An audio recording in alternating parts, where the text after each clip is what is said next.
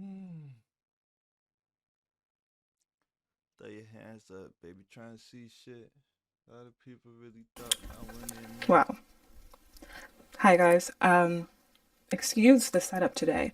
So funny story, I am in Pennsylvania right now, and that just means that I had to travel. And traveling for me is just it was never going to work. So of course I forgot the one piece of audio equipment I need to, keep the whole show running. So we have our earbuds, we have our phone today. How y'all liking that? I notice this is a little loud. Okay. So I was gonna make this video called Everyone Wants to Be Black, but I've been noticing like the title clickbait. I'm wondering if that's what I want to do anymore. I mean, I think my clickbait is good. Like it's where my thought ramble usually starts, is like whatever the title is.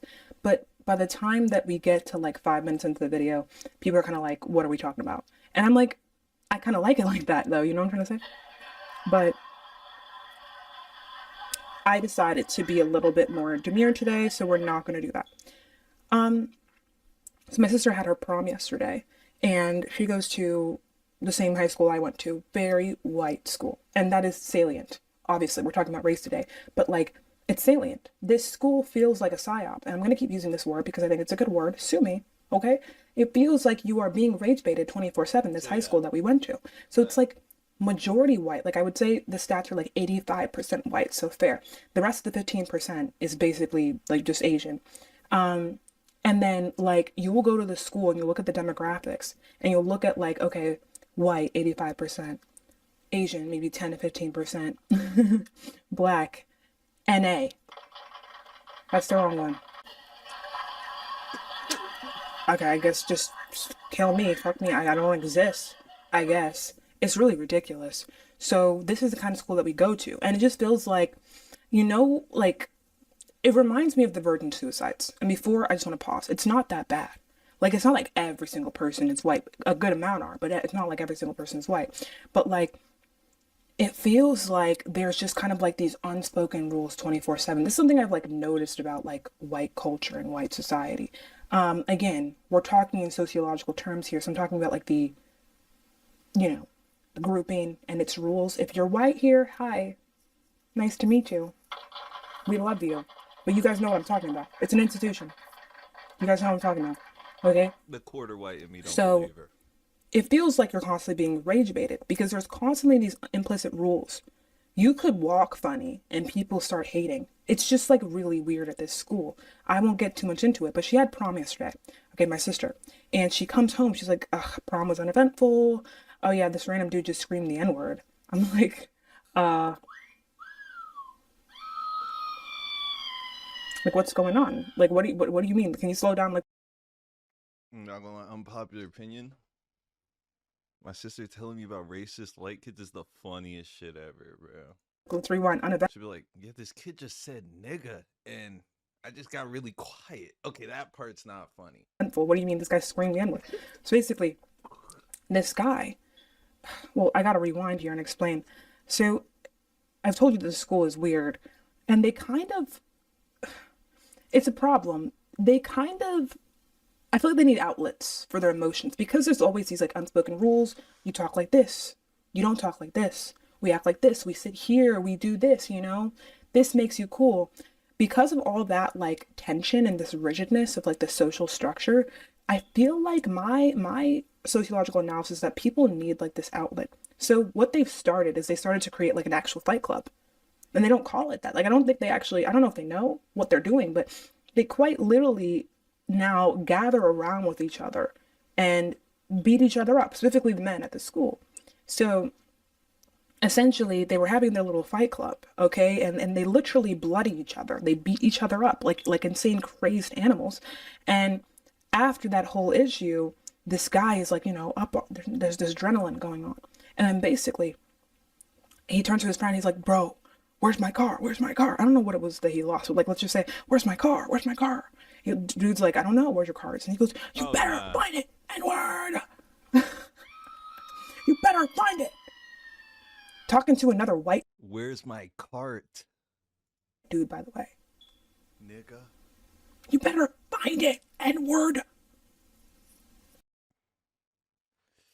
Bro, I feel like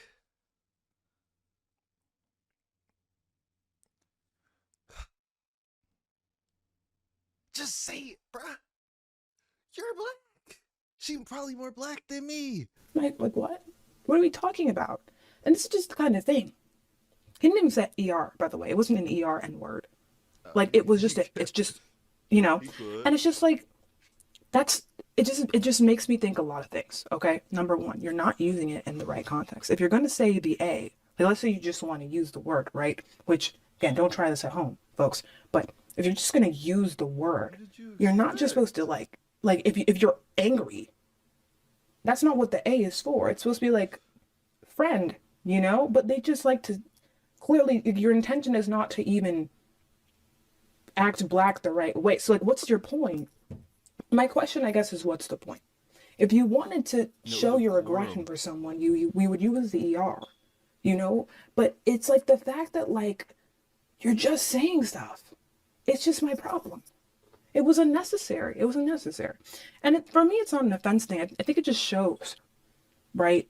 I think it just holds a mirror back to this white society. Again, the white folks who are alive today, alive and well today, you didn't create this stuff, you know? You're just Whoa, living in it, speak for okay? yourself. And so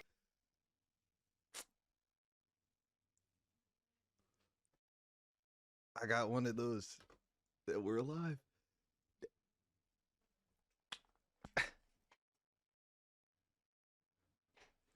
Speak for yourself, Zena. I got an OG white man. some of you participate for real in this game and some of you don't. And if you don't, good job. But like to those who are just kind of mindlessly going, I feel like there's just this aggression. There's just this anger that is senseless and they just don't know why they have it. So they feel the need to express themselves in multiple different ways. When there's the aggression that comes about, They just don't got loving parents. I honestly feels like that comes from again the archetypal rules in these societies. Like I feel like in these white folks societies, you can't do anything. Everything is weird or gay or black. Some of them Everything is do. weird or gay or black. So naturally, I feel like that creates like How this did deep she seated like, figure that out? or, Everything is weird and gay or black. Hypothesis of the year. like what can I do? Like let me tell you, this school, everybody looks the same. Everybody looks the same and talks the same and walks the same and is spray tanning themselves 24/7. If I'm walking around in a clown house, like you wear clothes that you would see people wear on TikTok, and they throw a fit. You know what I'm trying to say?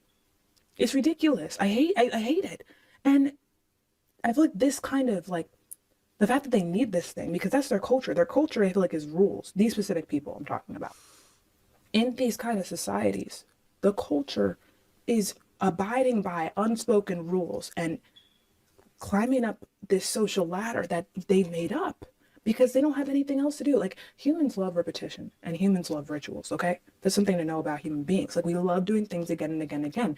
And the thing that used to unify us was religion. But now that that's kind of like we're in modernity now. This is a modern society. Now that kind of science has come in and kind of wiped that slate clean, it's like people still need this way to archetype their lives. And I think for a lot of white folks, it's not going to be culture because they've made it so there's this distinction between whiteness and ethnicness, you know? Whiteness and culture have become these separate entities for no reason. So it's just like you when you do tap into this thing called culture, it's like you could be shunned by your community. So the only way you can kind of do it, I feel like, is if you do it through aggression for some people. It's like it's only if like you come in saying the N-word in a mean, They nasty can't way really say the that N you could like, you word. know what I'm trying to say? That's how I feel. Like I'm sitting What up, my nigga? What up, my nigga? It's some that nigga.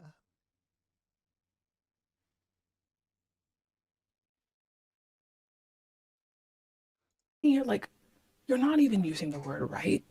You're not even using it correct. You just wanted to say something. Like that's why you need a fight club at 17, 18. Like why do you need what's so crazy. What's happening in your life that you need a fight club at 18 years old? You're not even in college yet. It's ridiculous. Like, I think this world is literally moving towards this insanity that Terrence McKenna talked about. This omega point. Like he said that, like, think about like pre-modern society. It's like a straight line. If you were to jump 100 years into the future, nothing would change. Things would kind of seem the same because there's no innovation happening, right? But kind of suddenly, like with the Industrial Revolution and capitalism took things and started to drag us along this exponential curve against our will, really. We kind of submitted to capitalism in like the 1400s, right? We started to connect the world, and that thing that connected the world was markets and capital. You know what I'm trying to say? So I feel like in the midst of this, we've lost the humanity, right? Because we're just centered around markets and capital. And we want to pretend that that's something, but it's nothing. And that's not enough. So people are just doing whack stuff, bro. People are just going crazy, in my opinion. Like, it's just really like, like, I don't know what to tell you. So there's that. And I think so, like, we're reaching this omega point. And what the omega point is kind of like the top of the graph. Like, think of the exponential curve. Like, once we reach here, that's what Terrence called the omega point. And that's when things just get so weird. And things are at the most potent weirdness level. Like, it's just the weirdest that things can get.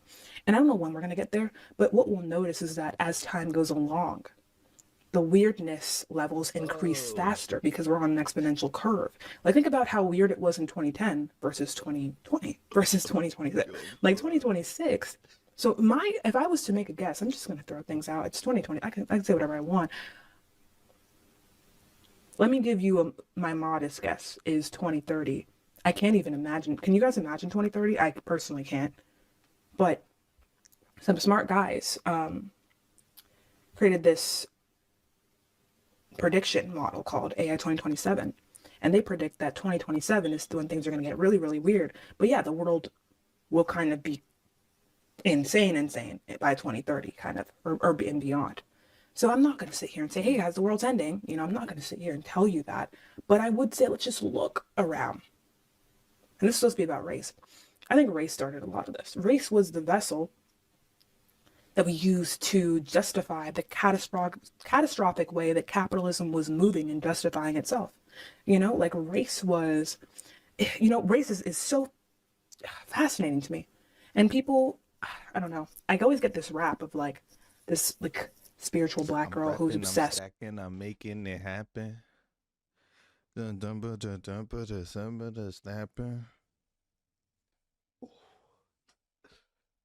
With race. I will say, yeah, I do fall into that camp. I think race is one of the most genius concepts that was co-created by a bunch of people who I don't even know if they really knew the extent of which what they were doing. It was like a curse, a fundamental curse laid on the society. And it was beautifully constructed, terribly made. Think about it.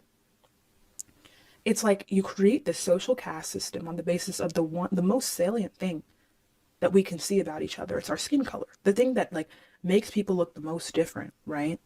Is our skin color, right? So you take that thing and you use that thing to justify this caste system that allows it so just 1% of your population can make infinite amounts of wealth. They set themselves up for this point where once we figure it out, this was all a ruse, this was all... Yo. What? Dude, she is hitting that shit so hard. Oh my god. Oh my god.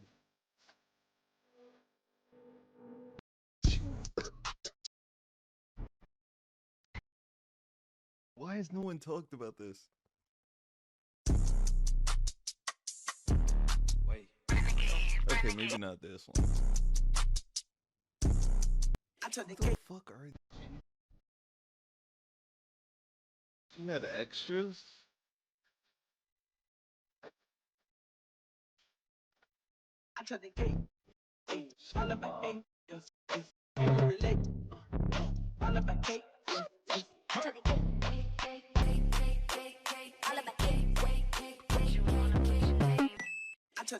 yeah, yeah. All about cake, yeah, yeah. Can we relate? All about cake, yeah, yeah. To the cake,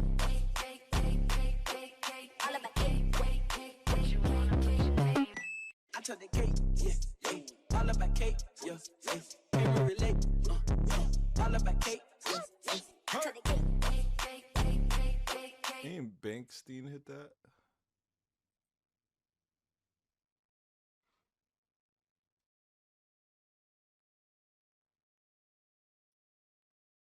I'm gonna learn one of these.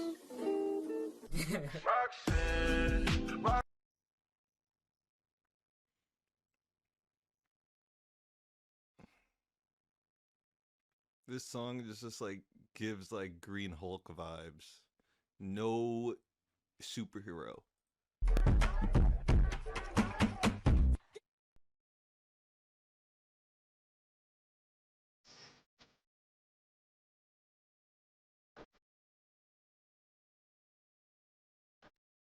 I'm gonna get copyrighted.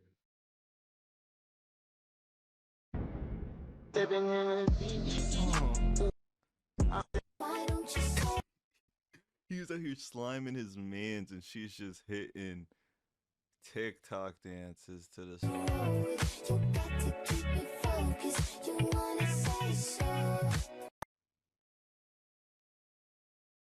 Are they dating or is he gay?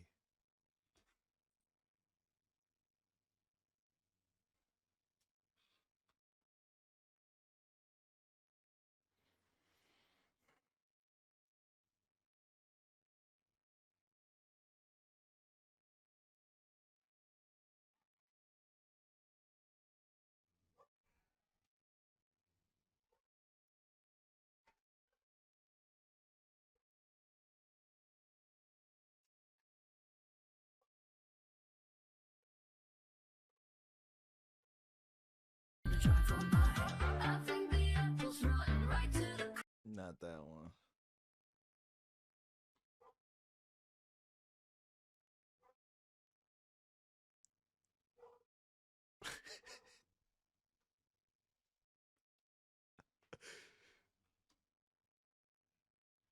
So I said a word the other day that kind of made a lot of people a little angry with me, but it was on a live stream, so there's not really anything we can do about it beyond this point, and unfortunately there's no takey backsies for these types of things, so it was kind of a big whoopsies on my part, a big no bueno for all the people that get offended by those types of things. And if you haven't seen the clip, if you weren't in the stream, I'll play it right here. I hate niggas, I hate niggas, I hate niggas, niggas, I hate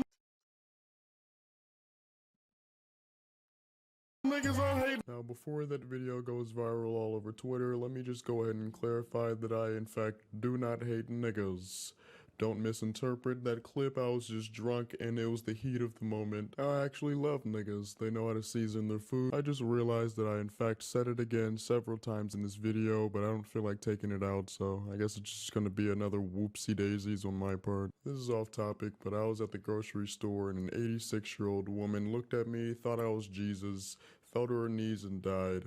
I might do jail time for that, but nothing's gonna happen to me because everybody loves my dead on the inside, monotone, careless, and nonchalant personality and voice. The other day, that kind of made a lot of people a little angry with me, but it was on a live stream, so there's not really anything we can do about it beyond this point, and unfortunately, there's no takey backsies for these types of things, so it was kind of a big whoopsies on my part, a big no bueno for all the people that get offended by those types of things. And if you haven't seen the clip, if you weren't in the stream, I'll play it right here. I hate niggas, I hate niggas, I hate niggas, niggas, I hate niggas, I hate. Now, before that video goes viral all over Twitter, let me just go ahead and clarify that I, in fact, do not hate niggas.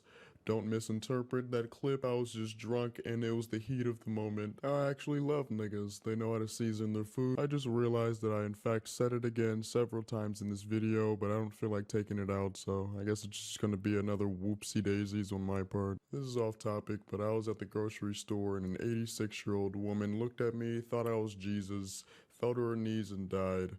I might do jail time for that, but nothing's gonna happen to me because everybody loves my dead on the inside, monotone, careless, and nonchalant personality and voice. So I can sit crisscross applesauce, hands on my lap, with a bubble in my mouth, cheeks out, ready for nuts to butts in the middle of the highway, and no one's gonna say anything because everybody loves Charlie. And that's about it. See ya.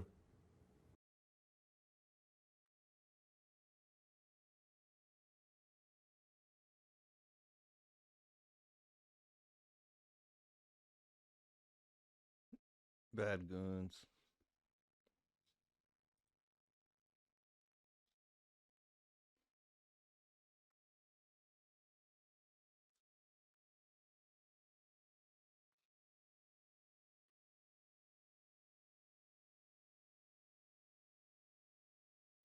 Okay, we hit that. You suck. Never mind. Never mind. I think I You're almost lost strapped the game. into a booster seat.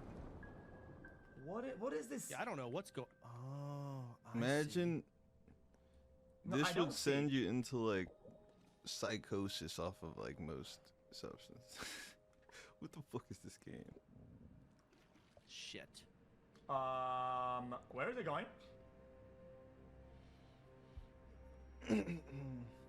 Oh, I was watching Trainwreck's Gamble knew. yesterday. That nigga. Oh no. Oh my god, take two, maybe. Where is the ball going? Looks gone, man, bro.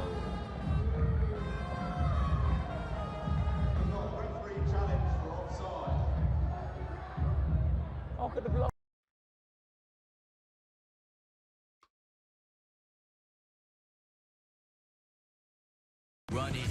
I wanted to do. I think about doing this every day, bro. The sky is blue. Take, okay. just joined the Where is this? He can't link the damn thing, bro.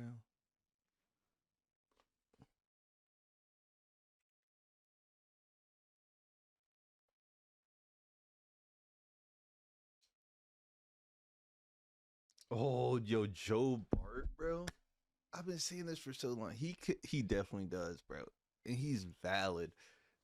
If a video came out of Joe Bart saying the N-word, I would cover for him, bro. I would cover for bro.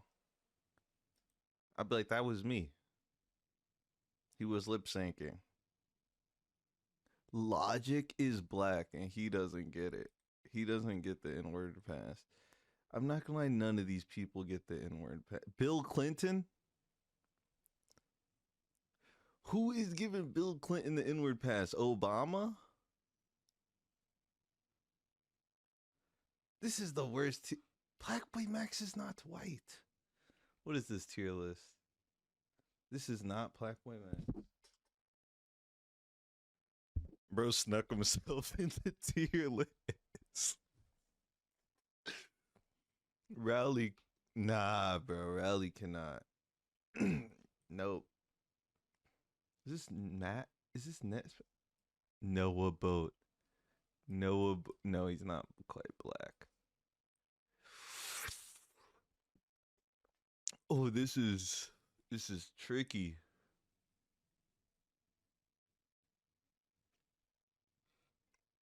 Noah Boat says that shit, bro. Cause Rhino, like, you know, Joe Bart's black, bro. Who the fuck is this though? Eminem cannot say it, bro. Actually, Joe Biden gets one. He says that shit all the time.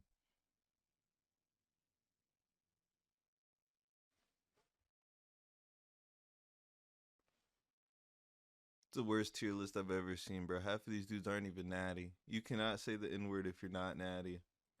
and this is already the greatest stream of all time. I'm not even Okay. They did this idea about 3 to 4 years ago. And I was barely even a YouTuber 3 to 4 years ago. I was still uploading, but I wasn't making videos like that. And I told myself, one day, chat, I'm going to rank the way people say the N-word. Okay, I told myself it was a bucket list dream, and now we're finally living that dream today, chat. I don't think I need to disclaimer this, but if you are not of the African-American descent, then I would highly suggest that you just don't say that. We're gonna get beaten up. I did inward apologies. Joe Rogan lost. Joe Rogan lost. He wasn't even sorry, bro. He said that shit because he was trending on Twitter, bro. He did not really apologize, bro. I think Justin Bieber's apology was better, and his joke was funnier. Hate you, you're gonna cancel, you're gonna lose your career, all this other shit. Don't do that, obviously. The sky is blue. Okay. I just joined, and this is already the greatest stream of all the time. Sky I'm is not green. even joking. The title is a fucking sign. But what about if we have an N-word? Only weird niggas say that shit. Pokemon is S tier, bro. No, only lame niggas say that shit. Did I just see Dan TDM? Pass. Dan TDM said nigga? Okay, that meme Allegedly? died with Too Mad. Oh, that was a dark joke. Fuck. I have pulled up all of these beautiful is an overstatement, white people who have said the dreaded no word. And for today, we're going to be going through all of those clips, and we're going to be figuring out where they rank on this list, okay? S tier is basically, who am I going to be the one to stop them from saying this word, okay? Like, for an example, a little bit of a spoiler, but Eminem, low-key, he's fine in my book. Low-key, he's fine in my book, okay? It's fucking Eminem. If it's an MMA player saying, yeah, what am I going to do about it? Get punched? GG's, bro. GG's. And F for Cordy, horrible, never say it again. Genuinely, you're horrible. Pokemon so, better be S tier. Just for all the idiots out there, this is obviously a joke. Pokemon, the type to have not said nigga since. Like, she is weird, bro. She is so weird. Okay? It's obviously a joke. You shouldn't be saying these words, okay? Slurs are not okay. Except for when they're funny. Which is why we're doing this stream idea. So, let's just get straight into it. Like, if you're being edgy, you might have to get jumped by 10 black dudes you've never seen before. But if you're funny, one-time use. Type of 1 if you're ready for this stream idea. No more cuss words, guys. It's inappropriate. Yeah, no more cursing for the rest of the video. Okay, guys? Okay, guys? If I curse even once, then I'll be giving away a dread. I'll be giving away a dread. And every time I curse, I'll be giving one dread to one lucky chatter. One lucky chatter. I'm genuinely losing my mind, chat. Let's start off with the first person. We got Vince McMahon. All right, the CEO of WWE. All right, we got the clip. That shit was not in the script. Uh-huh. Pulled up here. He's here with John Cena. Let's check. Oh, shit. I still think about this video to this day. Easy S tier. He wrote all of this, by the way. Yeah, he wrote this, by the way. I want you to know, Vince McMahon himself. That's why I'm saying it wasn't. So, now, chat, when it comes to rating some of these, okay. That was a same day revision in-word bomb, bro. Should we include their characters, or should we only rate it based on the way they said the word? Because if you ask me, this guy is an S trafficker, so that's going to deduct a lot of points from him. But if we're just talking about the N-word, if we're just talking about the way they said it, the way it was said, I'm sorry, that's an S tier clip. I'm sorry, that's an S tier clip, man. That's an S tier clip, bro. I can name many times where I have literally just quoted this clip for no reason. It's been years since I've seen that clip. But, okay, that clip is actually just, I used to say that every day. Genuinely masterful. The way, I can't believe he wrote himself the way that he did. But come on, man, like. That's probably when I found out about it. You know what I mean? Just holding it down. Let's go, my nigga. Look at how jolly this nigga is, bro. My nigga. Look, he's so happy. He's nodding his head. He's like, oh, I did a good one there. Oh, I wrote that one really good. Hey, what's good, man? S tier, man. So, I don't think we have any other objections here. Let's move on to the second person. We got Morgan Wallen, okay? Now, most of my fan base is based a lot in hip-hop, and a lot of hip-hoppers do not like Morgan Wallen. The music that I've heard from Morgan Wallen hasn't been the worst thing ever, but it's also a song with Lil Durk. So, you know what? I'm a little biased. Not to say that I'm the biggest Lil Durk fan, but I think the song is okay. Fucking TMZ. I hate that TMZ I thought he said it on the He's song. the only clip company with this fucking video, dude. Fuck TMZ. Is that him right here? Actually, I think that's him right here. hey, take care of this pussy ass motherfucker. Oh, fuck. Hey, Gracie, take care of this pussy ass nigga. Whoa! Whoa, the hard R! The hard R, man! What was the point? Why'd he do that? I feel like this stream is gonna have its VOD deleted by Twitch afterwards. Yeah, we're really teetering the line of TOS today, but it's in the name of content here. He steals / profits so much off of black culture only to switch up on it, along with Post Malone, Jelly Roll, and MGK. Well, the OG of that was Elvis. For being real, the OG of that was Elvis. Straight out the plantation with the pronunciation, eh? Dead ass. Take care of this pussy ass nigga. Nah, bro, he sounds like somebody that's about, I'm about to go get He my says shotgun, that. you fucking nigga. I'm gonna come out and fucking shoot you. Here's what No. slave owners sounds like. No, dead ass. No, dead ass. Hey, man, that was too smooth I off wanna the tongue, say but it it. wasn't smooth at all. Wasn't smooth at all, Morgan Wallace. You belong in the F tier. The hard R, though. Exactly. Why the hard R, though? All right. We have the iconic PewDiePie. Now, for obvious reasons, even I can't remember play what the he full said. clip because there is no censored version. But just to remind you guys, okay, of what. If it's on YouTube, I'm watching it. If it's on YouTube, I'm watching it, bro.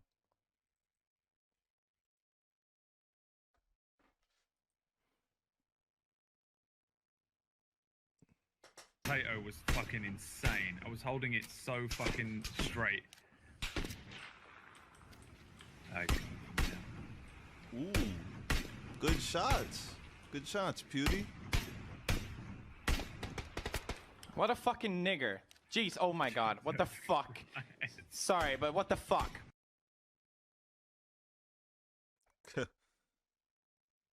That was not the wind. What this clip was like, man. The infamous clip.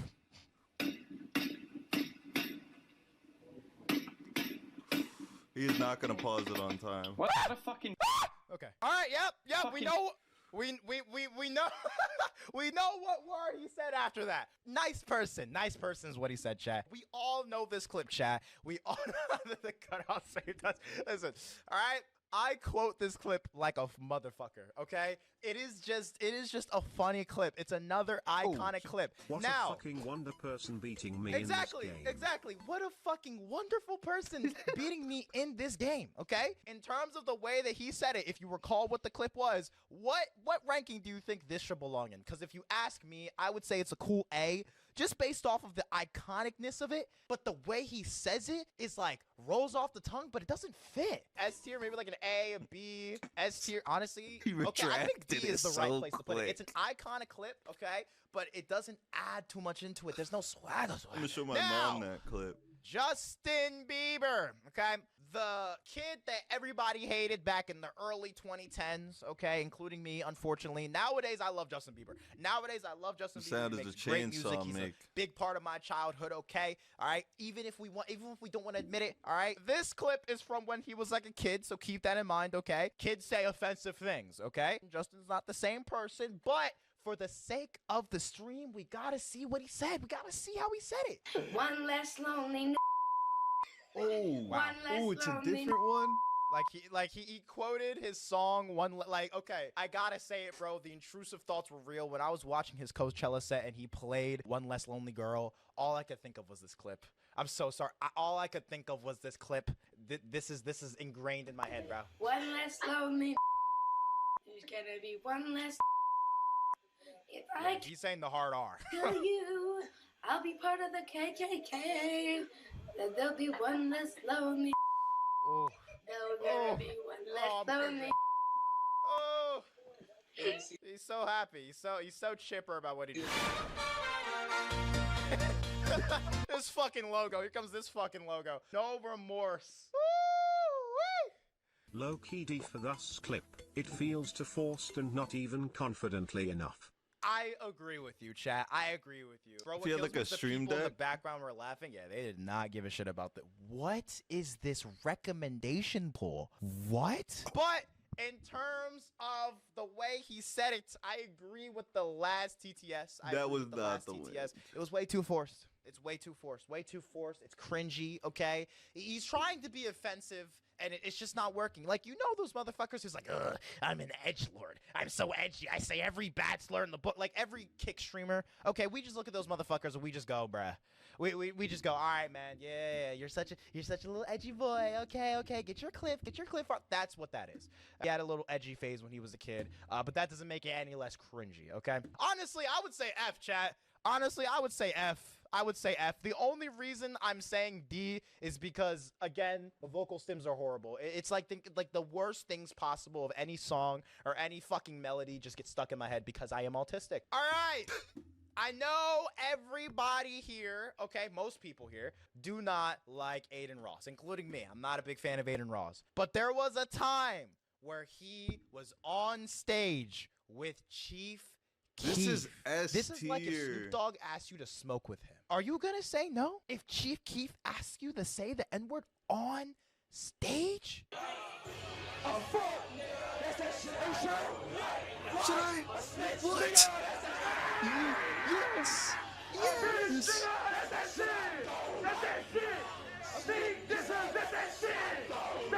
Sounds too forced. Didn't he win him money this day? He won him money. That shit does not sound like this. Could have been an iconic moment, okay? Let's be real. This could have been an iconic moment in pop culture, but Aiden Ross is Aiden Ross, and he kind of fucked that up. So where should we put Biased. that? That is Lower A. low That's D, A. low D, F. Where are we going? He sounded like he had too much A. pent up anger. No, seriously. Too forced, and he was prepared for it like a scared child. Worse than Justin, but better than Morgan. It's C tier, but it's another D. Lowest of D tier. All right, you know what? Aiden Ross belongs at the low D. Okay, and now we have No, he doesn't. Adam 22. There was a time, chat. Justin Bieber acts like he didn't do that shit. There was a time where Adam 22 was a respectable figure in the hip-hop sphere, and now he is just a gooner. He is unfortunately just a gooner who is also a cuck who just, like, watches his wife get railed for no fucking reason and has made that his entire brand. There was once a time where rappers, SoundCloud rappers, upcoming rappers would just go on his podcast. It was a nice, cool time, and now he's washed. If someone didn't read the title, they would probably be confused on the ranking. Good. Like hitting people that are like on some regular shit. Like niggas that used to just smoke weed are like popping Zans and facing Right. the blunt now. And you know what's crazy is like you hear the new Future mixtape. Yeah. One of New the Future fucking mixtape. choruses is "All my niggas pop Zans unemployed." I'm like, that doesn't sound cool at all. That sounds all. Did you hear Zanny family? It's a quote directly from the passage. And he cited. Real casual. Real He casual. cited. He That's said it S. so That's smoothly, S. like it What is like this it was tier second list? nature. This like tier it was list second nature. I'm sucks. thinking C, definition of a C. Do we say definition of a C? There's nothing about it. There's nothing about it. He didn't say it. It didn't sound cringe. It sounded like he said that like a lot. It sounds like he said that a lot. Which again, I'm not gonna act surprised. He used to hang around a lot of rappers, and they didn't really give a shit. He definitely used it on a daily basis. Oh, absolutely. It was Adam 22 during the 2016 SoundCloud era. Them motherfuckers did not give a shit. Definitely definition of C. I actually He agree cited with all the of you guys in chat. evidence, Mid C, bro. nothing particularly special in any way, shape, or form, but definitely not the worst. He himself is the worst, though. That is absolutely true. All right, we now have Nicholas J. Fuentes. I hate this guy. I must say, I am Why not do a you fan know his of Nick full name Fuentes if you at all. hate him? I already know it's an F. Just wait for the clip. Just wait for the clip, man. Where's the movement? I'm the movement. You want to know why? Because none of you have any motion. None of these niggas have any motion. How can you call it a movement when you have no motion? You can't call it a movement because you have no motion. None of these niggas have motion except for me. Come on! Come on!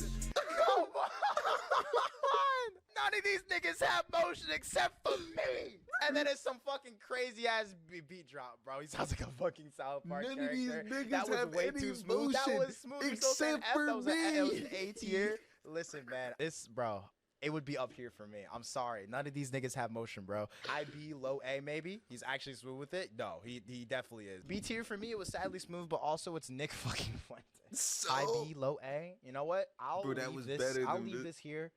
This is such a fucking horrible list, man. The only list where I'd ever rank Nicholas J. Fuentes over PewDiePie, dude. Nah, don't rob Nick of the S. He clearly trained for an S. I'm gonna have to go against chat, man. I'm gonna have to go against chat. I'm gonna have to go against it. I'm gonna leave it in A. I'm gonna come back to it. I'm gonna come back to it. I'm gonna come back to it. I gotta think about it. Because it's not about who he is, it's about the way he said it, okay? Yo, that I don't think I've ever seen that. I don't.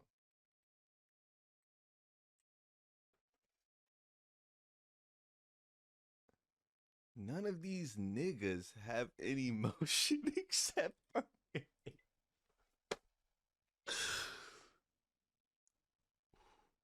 Ooh.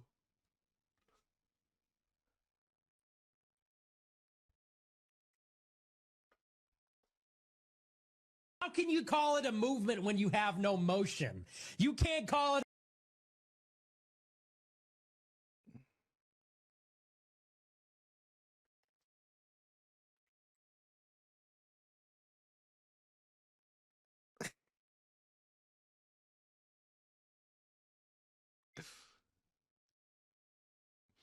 Where is the clip?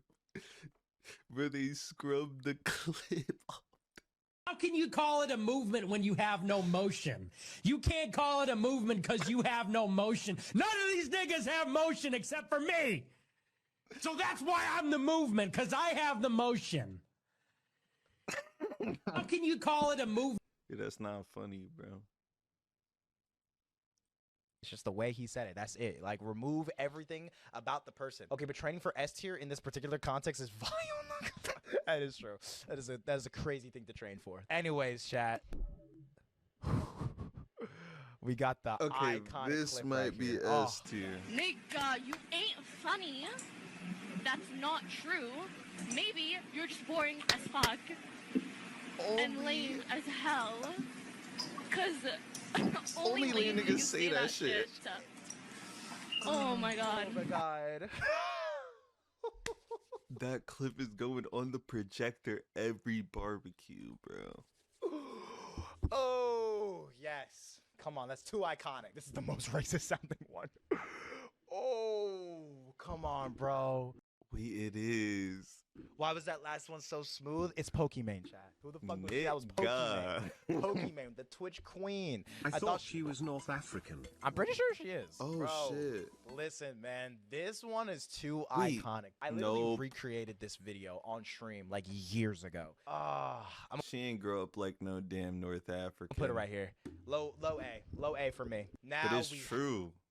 Nigga, you're not funny. Have the legend himself. We have the legend himself, Eminem. All right, listen, man. He's basically honorary black if you think about it. London, if you're feeling me, holler back. If you still a nigga, holler back. Woo! I can see you people where you at. Hey. I can see you nigga where you get. Haters, they pay homage, but haters say grace and Why is there a compilation? nigga, my last album was the Chronic. This ain't tripping. How nigga my last album was the Chronic. Solid S, no contest. There is a whole contest. Listen, it's so smooth that I forget he can't say. Because it's Eminem. S tier. All right, yeah, no, this is a solid S tier right here, chat. I'm not gonna lie to you. I can't lie to you. I genuinely can't lie to you. I think it's better than Vince. I think it's the best. I think it's the best one. I mean, come on, he truly respects hip hop culture. He slid on that. Give him the pass, bro. Better than Vince. I think he's better than Vince, chat. I think he's at the top of it. All right, next. He moving the Cuentas. This one we have. Fucking TMZ. Jake Paul. Jake Paul, man. Nigga.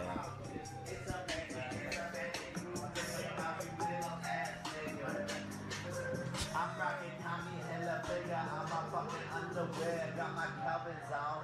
Call me White boy trying to catch a vibe, chat. White boy trying to catch a vibe. That is how the shit was like a beaver. That shit was damn. What the fuck? You already know I'm in my SUV. Call that bitch a big truck. I whip it. I would have actually that would have told my baby. Shawty got sneaks in the motherfucking goddamn whip. You make the pussy so wet it gets wet.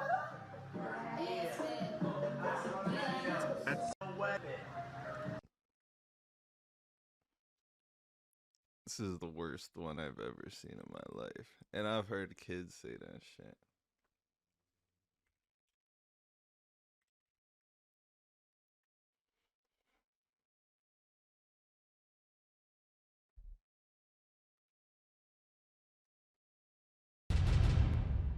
Why does TMZ have all the clips?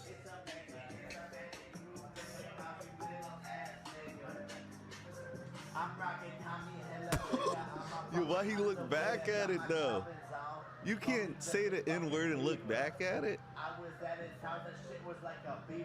Hey, yo, bro. God damn, I'm number one on the range suit. I'm the man. What the fuck? He only said nigga one time and this shit's 1 minute of ass. Call that bitch a big truck. I whip it. Like my nigga Richie. He make the pussy so wet it gets wet.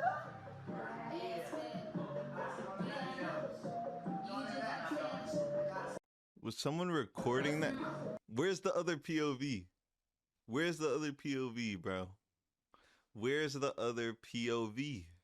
I'm in my SUV. Call that bitch a big truck. I whip it.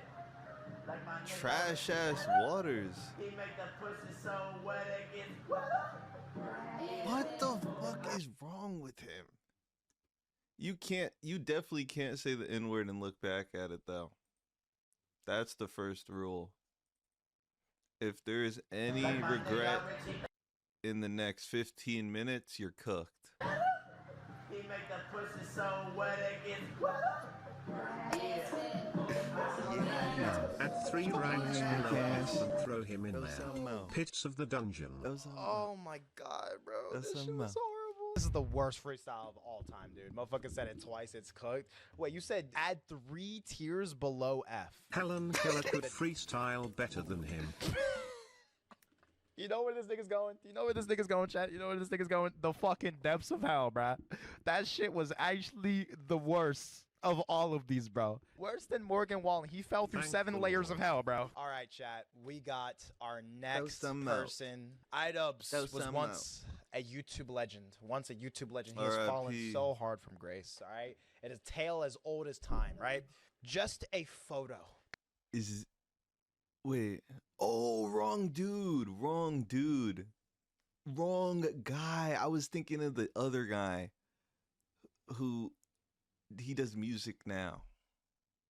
Fuck Idubbbz, Could strike bro. fear in Tana anyone Mojo. who was in Where's Tana 2018's Mojo? She said nigga for sure. This is too generic, chat. This She is too for generic. sure We said can't- nigga.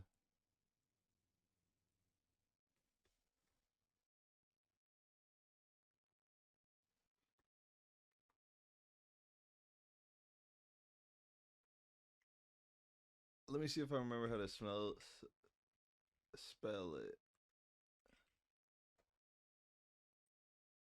Hi guys, it's Tana Mojo, and I haven't filmed a video with no voice and no makeup in a long time. But honestly, it feels really good just to not have to get all ready and like sit down and talk to you guys. So it is currently 12. She was saying nigga that hard that she lost her voice.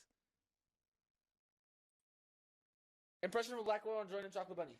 Chocolate Bunny, girl, please. Impression of a black girl on joining Chocolate Bunny.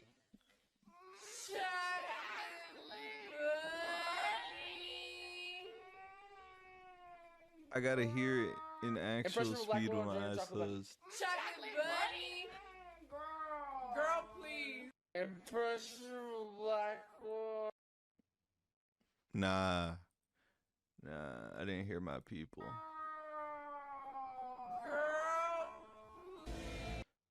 Can I hear it?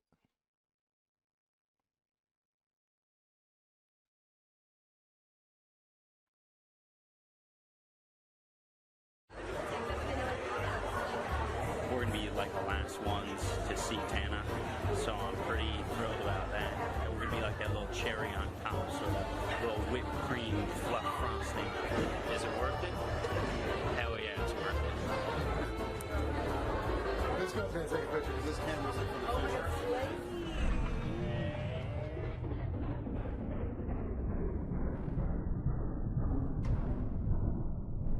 Say nigger. walks up to me, he kind of like locks his arm around me, like around my neck like this. And it wasn't like it was like a chokehold or anything. It was very like firm and like tight, like I couldn't have really gotten it out, if that makes sense. I'll explain that in a second. And so the guy looks at me, he wraps his arm around me and he looks in the camera and he goes, say, and he puts his thumbs up and then like blank and he says the N-word, like hard R. N-word, like say N-word, like hard R, like smiling, loud as fuck, like yells it, and like looks at me and looks into the camera, like say nigger. She looks like the opposite of like a dominatrix in that fit. Oh my god, she ran off. I don't know. I wonder why. Can't do this clip. Not only because there's no censored version, but I have a better clip. Jax Films, okay? Jax Films and iDubbbz What do you mean collab you have right a better here, right clip? now, where iDubbbz said the N-word again. Let's check this out, chat. Let's check this out. We're gonna open up iDubbbz Snap, and then we're gonna take half a shot. You know, Jax Films was streaming, and then iDubbbz thought it would be funny to send a snap over to Jax Films while he was live. We're gonna open up iDubbbz Snap, and then we're gonna take half a shot. Oh god, what is this? My volume up? Okay, my volume's up, so hopefully you'll hear it. Everyone type Alex is stupid. No. All right. Yo, that's iconic. Wait. I was an edgelord. Oh my god. For anyone who wasn't here in 2016, it's a Keemstar clip. He's clipping when Keemstar called Alex, some dude in his chat when he was live streaming, the hard R. And basically, iDubbbz was using that in an ironic way to mess with Jax Films, and this clip is masterful. This clip is genuinely masterful. I'm sorry, man. This is going in S. Everything aside, career aside, fall off aside, bro. The iconicness of the way that the white person says it can sometimes become a pop culture thing, and you just can't ignore that. You can't ignore it, man. iDubbbz belongs up here. I think this is an S tier clip. I don't like Keemstar is the biggest understatement ever. Oh, no, it definitely is. It definitely is. I don't even think I have enough words to express my hatred for Keemstar. But speaking of hatred for Keemstar, this next YouTuber has a very big hatred for Keemstar. Pyro Cynical himself. There used to be a compilation of this man saying the N-word. He said it so much. He said it in every other video. In private. Everyone knew. So I picked out one out of the 10-minute clips that he has, because there's actual fucking compilations of this man saying it. I picked just one random one out of it, and let's see how he says it. Let's see the way he says it. Hello? Yes. Is this Pizza Hut? Yes. I'd like to order What kind of pizza do you want? I'd like to order a number 9 large. What, pepperoni pizza? Oh hell yeah. Yeah, I want some of that pepperoni, my nigga. The only pepperoni you have is on your fucking face, you dirty slag. I won't be having that kind. Nah, I won't be having that kind of service, you fucking French bastard. Immigration has ruined Britain. Okay, the immigration joke was funnier than him actually saying the word. Shit was too forced. It sounded too forced. It sounded too forced to me, chat. I don't know. That was way too forced. I feel like all... That's how everyone in the UK says it. all the times that he said it, low key. Even back in the day, I didn't really find it funny when he said it. This is like a D. This is like mid. Would you say worse than Justin Bieber or above Justin Bieber? Yeah, I mean, honestly, I'd say it's low D. I feel like it's worse than all of his these. Actually, I feel like it's like better than Aiden Ross, worse than this one. All right, very close to the forced category right here. It was better than Bieber. Immigration has ruined Britain. Bieber's, really? Definitely on both ends, the N-word isn't funny, and the immigration joke was funnier than that. Bro, I'm telling you, the joke that he said at the end was way funnier than him saying it. The man himself. 2018, bro, Twitch would not be the way that it was today without this man, okay? All right, the first guy to bring a rapper on stream, the first guy to like popularize streaming. Everyone wanted to be a streamer in 2018. Everyone wanted to be a streamer, okay? Who is he talking This is the about? guy right here. From Fortnite? That is the guy from Fortnite. That is the original guy from Fortnite, bro. Not Nick A30, all right? The original guy from Fortnite. Ninja himself. Yes, he also has his own compilation, but I decided to pick the last clip out of this video. All right. I've been going and going like the Energizer. Yeah, I'm supplying the wood like Elijah. These are smoking the indica, monica, part of Elijah. Lace, life is. Whoa. What did he say? His Wait, niggas replay smoking that. that indica. Replay that, Ninja. Yo, he was freestyling there. He was going crazy. Wait, hold on. Going and going like the Energizer. Yeah, I'm supplying the wood like Elijah. These are smoking the indica, monica, part of Elijah. Lace, life is a bitch and that is the case and I'm finna surprise ya. Woo! Avocados from Mexico. What the fuck? What the fuck was that outro? Those aren't even the right lyrics to 44 more. Is that what he was rapping to? W Mexico. Is that what he was rapping to? That wasn't even the right words, bro. Just wanted to say the N-word just because. Bro, he was low-key rhyming, though. He was low-key rhyming. He was very happy about this freestyle, though. He was very chipper about that one, chat. How do we feel about this one? It was either this one or the negging clip, but I don't know if I can play that one. It's a little too close to the word. A little seventh layer in the cut, smoking on... It's in the cut, smoking on indica, might fuck around and compartmentalize you. And he said, nigga.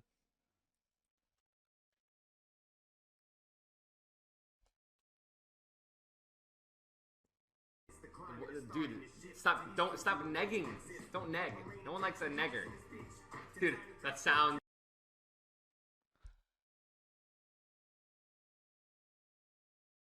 Viva la man en Mexico.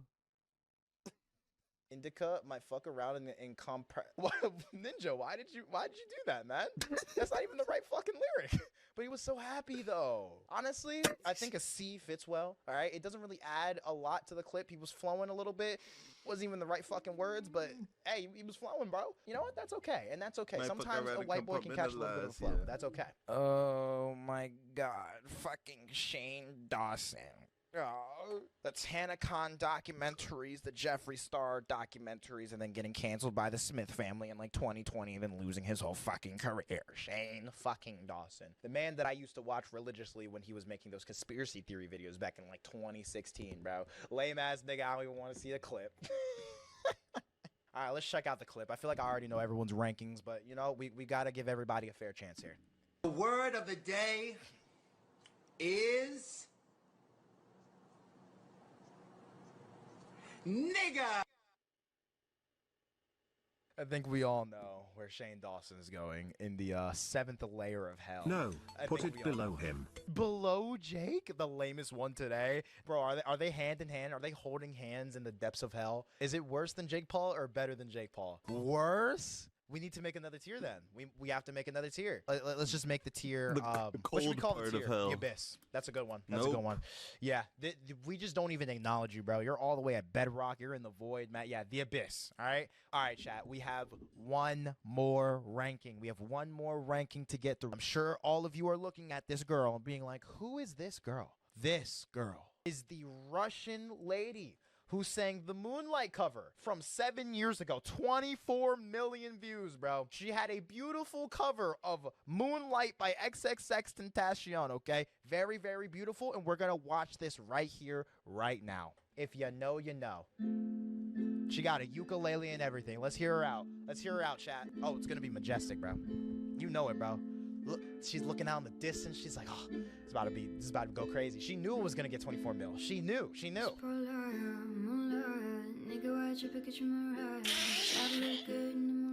Nah, she was grinning.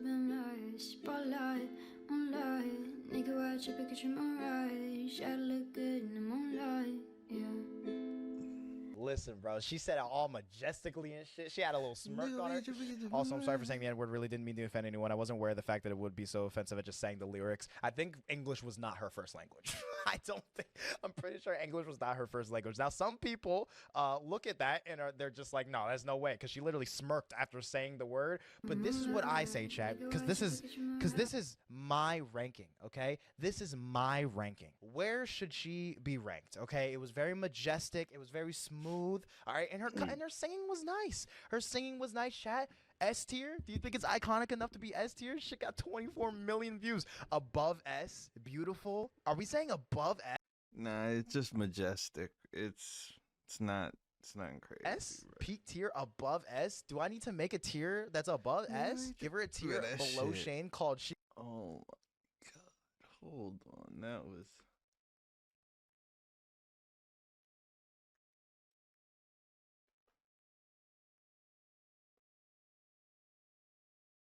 This shit not even long enough to monetize. She should have took this shit down.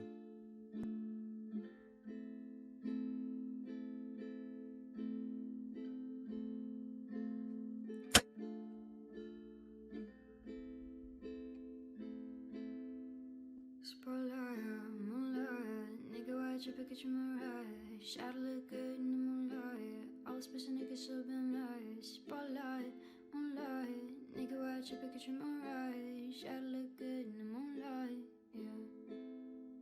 Spotlight, moonlight, nigga, watch your picture mirage. Shot look good in the moonlight. All the special niggas so been right. How many times does X say it in this song? Nigga, watch your picture mirage. Shot look good in the moonlight. Why is she looking at me like that? Feel like I'm destined. I don't need this weakness, no. Boy, you testing. Fucking schedule, need to listen, no. Nothing to testing. She must have really liked this song. The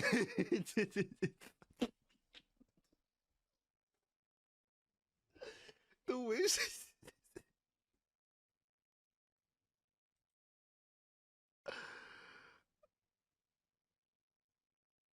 This shit dead ass not even long to monetize, bro.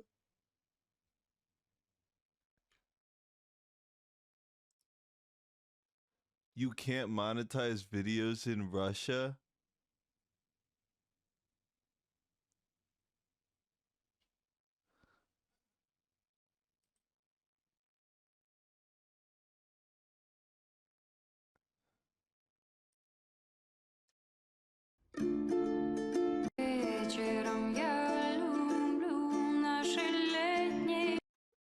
It sounds like a spell. Dude, I'm feeling so incredibly sick right now. She good? Never mind. I don't think it's above S. I wish my voice was like hers. Very majestic voice. Very majestic voice. Okay, so how about top of A? Because I'm seeing B and then I'm seeing above S. How about an A? How about top of A? Do we feel good about this one, chat? Do we feel good about this one? We made a hell tier. Give her a heaven tier. How does this have 30 viewers on the YouTube Shorts? Wait, what do you mean we have 30 viewers? Yo, if you're on the YouTube Shorts, man, come on over to the Twitch. What the fuck? Twitch.tv/InvaderWhisper. I'm about to end the YouTube Shorts live stream, man. Come on over. What the fuck? What the fuck do you mean I have 30 viewers watching this shit? Get over Look, here. she's chill with it, so probably B. But she's Russian, so CSGO tier. Get your asses over here, stinkies. Twitch See, is the better. TTS is talking to y'all, bro. The CTS is literally talking to y'all. Everyone on the YouTube. Opinions on the big Nick Fuentes? Horrible, horrible, horrible human being. I think what we have here is the best ranking that we could get, okay? We looked at every single person. We gave every single person a fair chance, okay? And not only did I rank it, but my chat helped me rank it too. And honestly, in my opinion, I think this tier list was an absolute fucking masterpiece. And then Cameron's gonna end the video. I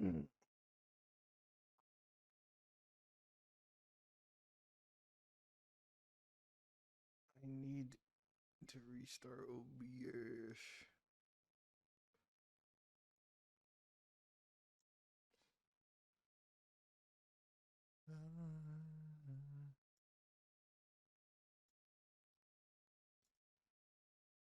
I'm gonna just restart it. I think I could restart it before it ends.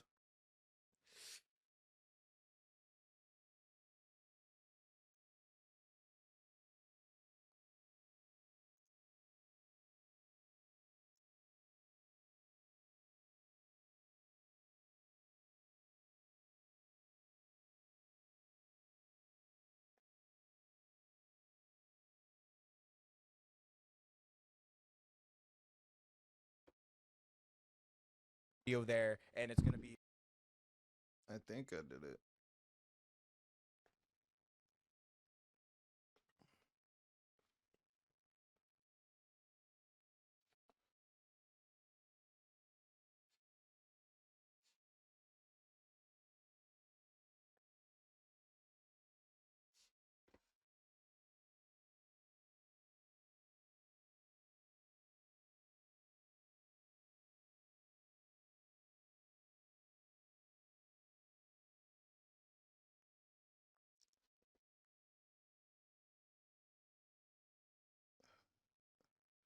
know that I'm crazy.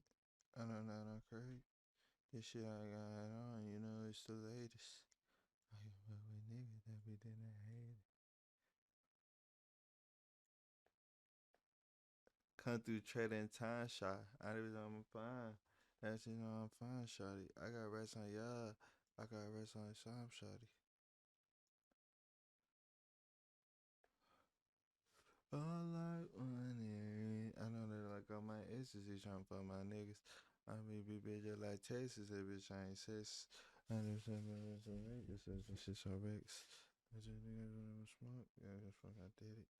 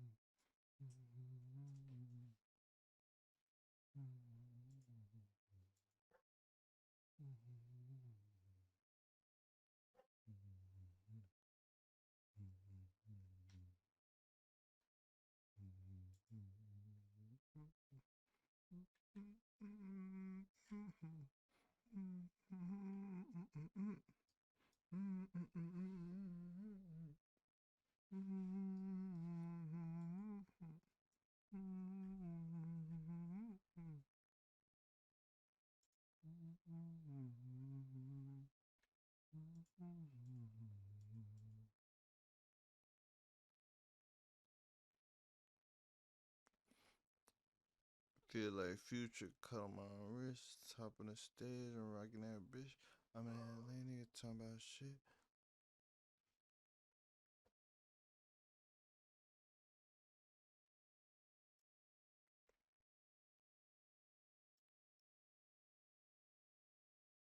All these hoes, basic.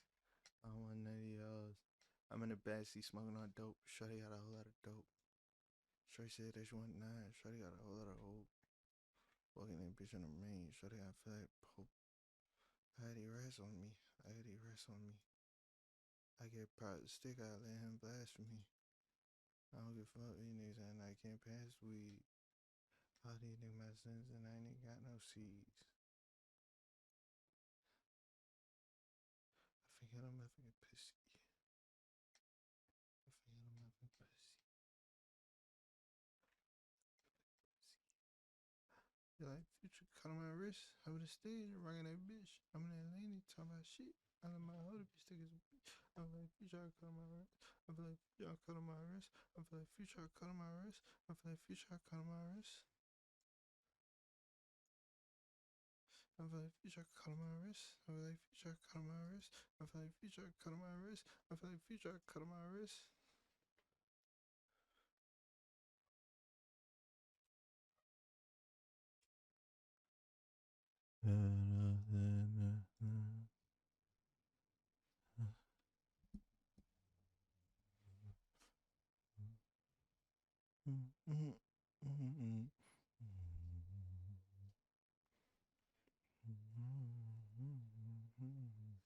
Why you crying on your brothers? You ain't talking about nothing. Why you turn on your brothers? You ain't talking about nothing. I'll grab by my mom. I might go grab my gun. I know she's just a girl. She just want to have fun. Ain't trying for commitment. Come and tell you something. I may catch a fucking plate just like Megatron. I mean, he for no nigga down in my side. I believe in God, bitch. I got a nigga trying to spin my side, trying to get out my shit. I'm a bad bitch, you know I be on that hot shit. Yes, I pop shit. I got a whole lot of motherfuckers shoes, they be on that mop shit. I'm bad for that bitch, you in that ass who not gon' pop shit. These niggas really be bitch, these niggas be. Give 1 year and I'm gon' sell out Roxy's. It'll all be over. If you play, I'm gon' let that shit. It'll all be over. If you pray, I'm gonna let it. Hey, you turn on your brother, you ain't talking about name. Hey, you turn on your brother, you ain't talking about name. I play by my mind, might go grab my gun. I know she's just a girl, she just wanna have fun. Breaking in this shit, got her on her knee. Hey, me, me.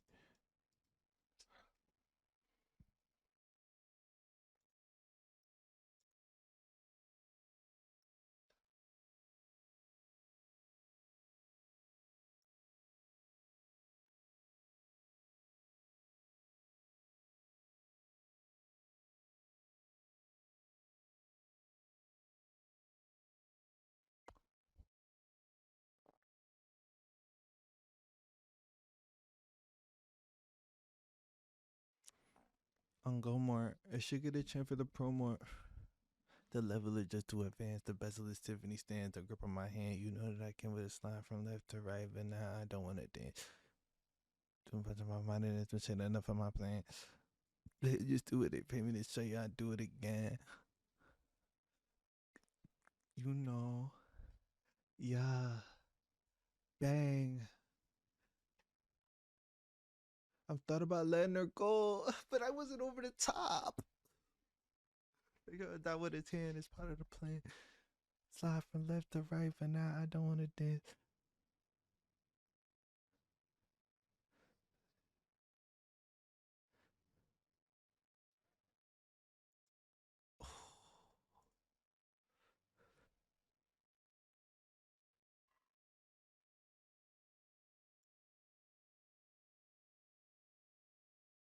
Boy named Leaky, give me a verse to use him instead. I think we live in the hills, so chef are made for a bed. Shatter.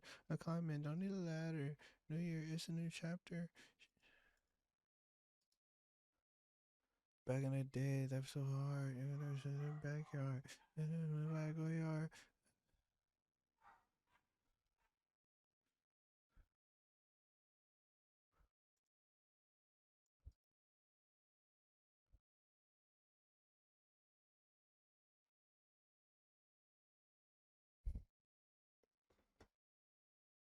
Throw 10 at her like Messi.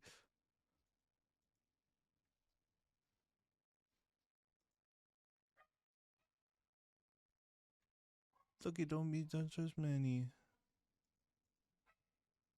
You cannot tell me, bro.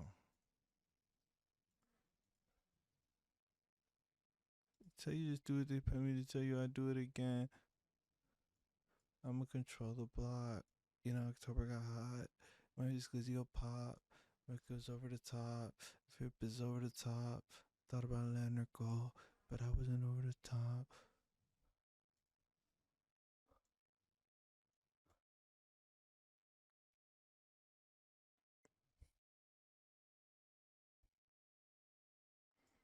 I got a whole lot of goddamn money.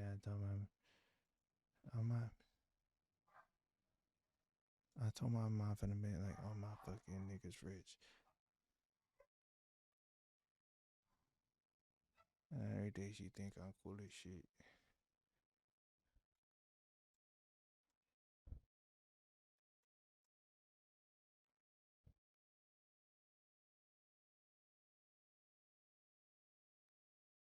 I had a whole lot of motherfucking gold and I ain't even talking about cop.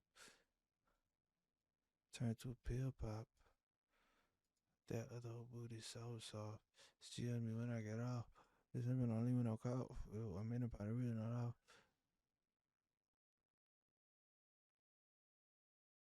I was in the bay. They want turn shit. I run a whole lot of goddamn money. I told them presidents. My bitch listen to me when I tell them shit. I told my mom finna make like all my fucking niggas rich.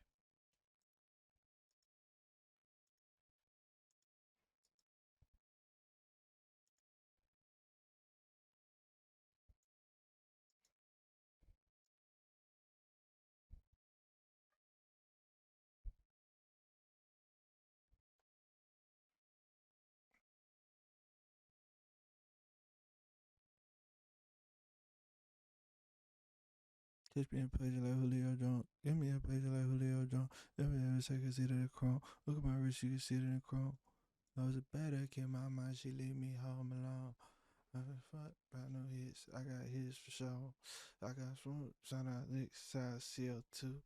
I put it in my engine, I ain't got no damn coupe. Put up to the crib, that big guy ran through. He got shit on his head and his man's too.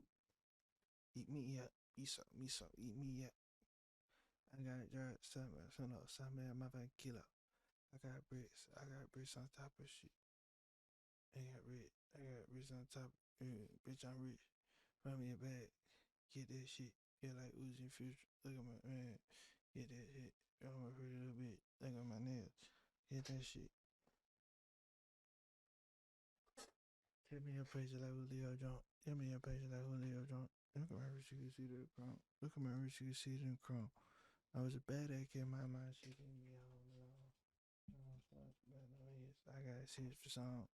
Too much smoke when I go to Atlanta. That's why I'm going no more. And I did all them drugs. Please don't do them no more. Back room, it's running for show. Drake, bananas, see how come I told. Balenci. I like clothes, I like fashion, I like Ricky.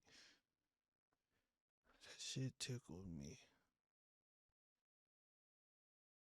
From the knee.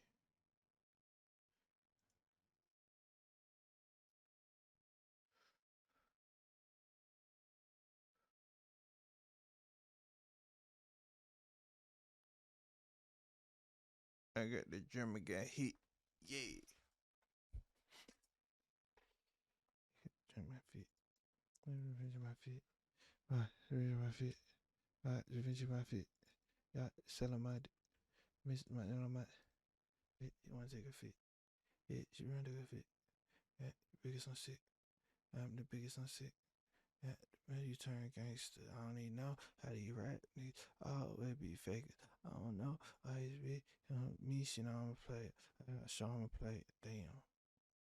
Gen 5, Gen 5, Gen 5, Gen 5. I like Gen 5. Outside, I can fuck with fire. You fire, I'm too fried. You can't fucking lie. Then my beat pull up that drink, and I keep that fire. Treat it. Total bit.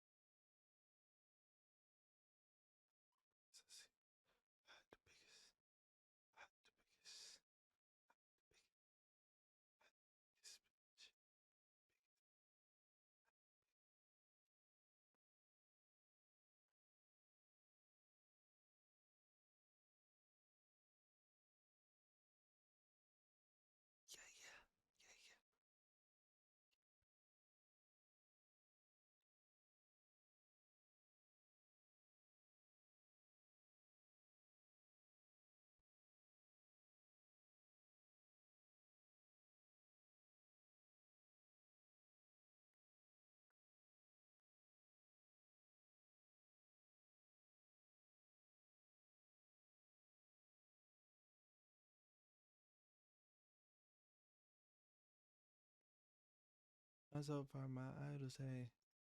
I'm so far with the goddamn shit, my idols say. Yellow back, you ain't playing. And it's just see the me, man. These drugs, they healing my soul. These boy niggas ain't love me, so I gotta keep me apart. She got my baby, so no. Crazy, I gotta let go. Yeah, look crazy, I gotta let go. Roll that drug down low. Gonna leave it, we have as a toast.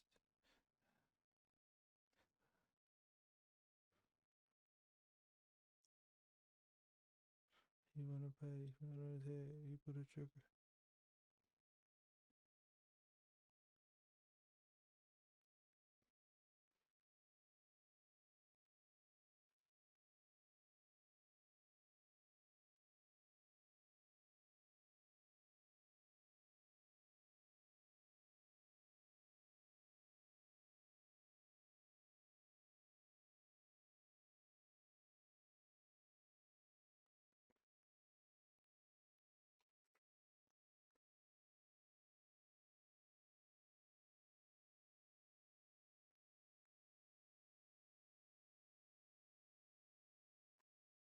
I'm with all my brothers and my white bros. I live in Puerto Rico. We got a big. I'm rich. Hold on. We got a big.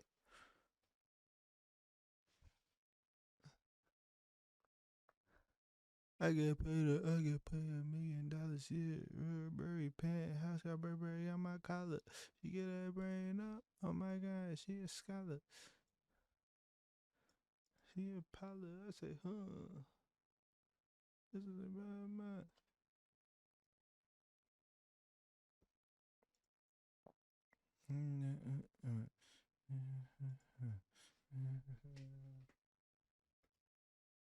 Hold on. Oh, wow.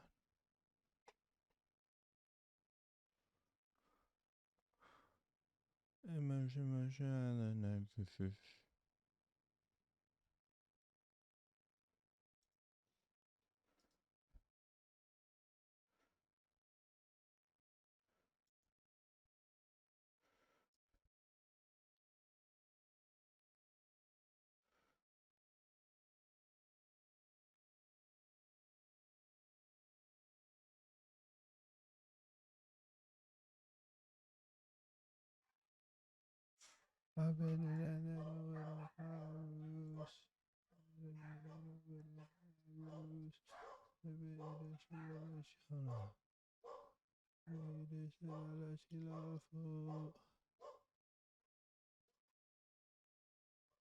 I'll be right back.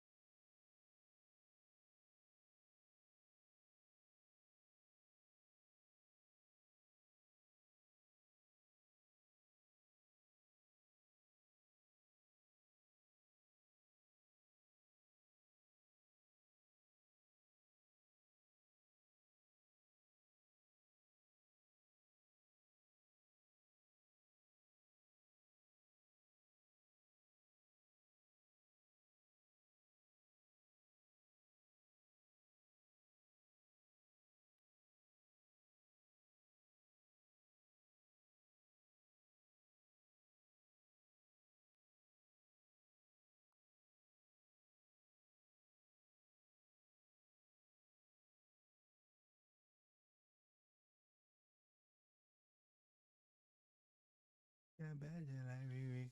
It really like me.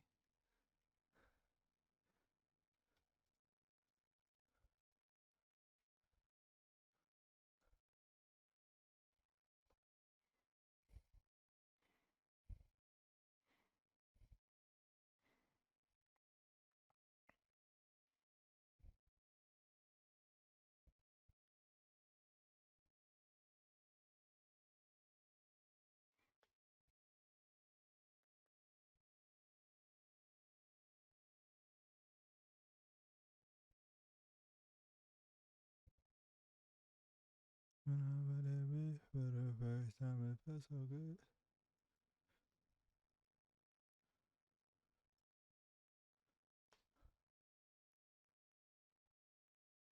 It felt so good.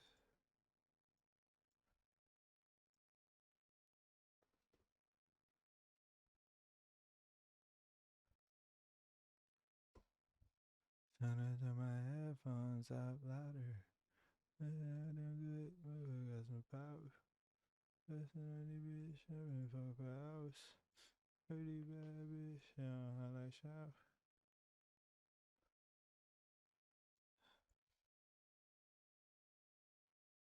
I feel like Future. They thought this shit was a drought.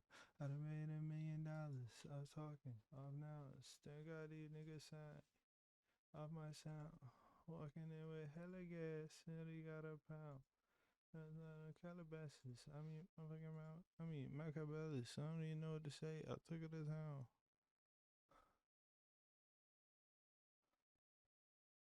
Oh my god, I feel like a lounge.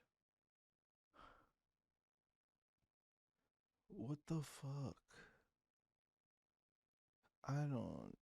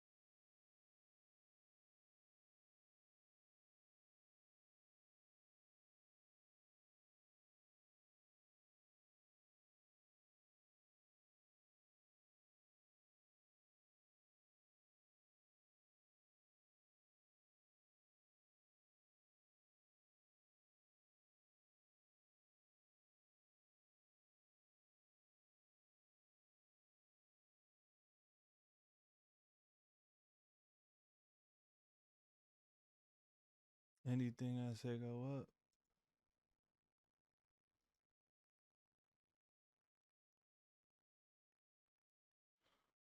Okay.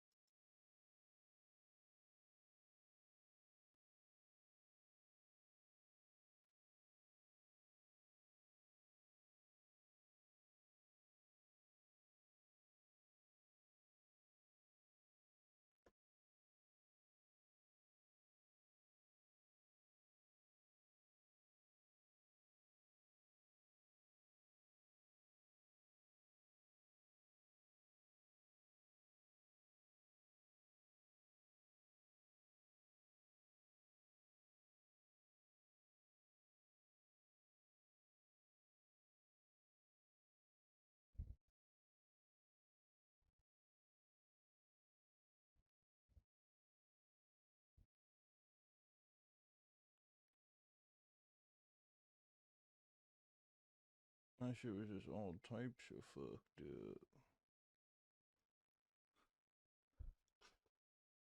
I got sticks, boy. You got big boy. If you bring up bitch, boy.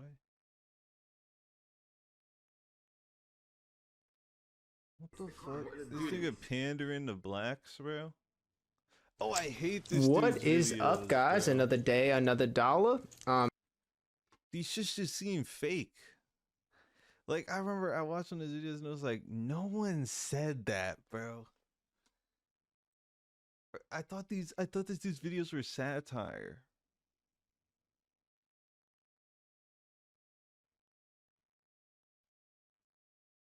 Wait. I figured it out.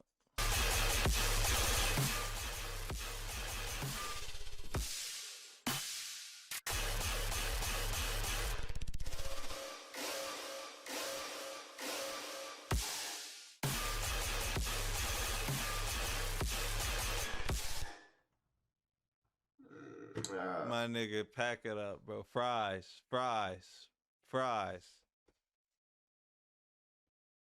fries. CDL, bro. CDL.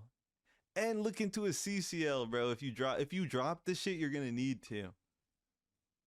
What the fuck was that?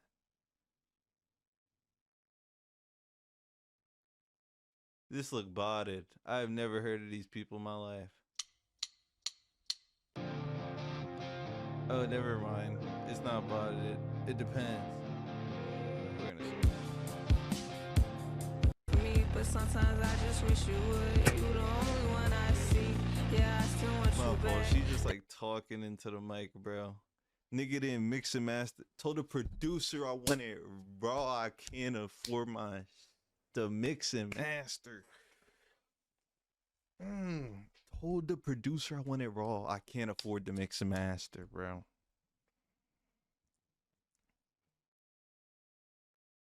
You know what I've been doing lately? Playing a lot of Saints Row. Oh my Now, God, I've always been a fan PRS, of the Saints Row This franchise. is your I most should say that I've been a fan normal take ever. for a while, okay? Because I first played the games when I was in elementary school, right? And it started with probably elementary school, I'm just thinking. But it started, ironically, with number 4, which would probably be funny to a lot of long-standing Saints Row fans. But I remember we were in, I forgot what game I wanted, but me Saints Row's the reason I never played GTA 4. Like, and my sister and my mom obviously were in they GameStop. really And I'm took so mad. I really kids- wish I kids, like, remembered there's kids or whatever. specifically the game where, because I remember I was so much more excited about that game. But I then wouldn't- Saints Row ended up getting so much more time out of me. Okay. Would I let my kid play Saints Row?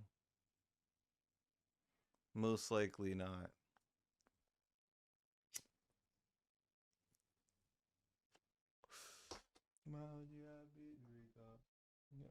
Yeah, but it's just like Neo. Hey, Migo. You're big and low. You're big and low.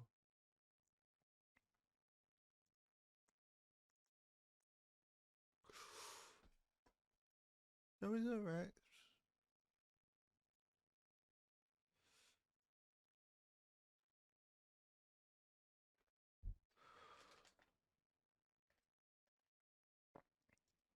Are you classy? Are you classy? Are you nasty? Are you nasty? Are you nasty?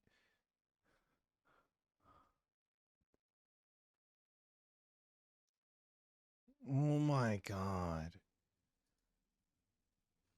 How do I redo?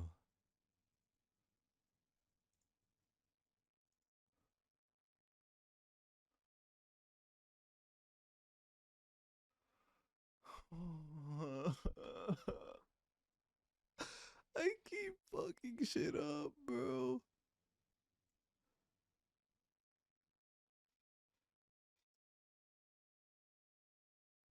I don't give a fuck, I'm sending it low. I gotta eat right for sure. I gotta eat right, sending it low. Skirt on, stick eye pop. Skirt on, stick eye pop. Skirt on, stick eye pop. I got skirt on, stick eye pop. Skirt on, stick eye pop. Skirt on, stick eye pop. Skirt on, stick eye pop. Preem forces. I have preem shit.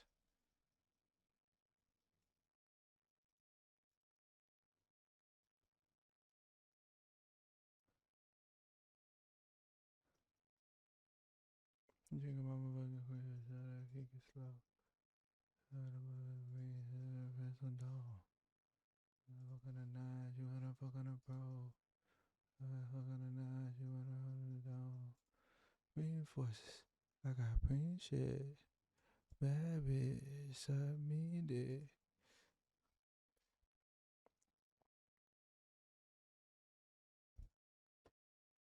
I got a new now. White hoe, she got ratchet.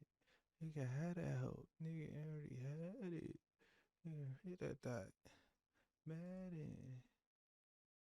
Hit the ass clapping. I get no fucks about shit. I'm with money, bitch. I'm a money getter, buku money, bitch. I got money, shit.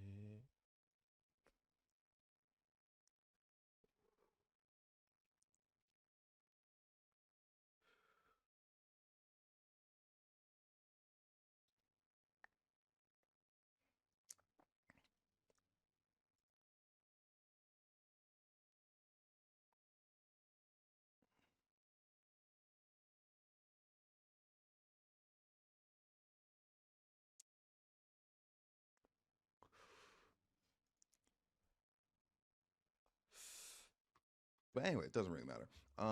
Went home, played the game, like played the other game, and then eventually I saw my sister playing Saints Row. I was like, wait, I want to do that. So then popped in the Saints Row, and it was great, and I had a great time. Okay, and then afterwards, I subsequently got 2 and 3. I was very, very upset that I couldn't play Saints Row 1. And I'm not gonna lie, initially I played Saints Row 2, and I was like, you know what, like I'm getting the story, I'm doing what I have to do. And I was into it, like definitely, but I'm like, I really am into the plot more than anything. And then I played 3, which is super similar to 4, so I was like, oh sweet, I get to do all this stuff, I was having a great time. And then I played 4 again, and that made it even better. It was amazing because I knew the lore, like I knew a lot of the references. And then I watched like countless YouTube, because I literally watched a walkthrough of the first game just so I knew what was going on. But anyways, okay, I knew I always liked all 3 of those games, right?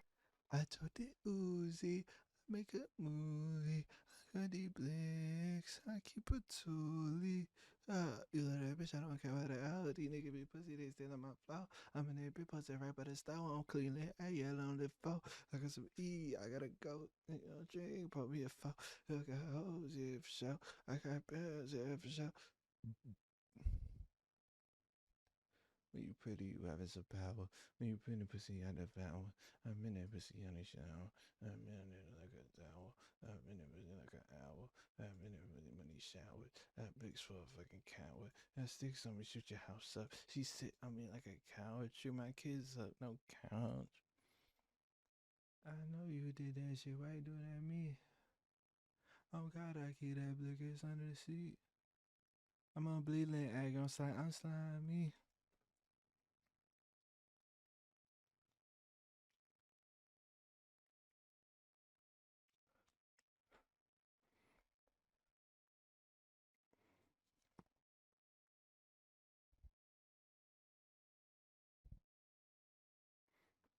Bad bitch giving me flowers.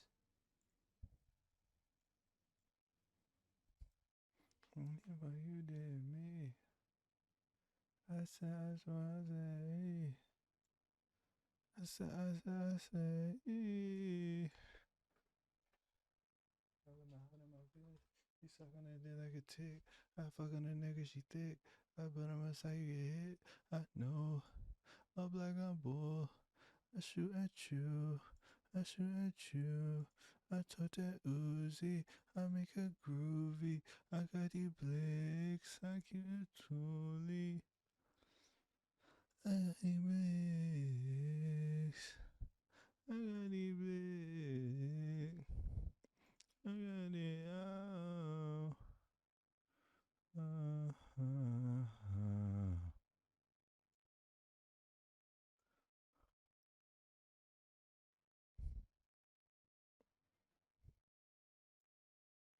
When you pretty, you having some power. When you pretty, you having some power. I'm in that bitch screen like an owl. Got big money, money shower. Take up your head. They don't gonna happen in jet.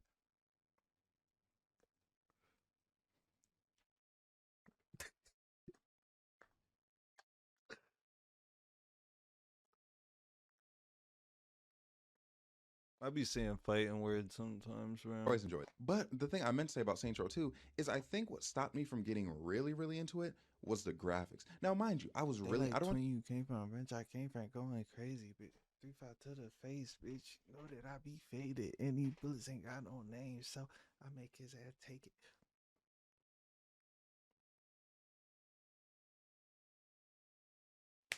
What food?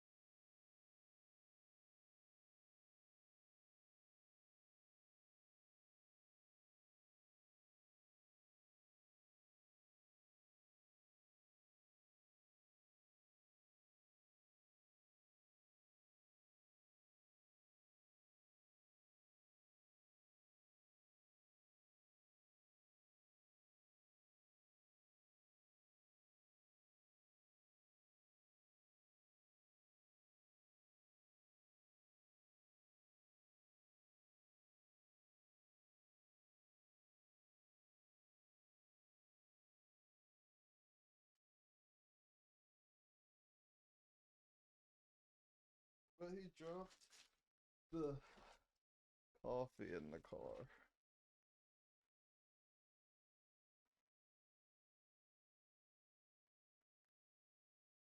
Yeah.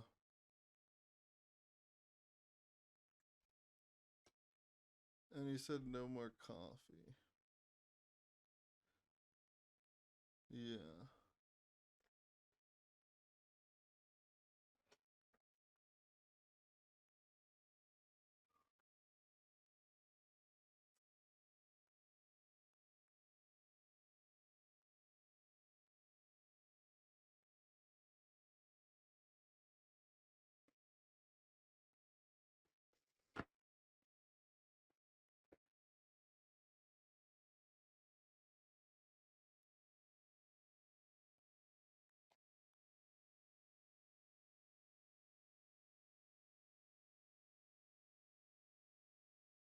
Okay.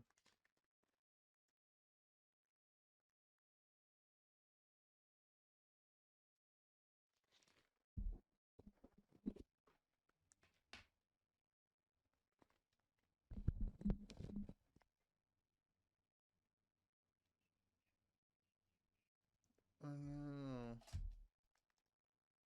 I know.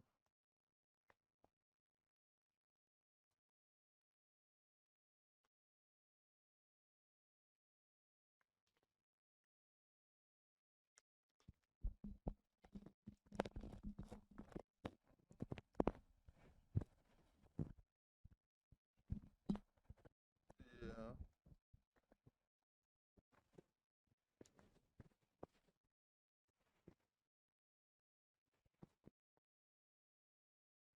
Yeah.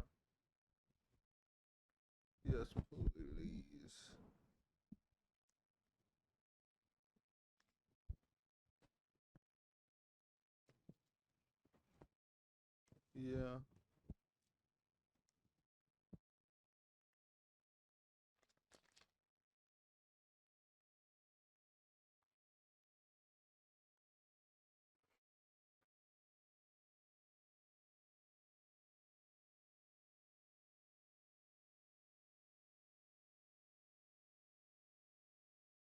Okay.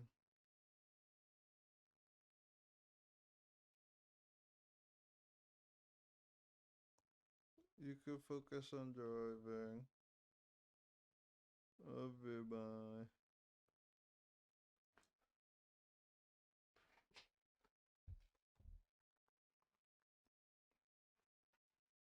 She says she got racks on her. Okay, let go. This shit a joke. I cut out my bitch and my limo. I buy some my niggas and then she so froze. Got a whole lot of money on a bankroll. I shot me new five, told that nigga lay low, lay low. I already got my phone. I got my shit lay low. I got my shit lay low. I got my shit lay low. Story of my life, I know they ain't right. I clip and my maggot look like a dick. 30 drum up on my flick, I bet that big on hit. Rap a nigga mad, I fuck this bitch, ain't talking about shit. But you know. Mm-hmm. And you know. And I believe it's just a this world. I don't rest me yet, I don't rest me bitch. My 10 5%, saw me fucking a 10.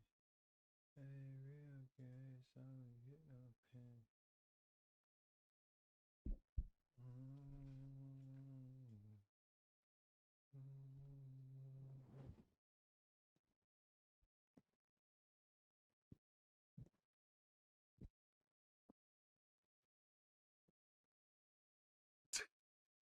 Yeah, this is fire.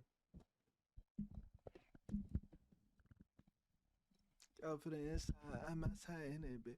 She said she like my business.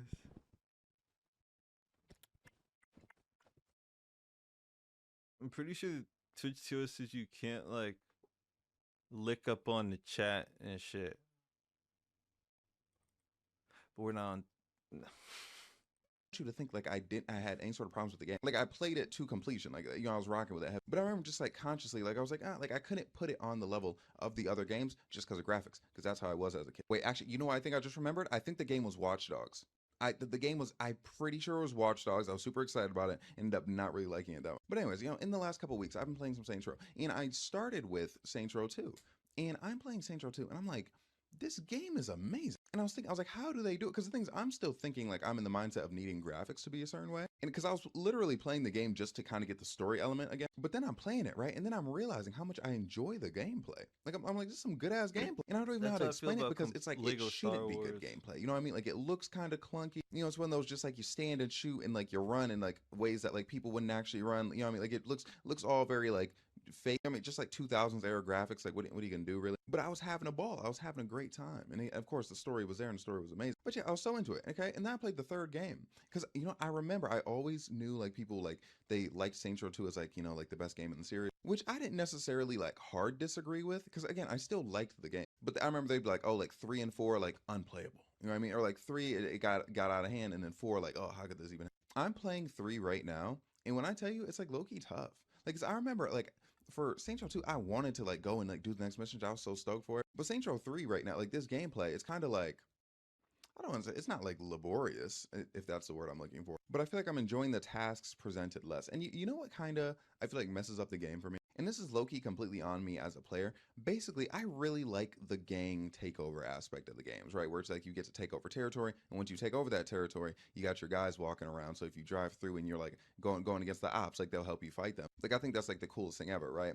But basically in Saints Row 3, like you can do it by like doing activities and then like buying like stores or whatever. And it's like that's cool. I really do like that aspect because then you get to like put them together like puzzle pieces. But at the same time, I kind of like run through them really fast because like that's literally what I want to do. Like Saints Row 2 was a completely different system, right? Like I think the activities were like irrelevant except like they would give you like more ability. and you had to do these stronghold missions in certain areas in order to get that area. And the thing is, those stronghold missions were gradually revealed as you started completing missions in the main plot, right? So I couldn't just like spam through them and do them all. I had to do the story, which was fine because I liked the story. You know what I mean? Like, it makes the takeover feel so much more real, right? That I'm not just going to be able to like wipe out everyone all at once. Now, again, that is my fault as a player, but I'm like, why is it my responsibility to like keep the realism of what it would be like taking over these, you know, territory? You know what I mean? Like, it seems like you kind of had a perfect system and then you just stopped using that system. And then people talk about the tone of the game and like how it's not like super like gangster anymore. You know what I always hated? I hated how from like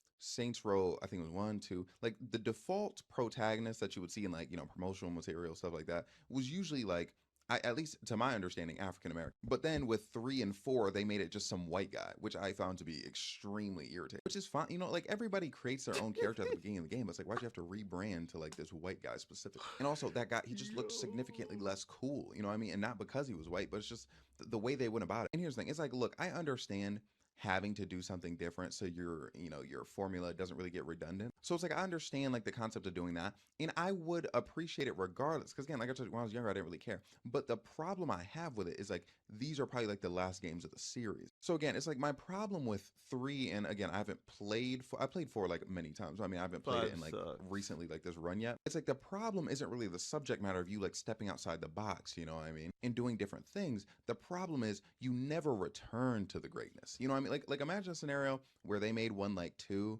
and then they made one like 3, maybe even they make one like 4, right? And then they go back to one like 2, which again, we can never trust a gaming studio to like give the people what they want. And we learned that with the reboot, right? But it's just disappointing because I feel like it's such a niche market. Right now, again, people call Saints Row a GTA clone all the time, right? But really think about it, okay? Since like what, San Andreas, when was the last time you were really doing like gang things in a GTA? And it's like, yes, we had technically had gang missions with Franklin in GTA 5, but it's like he wasn't a part of it. Like we didn't have to worry about territory and like taking down certain, you know, buildings that had a lot of them in it, you know, claiming them for ourselves. You know what I mean? Like, especially because with GTA, all the games, I feel like it's like you build up and up and up and up until you're like kind of like, I don't even know what you would call someone at the end of GTA. Like, they are doing insane things. Like, they are not just gang members, like, throughout the course of one game. You know what I mean? As opposed to, like, a Saints Row 2, where it's like you're in a gang, Saints Row 1 and Saints Row 2, where you're, you know, you're in the gang the whole time, and, like, you rise up, but you're still within that framework. You know what I mean? Like, I feel like Saints Row is a game that could have competed, not competed with GTA, because GTA is, you know, obviously the big banana there. But you know what I mean? Like, I feel like it could have been another game of a similar ilk that still provides something different. You know what I mean? Because, again, I played San Andreas, I played Liberty City, GTA 5, and again, like I said, the Saints Rows I played, there really was never that many similarities there other than just simply the style of game. And when I say style of game, I mean broadly, like sandbox, like you're in a city going around, pew pew pew, you know, you can rob people, third person, and also like you're a criminal, which is kind of like every video game. Why do we find it so interesting, like as human beings, to be like criminals?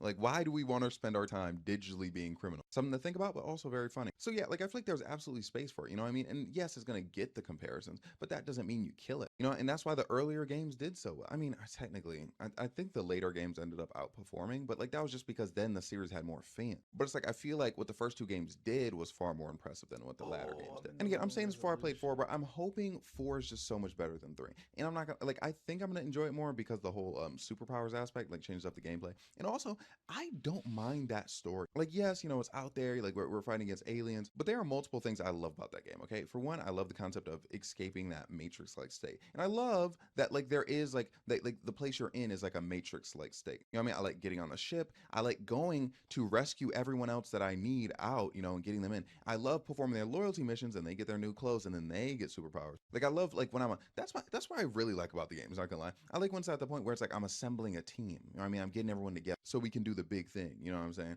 And honestly, because that makes sense. Okay, that makes so much sense because that's what you're feeling like throughout the entirety of Saints Row. You may not be recruiting the entire time, but you can feel that you're building on something. Saints Row 4, like I said, you literally have to save people out of their cages or their little Matrix fear systems, whatever. But in 3, bro, it's like after a while, like I feel like I'm just doing missions, especially after I captured the whole city, you know what I mean? And then to the point where Viola's on the team, and I'm like, okay, yep, I know that's like the last member of the squad, so. Also, that reminds me of something. Why didn't they take more characters from 3 into the 4th game? Okay, now I know they took Shaundi and Pierce, but it's like they're like from the 2nd game too, so they're already like mains. Like, here's the thing, okay? Was I a big fan of Oleg? Not really. I mean, he was cool, but I just didn't really care.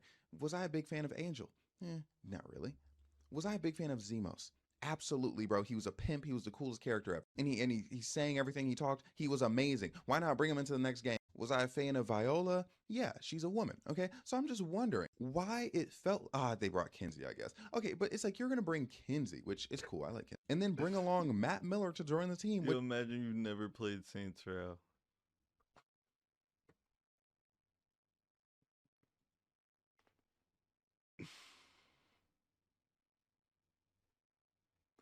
What is wrong with this shit, bro?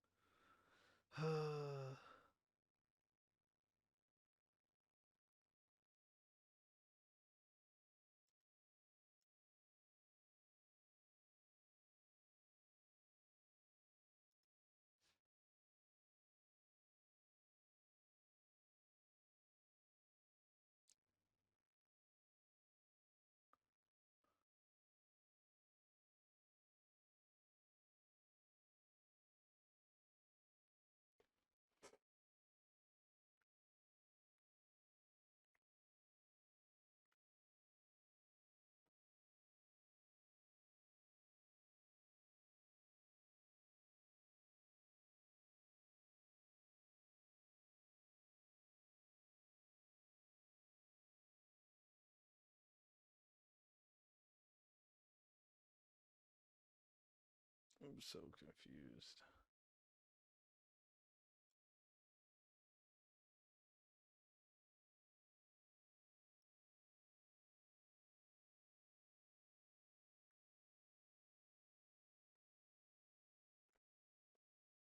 A cool villain of the last game joins this game. Super cool. If you didn't ignore every other character in the third game, and mind you, it would be one if they missed one, right? Or I guess they kind of showed like Oleg's like death scene, or like he was just simply on Earth. And not gonna lie, he probably would have been hard to get into like the spaceship or whatever. But anyways, my thing is, I feel like you should include more than one from the third game. You know, like if we're taking two characters from technically three characters from two into the fourth game, come on, you can give us 2 to 3 characters from the third game. And the thing is, if you're not gonna bring them, at least you have the decency to kill them off on camera, which technically you could say happened when he blew up the Earth. But it's like, come on, you're doing me crazy, bro. And it's like you could have just gave us a DLC even.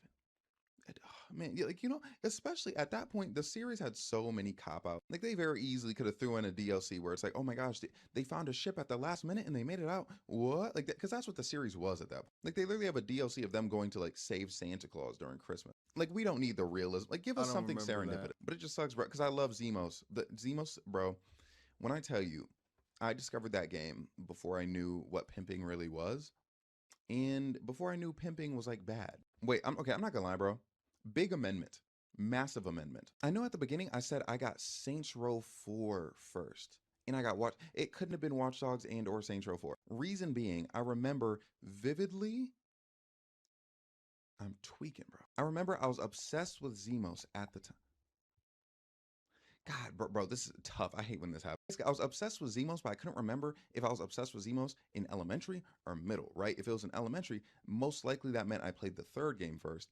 But the things I don't remember, like being like, oh my gosh, yay, the fourth one's gonna come out. But I don't know, maybe those elementary and middle school years are just blending together. But anyways, yeah, I was a big Zemos fan. And dude, I printed out pictures of Zemos and put them on my binder for school. Like, that's how I felt about it. There was something about like what he was that was just so cool, and like I liked his outfit. But again, unfortunately, I don't think I've emotionally recovered from finding out that pimping is morally bad, bro. Like, I wanted to be a pimp so bad. For so much of my life, I wanted to be a pimp. Like, again, I didn't know what they actually did. Like, I didn't understand like the nuances of it. But like as a kid, I was like, bro, like I wanna dress like that. I wanna, you know, be around women. Like, it seems ideal. But then when I found out some pimps like hit women, you know, and then also again just the concept of like selling them, like it's not too ideal, bro. I was heartbroken because then I was like, dang, I really can't be a pimp now. You know what I mean? It's against my values and whatnot. But yeah, anyways, I'm mad that like they're gonna introduce a bunch of new characters in the third game and then just completely ignore them the next game. And look, I know it's not this easy, right? But like, I'm like, if you're not gonna bring these characters into the next game, don't put them in the game to begin with. Like, don't put so many at once, okay? Like, I understand, like, I know a lot of people didn't like that Johnny died, but I'm like, okay, you're going into the new game, one of the characters dies. Kind of chill. Like, just like as a concept, okay? Like, I get it. But again, introducing like 3 to 5 new homies and then only, it definitely more, I don't know why I even said 3, but like 4 or 5, maybe even 6 new homies, and then like just bringing only one into the next game, like, you're insane, okay? And don't get me started on the reboot. I was so excited about it. And then, like everyone else, I saw the trailer and I was like, bro, what? Like, why are they doing this to it? And yeah, like I said, I've been watching a lot of videos on Saints Row, so I've been hearing things about, like, you know, like the production and like how there's like a lot of changes that were made by like the overhead, but the studio itself, they wanted to make like a good game. So that sucks, but it's just like, man, like it's like, oh, why couldn't it have just been a decent reboot? Because as much as I love my original boss and my original team, a reboot is cool. I could have headcanoned it into like the end of into is it the main game or Get Out of Hell? But anyways, like the one, or it could be both, honestly. It's like, oh, like you get to reboot, you know what I'm saying? And now I'm in this real world that I rebooted, you know what I'm saying? Like it's a situation where it's like, oh, like all that stuff happened, but now we're in the reboot. Like with this, like this right here couldn't have happened without that over there. But now it's trash, so I can't headcanon that. I refuse. And it sucked because it's like they knew what the fans wanted, and then they were just like, nah. Because my thing is like, yes, it was like a janky game, like, and like there was like gameplay complaints, but if it had the right vibe, I feel like people would have looked past. But now we're in a place where it's like Saints Row. Again, I'm saying might be, but it looks very bad. But you know, I'm holding out a glimmer of hope. It might be dead. And that entire genre of game, again, is being completely untapped right now. Like we're gonna do again, GTA 6 comes out, and there's a woman character, which is cool by the way. But I'm giving descriptions. But like there's like a woman character, and then there's like a white man character. I don't think we're gonna be doing much gang stuff. So it's like, imagine on like an engine at least, because I feel like the engine could compete at least on an engine that nice, getting a little gang warfare game. Like, come on. But yeah, bro, I'm not gonna lie, I almost got sad playing the games, but you know, it is what it is. You live and you learn, I guess. But it's crazy like how a great game can like kind of just like shoot itself in the foot. It's kind of odd. But with that being said, thank you so much for watching. Like, comment, subscribe, everything I would say. I'm so sorry, and have a great day, night, evening, morning.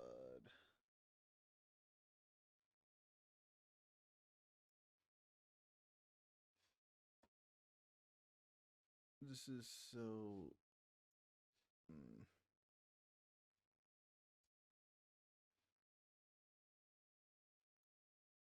I'm gonna restart again.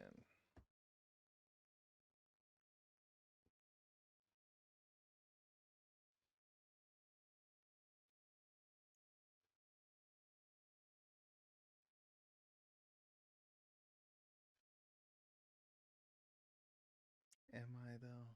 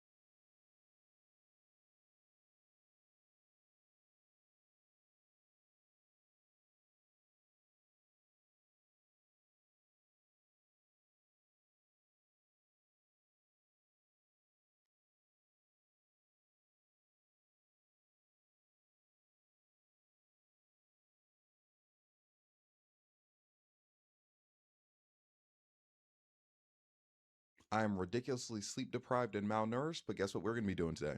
Reacting to some Met Gala outfits. I'm a bit late, but we press on. People were on stream yesterday saying they wanted it, so I deliver. That's why I do. They call me the deliverer. Anyways, Beyonce. You know, I really like this, and I'm so close to not liking it. Not in the sense where I don't like it a lot, but I mean, I feel like in the wrong hands, the skeleton thing could be a bit tacky. But I feel like the way it's assembled with this coat here, like, it definitely works. And you guys know I'm a slut for fur. And honestly, I think I crashed OBS.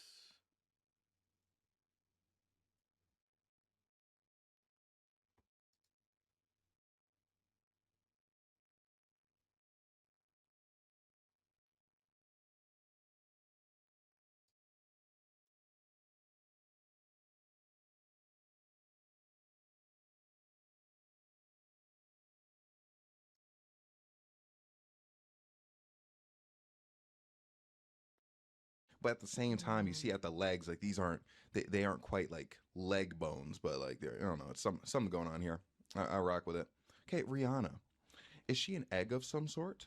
You know what I think I need to do? I think I low-key need to zoom in right here. Wait, hold on. Come on, bro. Don't zoom in and be blue. Okay. Now I'm a bit more convinced. So I'm vibing with it. I definitely think it's chill. But one thing, bro, one thing I don't know about is like you see how, oh my gosh, yeah, there we go.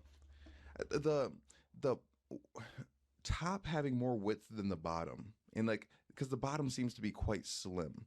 You know what I mean? Like usually if you're gonna have something like this up top, I would prefer like wider bottoms. But overall, I'd say it's a thumbs up for me. Specifically because the detail on this top part right here, I kind of eat it up, not gonna lie. Okay, this is Kim.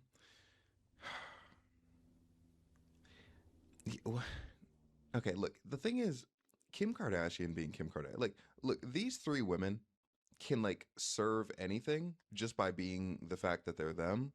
But this, I don't know. I'm not gonna, okay, I feel like this suffers from coming right after Beyonce and Rihanna. Because I don't know, like if I was out there in the streets, bro, and I was walking past someone and I saw them wearing this, I'd be very impressed. But I think it's after, okay, I think these, since they're more like shiny, like they give more jewelry vibes, it's hard to look at something like this and really put it on the same level in my head. And plus, it's very colorful. So it's like color. Okay, actually, I'm not gonna lie. The longer I look at it, the more I'm convinced. Again, the problem was I just had to compare it to these, okay? So yeah, never mind. I rock with it. Forget what I said. It's a vibe. I like how it's like, not in like a freaky way, but I like how it's like super pointy right here, bro. Like the aesthetic of it. And I like how like there's like a bit of brown here, and I'm sure it probably does something in the back. But I don't know. And the thing is, I'm interested in how this is so shaped on the way down, you know, like the skirt portion of it. No, and I feel like it goes with the blonde hair well. It's a vibe. I can't believe I was hating on it for a second. Who the hell? Oh, I'm not gonna lie. I don't like this at all. I don't like old people, bro. Like whatsoever. Like he has a cane, which is cool, but like the rest of it does nothing for me. Oh, I forgot. Men be so boring during events like this. Cardi B, okay. So I have seen like some of these on Twitter before, but like, you know, these are like the official pictures, I guess. On Twitter, bro, this did not look this good. But this here looks pretty nice. I like there's a lot of business at the bottom and then whatever the hell's going on top. I like the color. I like this shade of like, it's got to be a mixture of like purple and pink right there. Now, mind you, with this fit particularly, I feel like I don't know what she's going for, but I feel like I like it regardless, okay? Hailey Bieber. Again, bro, like look at this.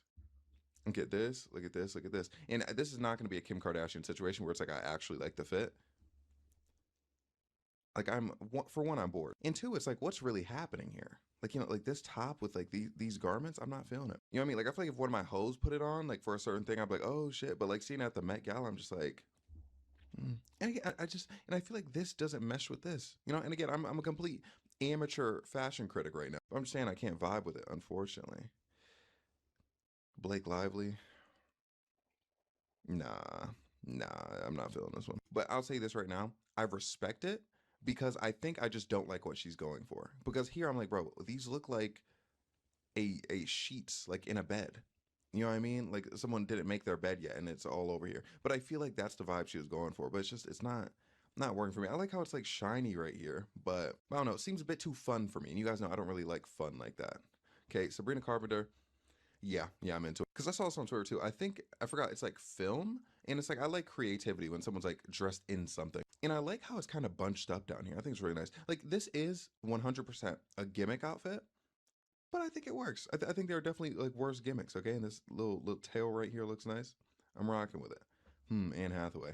Man, Anne Hathaway, don't get me started. I could never diss Anne Hathaway, but I low-key will, because I'm not feeling this. I'm really not. Like I just feel like she's wearing like a bandana over her whole body, you know? And I really, really do not like this rounded cut in here where it kind of, you see how it kind of like opens up down near like the belly button too? Yeah, no. And it's like for all like the weirdness, like you can kind of tell is going on with it, it's kind of simple, isn't it? You know? Like she slays and everything, but like the fit itself, it can't be done. Kylie. What is this? Like she slays, but the fit itself I can't rock with. Now I scroll down to the next one in like the last clip, and it's Kylie Jenner. The things I think you can see like her nipples though, so I don't know if I can show that on YouTube. But I will say I think it's a decent fit. Okay, now Katy Perry. What am I supposed to be getting out of this? I'm not gonna. Are you like a headwear merchant right now? I don't even know if this is a skirt down here or pants. I like I will always appreciate some good gloves like this. But I feel like overall, like outside of this, it's kind of just like a nothing fit. You know, but then it's like, what even is this? You know? Connor Story. I like that he's not just doing what the men do every year, which is like almost nothing. But I feel like this is something where more could have been done. Like I feel like, not gonna lie, like this is something like I feel like I would wear to like a nice dinner. So again, I feel like I'm gonna be extra harsh on these men ratings just because I'm such a flamboyant guy. Like if they don't meet what I want on the flamboyant meter, it's gonna be a problem. Okay, now Gigi Hadid.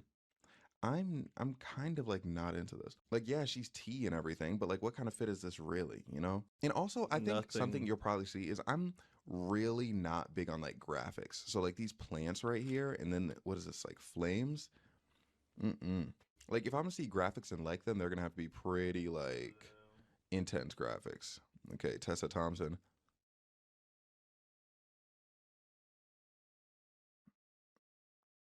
This right here, I hate it.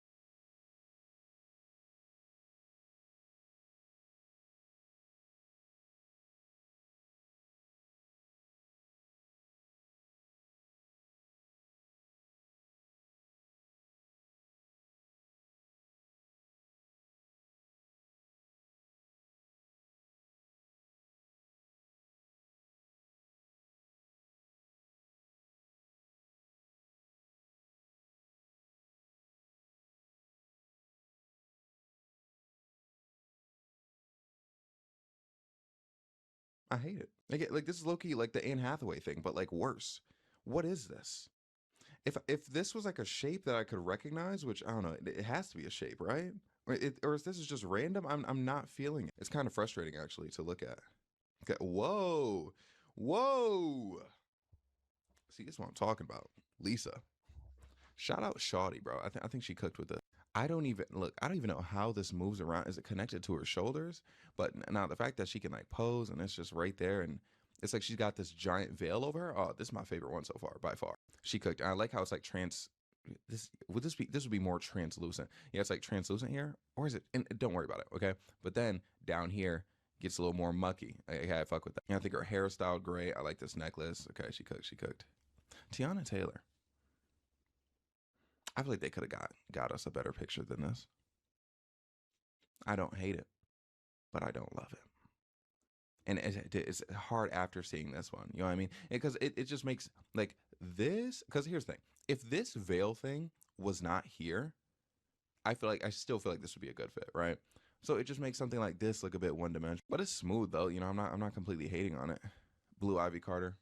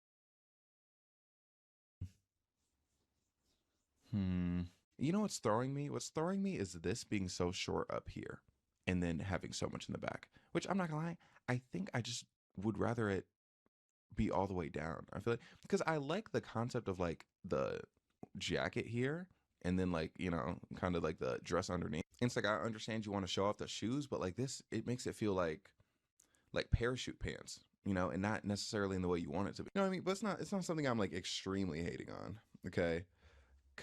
Kendall Jenner.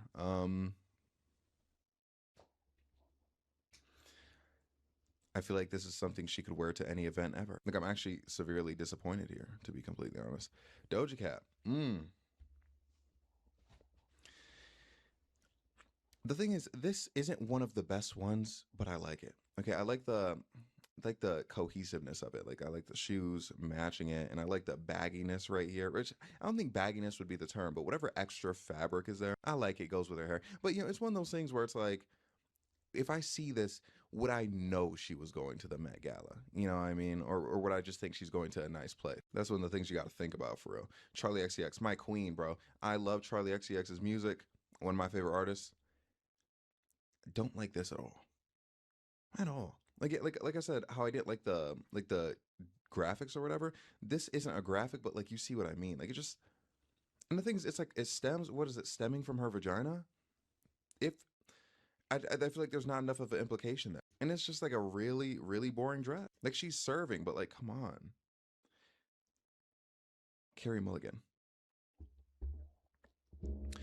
She looks like, you know, when that spray that you spray on like your pan before you cook so it's not sticking. That's what this looks like right now.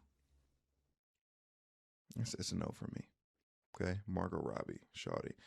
I'm not gonna lie. Was the bar set too high? Because I don't know. I need a little more than this silhouette. You know what I'm saying? And then down here, it low-key looks like a blanket. Dang, man. I wanted more. Okay. Sunday Rose.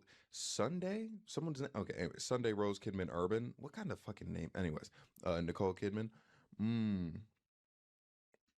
I think this isn't flattering whatsoever. This I like a bit more.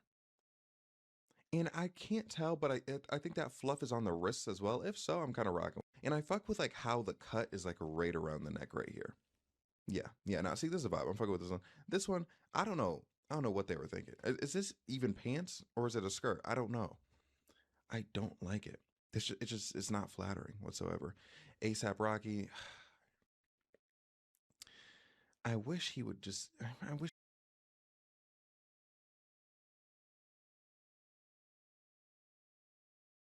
She would just get a little more extravagant for us. Like that essentially just looks like a robe. And I guess that's the plan. And he's like holding like an apple or something. But I don't know. I feel like for a fashion guy, he has more in the tank than this. You know what I'm saying? Who's this? Emily Blunt. I would like this if there was just something more. If there was some outerwear.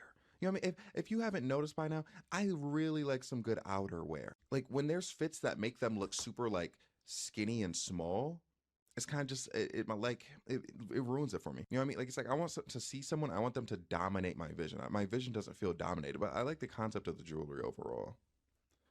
Okay, Cher. Yeah, no. This doesn't even look like it was on purpose. Legend though, legend for sure, but this does not look like it was on purpose. Zoe Kravitz.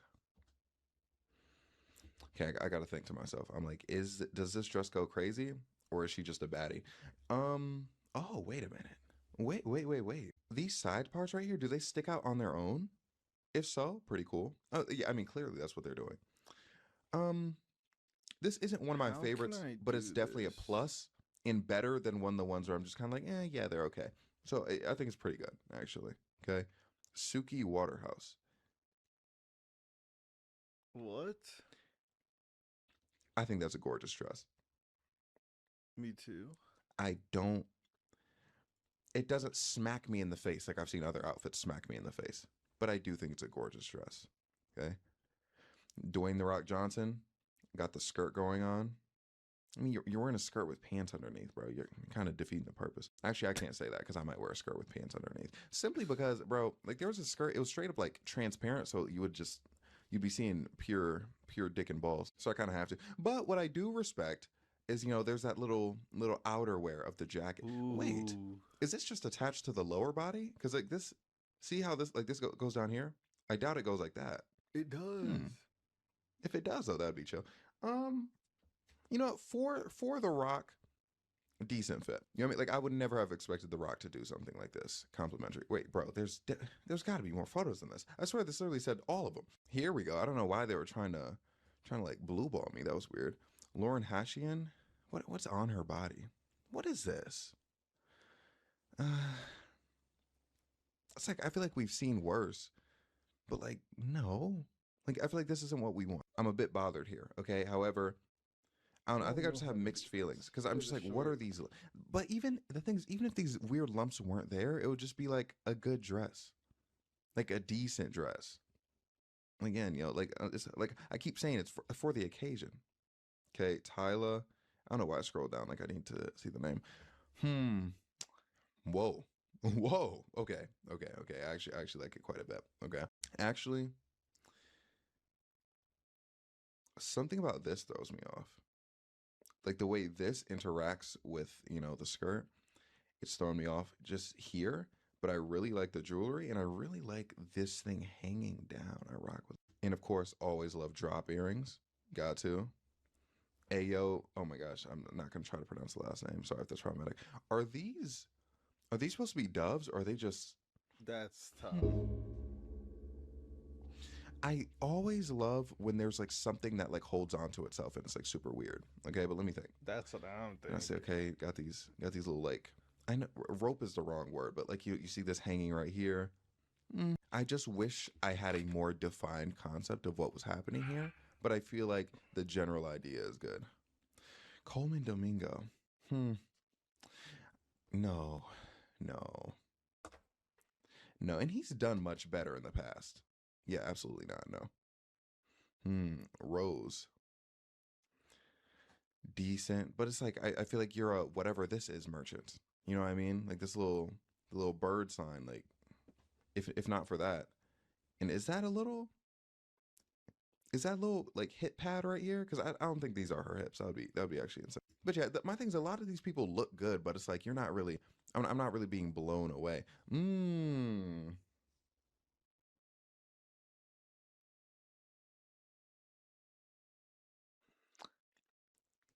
I like the facial stuff right here.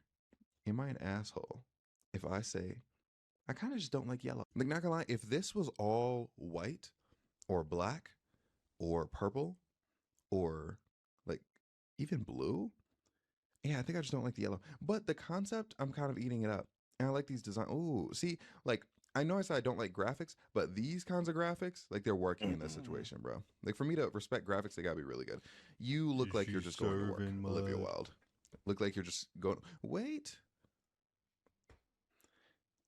Okay, there's this thing. Okay, it looks like you were like, oh my gosh, I'm on my way to work, but I need to make this Met Galley, and then you got someone to like tape a skirt to the back. Okay, Odessa Azion. Yeah, I'm rocking with this. Not gonna lie, I'm glad she cooked. I like how there's this thing around the neck. I like the designs around her chest area, and I love a good like hanging down outerwear piece like this. Again, like see, I love how the outerwear when people use it adds width. Because theoretically, she could have just went without outerwear. She could have been like that one woman who kind of had like herself like handcuffed to herself. If you remember, I'm not gonna scroll all the way up, but like if you remember, but something like this really makes it like 10 times better. Okay, Jay-Z, do better. Do better. I know you're Jay-Z. Like, bro, shout out Jay-Z. Great rapper, and I wouldn't expect him to put on like a super like. I need to get my Jay-Z accent down, bro. Is there a tutorial?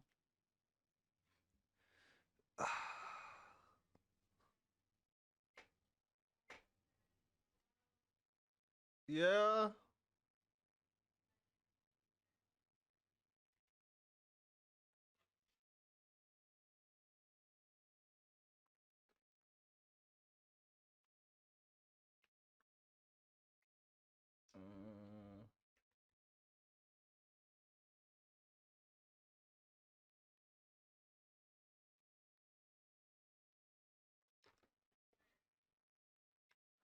think I just gotta watch some Jay-Z videos. And where it started and to what it is today. Well, my mother named me Sean because when I was born, Well, my mother named me Sean. it was her right. Yo, I'm cracked at that shit. Oh my god. Hold on. Take me through your name, the origin of the name, and where it started and to what it is today. Well, my mother named me Sean because when I was born, it was her right. What the fuck is wrong with? Well, my mother named me Sean because when I was born to her, it was her right. That's a nice name. Yeah. Yeah. And then what happened? Yeah. People start calling me it. Yeah. I see. Right. Take me through your. Well, my mother named me Sean. Cause it was alright. Hold on.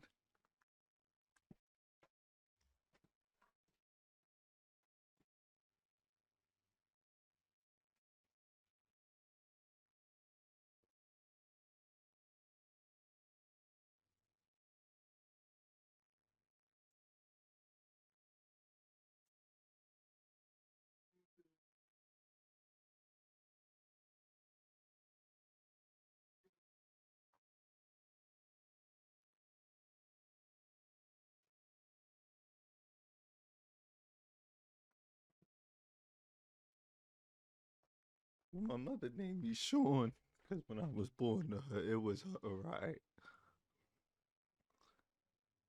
The fuck type of nothing burger Your ass name, the sentence? origin of the name, and Well, my mother named me Sean. where it started and to what it is today. Well, my mother named me Sean because when I was born, With a it was her W right. too.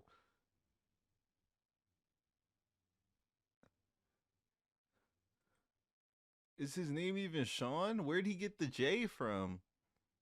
Sean J? Where's the Z? His name J Sean?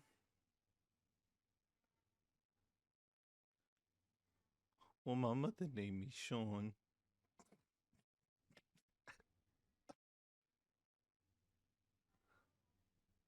Bad Jay-Z accent is better than a good one. Because then you just sound like Jay-Z. You just sound dumb.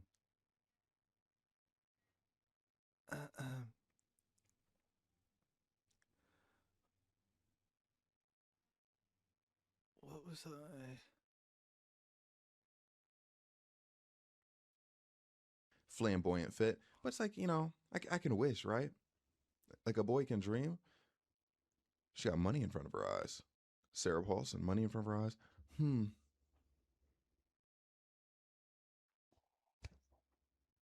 I actually really like this one a lot. It feels like it's telling me something. Like I feel like I'm supposed to take something away by looking at this. And again, as I keep saying, I love width right here. Okay, for me, most of the time, if you give me a lot of width, you can't go wrong. Same thing with these gloves right here. Love good gloves. Is she like a named plant? me Sean. I am Groot. You see, okay, look here. This is a situation where it's like the opposite of what I've been saying for some, where I've been like, oh man, like, you know, if I saw you wear this in the street, I'd be like, that's a nice outfit. But like seeing it now, I'm like, this is the opposite. Like in the streets, I'd be like, probably shouldn't be wearing that. But in the Met Gala, I'm like, okay, I'm glad she went this far. A lot of attention to detail went into this, and I respect it. Madonna. Is she a pirate ship? Whoa. Are they genuinely all holding her shit? Like from this far apart? Is that a random horn? I like it. Not gonna lie, I first saw it, I was like, I don't know how I'm gonna feel about it. I like how there's so much shit going on. This, my favorite part of it. Okay, I respect it. Servants? She has indentured Yeah, okay, I was gonna say, servants? maybe I wish there was I like the gloves. I was gonna say I wish there was more going on here, but I feel like this kind of needs there to be simplicity there. So it's not doing too much. Even though if she was doing too much, I would respect it. Keke Palmer. I like it. This is one of the ones where it's like, it's between me being like, it's okay, and between like, oh my gosh, like my mind's blown. I like all the layers of red, and again, there's good width here. I like this around the arm. I feel like this does a lot. Okay, we're cooking. Amanda Seyfried, girl, are you? She just looks like a bridesmaid. Come on now. Chase Infinity, what a name. I'm trying to look at what I'm looking at. I like it. Yeah, do I? It's okay. Like, I'm not tripping. I'm not creaming my jeans over it, but it's decent. Like, I like the pattern. The colors mesh together well. Okay, we can live with that. Kris Jenner. She kind of looked like she's just wearing a kimono for real. The thing is, I respect the fit coming from her because I never would have thought that she would award something like this. But overall, the fit, I'm kind of cool on it. Serena Williams. Wait, so does this go? This right here goes all the way back here to the opposite leg. I like that feature. You know what I like here? She I like bust her ass, bro. From the hips down, including up to the wrist. I feel like we could do something more up here with the top. Like, if there was like a top part of the top that was connecting to this wrist, I think I would fuck with that heavy. Chanel Jones. Like, what are we doing, man? Like, again, like, unless some crazy shit is going on here, and like, again, I know there's definitely a lot of details here, but it's like rare that like I'm gonna see a dress shape like this for a Met Gala event and like rock with it. Jeremy Pope. You trying to frame mug me? What the hell? I guess, bro. I guess if this is he bro, trying to the frame problem is like mug? him competing. Like the men really don't be putting their best foot forward. But I want more. I want more for the men community. Okay, Vera Wang. It's bothering me that it seems like this sleeve and the skirt dress is a different texture. Really does bother me. I don't hate it though, but I'm trying to see the vision that was being gone for, and I can't see. Alexi Ash and Seth Meyers. Bro, that dude was really trying to frame Mog. Hold on, I need to. Yeah, he should have. Now I gotta go look for this shit, bro. Oh, should I do this? Who is this dude, bro? Why is Rowley in hell no? Rowley can say it. No, wait, no, he can't. No, he can't. Yeet. He probably has some raw vocals of him just saying that shit. Logic, bro. White people don't even realize Logic isn't black. Or is black. Like. And he says it all the time. Johnny Sins? No. That's too OP. Ed Sheeran. Jake Paul already said it, and that shit sucked. Trump.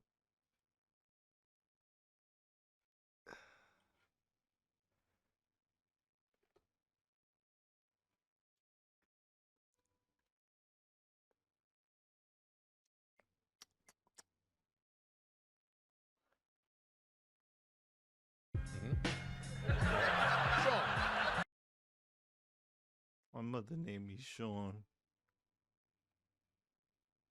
For the love of God, can a man put on a real fit? And look, his fit is dragging her fit down, okay? Like, I feel like they're both just in mid-fits. Anderson .Paak.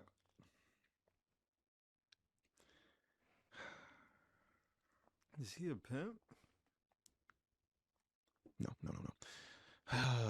They can stop showing me mad at this point. Hugh Jackman and Sutton Foster. Bro, how come whenever they're like in a pair, both of their fits end up being boring, bro? At that point, let her go by herself so she can really serve. Like, notice Rihanna's fit, bro? She was not with A$AP Rocky in the pit. They didn't need to force that together. You know what I mean? It's like when you couple up, it makes your fits like 10 times worse. I like the one on the right. One on the left, Greta Gerwig and Stella McCartney. I like the one on the right. One on the left does nothing for me, man. I like how the one on the right, I don't know, the one on the right kind of makes me uncomfortable. Makes her look like a plant, but like in a cool way. But like, that's what I kind of like how uncomfortable it's making me feel. But like this, I'm just like, bro, like Man, if I was in a situation and I'm like, I'm going to the 2026 Met Gala, I'll be damned if I was wearing something that like people would just be like, oh, okay. You know what I'm saying? Okay. Okay, John Batista. Okay. And I'm telling you this right now. This is not my favorite look. Like, I thought it said John Baptiste. like looking at this fit, it's not my favorite fit. But the fact that he is doing something, that he's actually putting on something for the Met Gala, I appreciate now, and part of the reason for that is these Jordan fans online that I'm seeing. Wait, hold up. I wanted to show you all this tweet, but like I saw a comment under a different one of my tweets. Bro, look at this. I don't think I could say it, but bro, it's a racial slur. I don't know if you can consider monkey a slur, but it's something. But anyway, let me find what I'm trying to find. All right, so here we go. Okay, basically, someone made a post where they're like, Michael Jordan wins his 4th championship, and he's got 22 points, 9 rebounds, 7 assists. I'm not gonna play the video because I know the NBA is like weird about YouTube videos. But yeah, 2 steals, 26% field goal percentage, 92% from the free throw line. So overall, that's not a very good Michael Jordan game, okay? But it's how he won his 4th championship. Congrats, Michael Jordan. But then I'm like, I have something to say here. So I say a Jordan fan will tell you that this is better than LeBron scoring 50 against Golden State and losing. You know, and I'm sure you know, but I'm just gonna spell it out for you because there are some people being disingenuous in the comments. There's so much focus, you know, in this ring culture on winning and losing. Like you can bring up a good performance, and then a Jordan fan's gonna be like, oh, but he lost. Like LeBron from that segment of the internet doesn't really get credit for scoring 50 in a game in the final. So my point is, there are some people who will act like, as an individual, that that this game is better than LeBron scoring 50, right? Which is just ridiculous to say. And they're literally in the comments like defending that point. They're like, oh, well, it's a better game because winning is better than losing. And here's the thing, from a team standpoint, it most likely is a better game, okay? But we're talking about individual performance. And I made a massively good argument that I think I have to start making a bit more, okay? Because if you guys don't know, Robert Horry won 7 championships, which is 1 more than Michael Jordan won. But anyways, me and this dude were going back and forth, and they're like, oh, like, it's only for LeBron. It's only LeBron fans who say that, like, you know, winning doesn't matter, or that it's like stats more than winning, or, you know, like, you see the point they're trying to make. And the point I'm making is, if I say Robert Horry is better than Michael Jordan, or I ask you just who's better between the two, even though Robert Horry has more championships, you're going to say Michael Jordan's better. And why? Like, what's your reasoning going to be? Your rationale for Michael Jordan being better is going to be like, oh, well, you know, he was better at this. He's better. Like, you're going to be talking about his ability, right? You're going to talk about stats that he put. You know, like, oh, he averaged such and such more than Robert Horry. And the thing is, if championships mattered more than stats to you, you would never try to make that argument. You'd be like, oh yeah, Robert Horry is better. Oh yeah, Bill Russell is better. And look, mind you, I'm not saying that nobody cares about winning and like they're just actually bringing it up only in LeBron discussion, because people do. You know, they bring it up about Charles Barkley, James Harden, Russell Westbrook, that they didn't win anything. Like, I know there are people who genuinely care about that, in my opinion, more than they should, because if a great player is a great player, then they're a great player. But my point is, what happened a couple weeks ago when Charles Barkley and Draymond went at it, and Draymond was like, oh, I don't want to look like you in a Houston Rockets jersey, and they start comparing Houston Charles Barkley stats, and it's better than peak Draymond. You know, and people are mad at Draymond. They're like, oh, well, Charles is so much better than Draymond ever was, which I agree, by the way. But it's like Draymond has 4 championships, right? So it's like, and that's a situation where, because again, Robert Horry and Michael Jordan, that's 1 more champion. But 4 championships to 0, and people are like, oh yes, the guy with 0 championships is obviously better. You know why? Because you're looking at his ability, his stats, his accolades. And again, you can weigh those things however you think you want to weigh them. But the thing is, for the average person, not even for the average, for anybody, you are taking individual stats, accolades, ability, like skills shown, eye test, even before you take championships into account, right? Like, what's that Roblox game?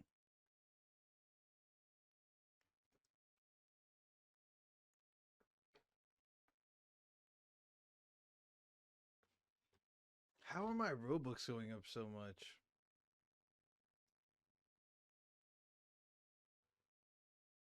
I'm so mog. I romog every nigga, bro. This is why I don't play this shit, bro. What did he say? How is it a movement if niggas don't got motion? Let me know. Balenciaga and Tartan. The way I beg you my pardon. I'm in Paris, Lamar J. Remember back home I was solving. I'm bad at math, I just tried it.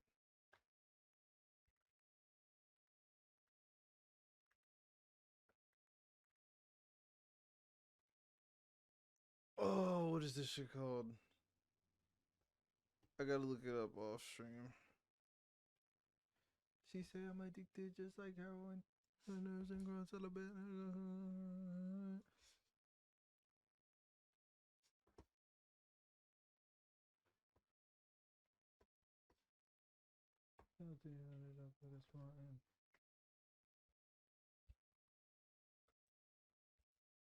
Remember back home I was starving.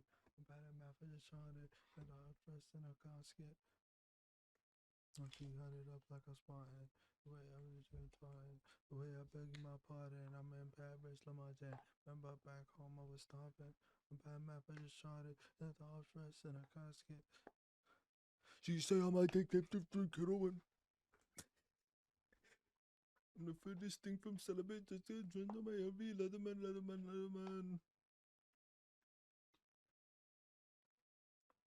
Been a long time since I've been home. You know that I've been gone. Ain't never know you were around. You could have been in my phone.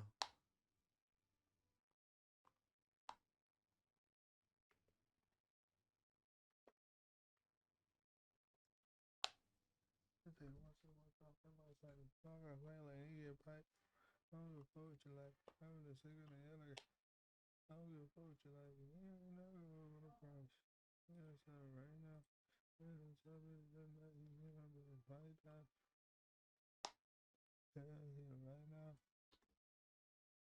All I do is right now.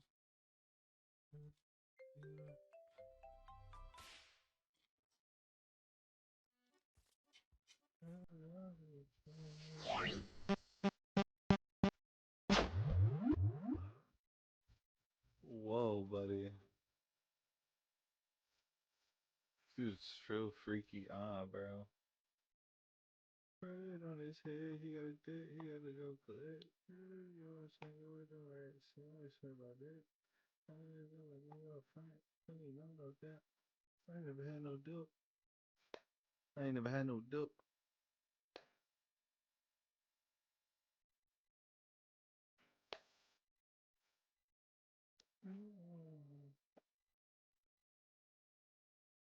That is the least funny shit I've ever seen in my life.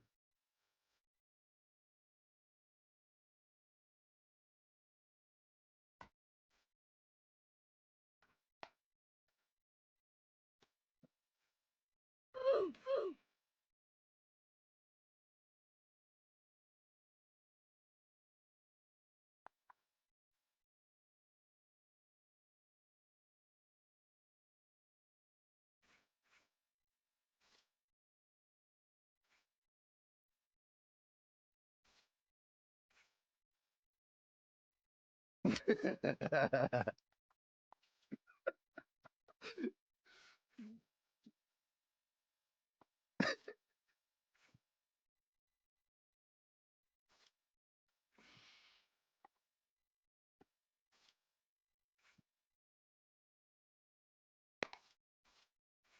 forgot to vote.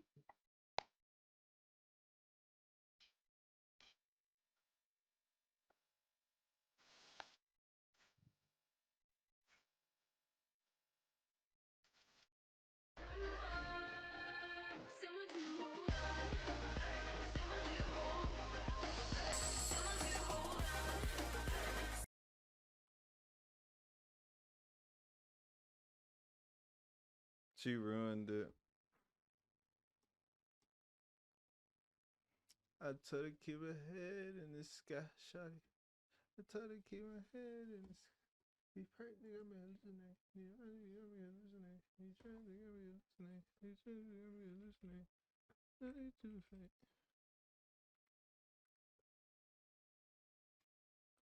Fuck. I haven't sleeping a minute. I ain't sleeping a minute. I really ain't no finish. Oh God. They got me hallucinating. My leg got me hallucinating. They got me hallucinating.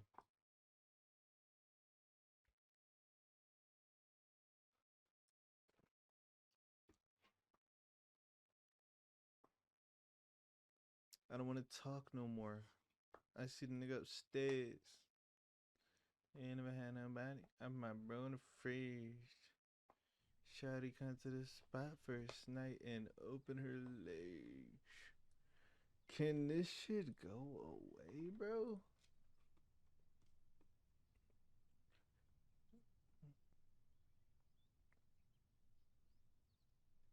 We got everything on there straight through the mail. Say bitch, she don't even got no shoes on. Got no roof on. And then I go home. They can't go home. High school shit, we was driving a truck like a Bugatti. Oh, oh, casual rose spread. Oh my god. Get mogged.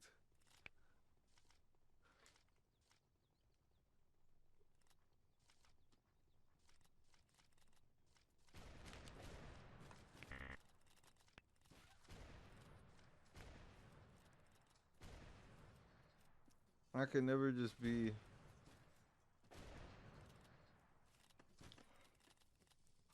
Huzzah!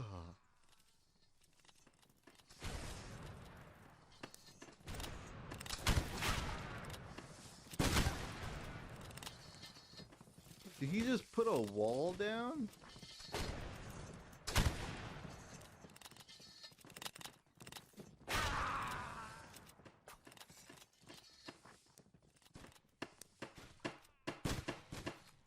This nigga's cranking. Is this accurate?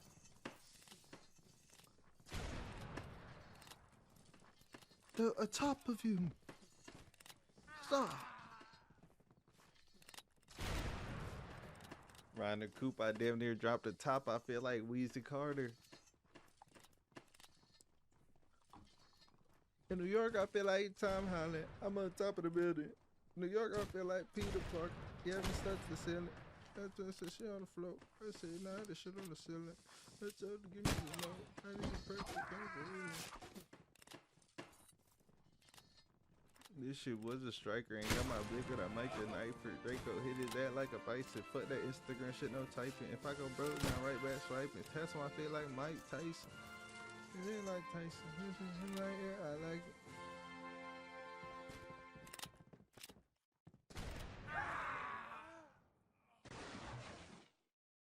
Old hunters, pull him out, Joe Biden.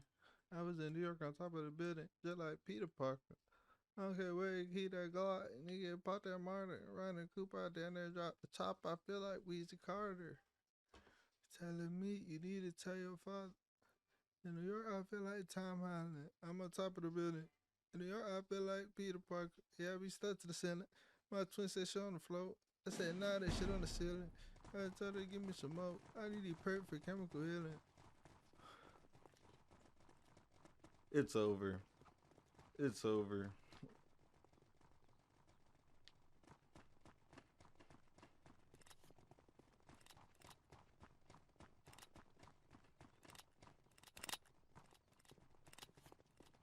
Don't let me catch a fuck nigga on my side of town, buddy. Straight musket shots. Straight musket fire. Oh, that's a teammate. Is it? Why am I left-handed? We're obviously gonna lose.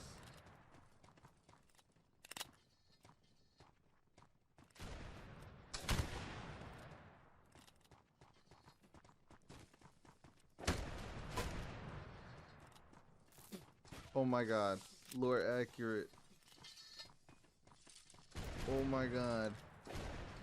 Oh my god. The British are coming. Oh, friendly fire. Nope. Done.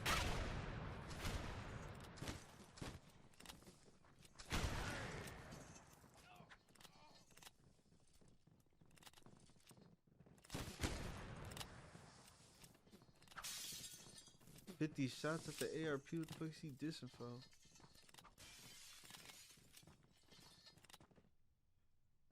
Free me. I had a hose in the spot, so I turned to Magic Bitty. Drink at the cut to kick it. You can't do that in the city. So I'm never gonna show no pity. If my hair like DDG, y'all ain't can't even do no son. They dub like PPP. Love my shooter. I should to give my shots in the CDC. I just hit y'all. Now she needs me. And I need speed. I try. I run out of window. I smash.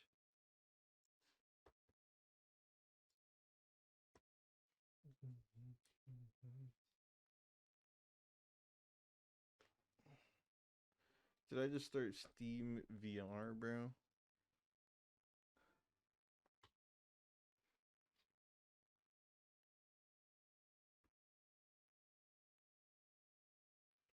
Three, five, selling still. I was trying to catch a meal. Yeah, nigga trying to catch a kill. Yeah, nigga trying to catch a kill. Yeah, you know how to feel. I was gonna chill. I was trying to talk to yourself.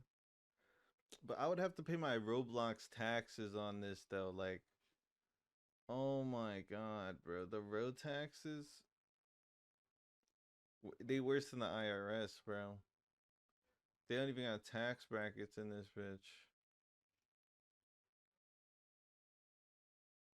Like them broke niggas with like 2 Robux, they should be paying like 80% on their shit, bro. Like,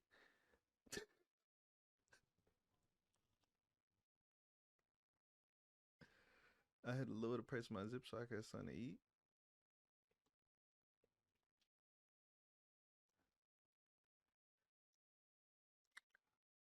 Express shipping on all your designer, you don't even need them all. When you think a player is better than another player, winning championships is at the highest just less than 50% of your reasoning for why someone's better than somebody. And again, that's me being generous because, again, if a guy with 4 championships, and again, it's not even like he was riding the bench for these, like 4 championships, you know, starting on the team, if we can agree that guy is way worse than someone who's never won a championship, then clearly we know there are things far more important than winning championships when we're talking about individual play. Now, honestly, I think we can blame the media a lot for being like, oh, like this player has to win championship, this player has to win championship. And I saw some people in the comments, they're like, oh, well, you literally play the game to, you know, win. Like that's the point of the game, winning. And I had a friend who always made that stupid argument. It's like, sure, that's why you play the game, but what does that have to do with who's better? Like, bro, if Michael Jordan came out and was like, man, I was just playing to have fun low key. You know what I mean? Like, would that take away from you thinking that he was as good as he was? I'll be so confused. It should. Now, mind you, again, if we're talking about teams, then yes, a team who. I was low key, like, I was just having the time of my life out there. I didn't even want the money. Won, chances are they're better than a team who lost. And so, Why again, the do goal of niggas the wanna team be sport like is to Mike? win games. Fine, we all agree on that. Which, again, if you're saying that, then the goal itself wouldn't be to be the best player of all time. So it's like we can't judge the metric of being the best player of all time by something that's unrelated to what they were trying to do. I phrased that horribly. Let me give it another shot, okay? It's like if winning is the point of the game, if that's why you play the game, then being the individual best player of all time, that's not why people are playing the game. So why, if we're talking about something which is not why people want to play the game, does it matter why people want to play the game? Okay, that's better. That's what I was looking for. But the thing is, it's just idiotic to be honest with you, because the things, again, I posted a thing about like the 50-point game versus that Jordan game. My only point is that LeBron's game 1 against Golden State when he lost is better than that game of Michael Jordan winning his 4th championship. That's the only argument I'm not saying Michael Jordan's a playoff dropper, okay? You can think, like, again, like, in the context of, oh my gosh, in the context of this tweet, I don't care who you think the GOAT is, right? Like, you can think Jordan's GOAT, you can think LeBron's GOAT. But if you can't acknowledge that a 50-point game against Golden State is better than him getting 22 and shooting, what was it, 20-something% from the field, especially for a player of his caliber, then we can't talk. Like, it's just ridiculous. But the thing is, I know Jordan fans are like so insecure about LeBron being better, they can't even say like, oh yeah, that game was better. It reminds me of, I wish I saw the graphic more recently, because I saw it like a week ago, but I would never be able to find it. There's like a graphic of like what NBA players like the best of like each category, and it was clearly made by Jordan fans. Like, they had Curry on there for shooting, rebounding, they had Dennis Rodman. For literally like everything else, they had Michael Jordan. They had it for IQ, for passing. And things, I've even seen people directly compare LeBron and Jordan and say Jordan was the better passer. Like there's, like, I'm not saying every Jordan fan's an idiot, but I'm like, there are definitely some of them that legitimately have to cope. And another way that they cope, I noticed, is by propping up Kobe. Okay, because here's the thing. Here's the thing about Kobe Bryant.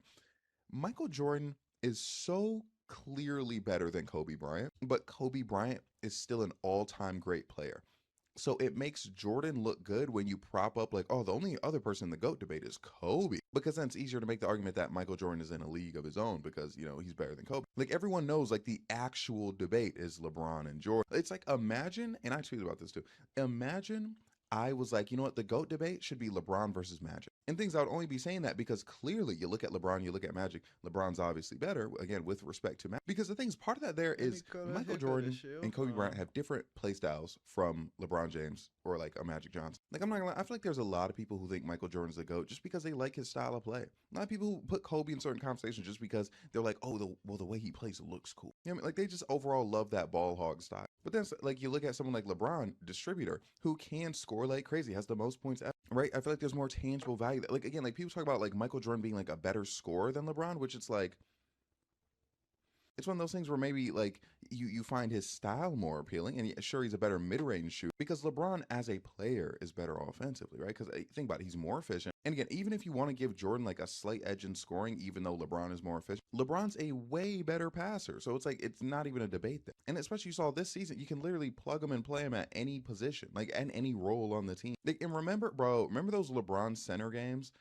Bro, those were so crazy. And that's personally, that's something I value. Okay, I feel like if we're talking about the GOAT, you got to have some versatility. And sure, Michael Jordan's versatile. I'm sure he could play point guard. I'm sure he could play small forward, maybe even a bit of power forward. Okay, actually, in that day and age, I don't know, but like now, probably. But I wouldn't dare put him at center.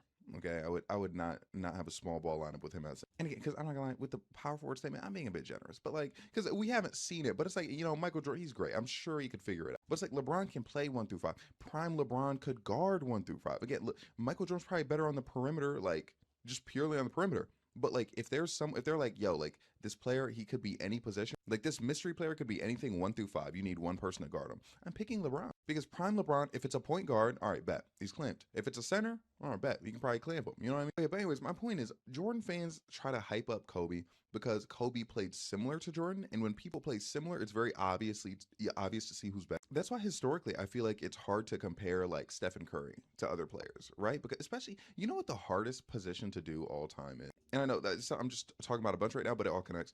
Like, I feel like center. It is so hard to have centers in all-time discussions because their play style is so different. Like, genuinely, how do you compare Michael Jordan or LeBron to Kareem Abdul-Jabbar? Like how do you compare him to Shaq, right? Like, they're just such different players. And I feel like that's why Wembanyama is getting so much, like, future GOAT hype, because he has all the abilities of, like, a guard at that position. You know what I mean? But again, think about someone like Curry, like the play style. Like, imagine comparing Curry to Shaq. Like, that would be insane. Like, how do you do it? And the thing is, that's the problem. I feel like people don't know how to compare with, which again, do any of us? No, not really. But like, this is all subjective in the first place. But it's like, people don't know how to compare like these different play styles. So then they go to rings. You know what I mean? They go to career accomplishments, right? Like, that's how people do like Steph Curry versus Shaq or whatever. Because it's like, they're both the best ever at like 2 different things, but like 2 extremely different things. So it's like, how do you compare, you know, Shaq's inside dominance to Curry's 3-point shooting dominance, right? And it's like, you can't really, and it's like, how do you compare a center's defense to a point guard's defense? Like, you kind of can't do it. Like, it's kind of impossible to do it, right? But it's like, I feel like more admiration should be for people who try, for people who like try to quantify it, right? Rather than just default to the ring.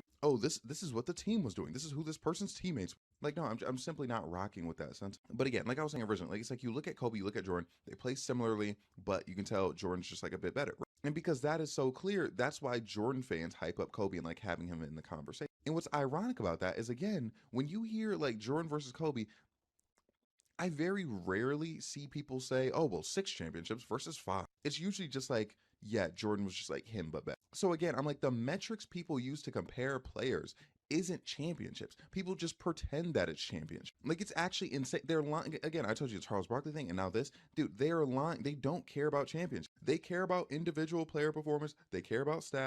Except when it's LeBron, they try to use winning, use team accomplishments to kick him out of the discussion, because they know if we actually look at the stats, accolades, he's clearly better. Like, again, we're talking about a pass first guy who scored the most points ever in the league. And then people talk about longevity, and it's like, he passed Michael Jordan in scoring when taking less shots. Oh yeah, and that's the other thing about LeBron, okay? Because again, I'm talking about the playstyle thing. There was that one like infamous thing where he's like, oh yeah, if I took 37 shots in a game, like I could easily get like 60 or something like that.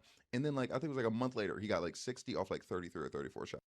I know he got 60 off like whatever shooting he said that he could get 60 off of, but I forgot what that number was. So to me, it's more impressive that LeBron could have played like Jordan and Kobe, but decided to play a better way of basketball, right? Like, man, like I could go around, you know, shooting over double teams, like, oh, like, you know, punching my teammates or whatever. but I'm actually better than this. So let me do What? better than He this. didn't Bro, even- top scoring all didn't time, even top allude 5 to in that. assists all time. He's either like 3 or 4. Like, bro, I don't know how you argue with that, genuinely. But again, my main point is Jordan fans, as usual, lying, moving the goalposts, gaslighting, and just being straight delusional. With that being said, oh my God, with that being said, bro, wish me luck, bro. I feel so physically like just awful right now. But with that being said, thank you so much for watching the video. Like, comment, subscribe, everything I have to say. I'm so sorry, and I love you. Have a great day, night, evening, morning.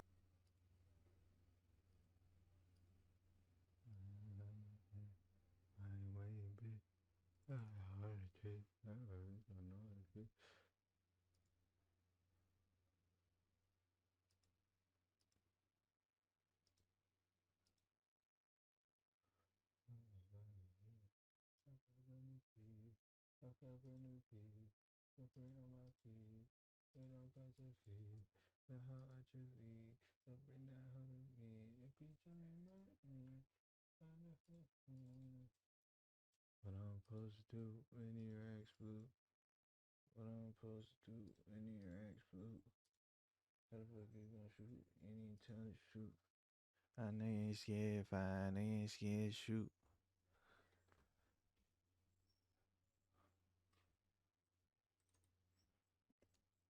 But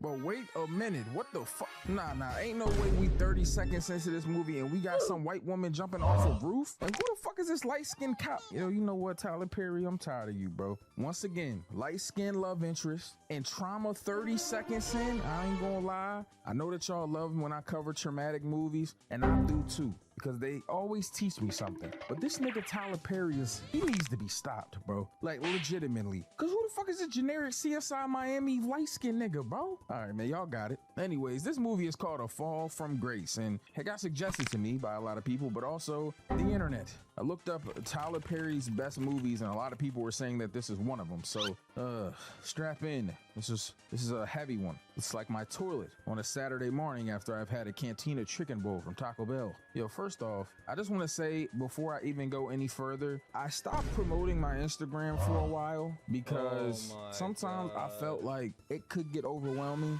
but I'm not gonna lie to y'all. He's feel lying. like I should start promoting it He's anyway. been promoting it the because I past feel 10 as if videos I or want to try to something. like step into being more of a personality and not just this faceless guy that makes funny content, I guess. So in order for me to make that crossover at some point, I feel like I have to have a brand. And anyways, Okay. long story short, I guess I'm take going to it mention back. I have Instagram again. This is better than the last video. He was talking about the hoes, bro. And if any of you guys or gals have ever wondered what I look like, well, the link is on my YouTube. It's in my pinned comment and description as well. So come say hello. Don't be shy. And you're probably going to be very disappointed, not in what I look like, but more so the fact that I'm just a regular ass guy on Instagram. I don't be doing any silly shit over there. I just be doing nigga shit, bro. Anyways, let's get back to this movie, bro. So this character right here is our main character. You know what I'm saying? She's an attorney and she works for the public defender's office. I'm gonna be honest with you, public defenders are terrible. They don't do anything. And I mean, if you ever get in trouble for anything, don't get no fucking public defender, bro. That's all I can say. I had one case. They asked me if I wanted a public defender, almost vomited in my mouth because you got to be out your fucking mind. But anyways, her name is Jasmine Bryant.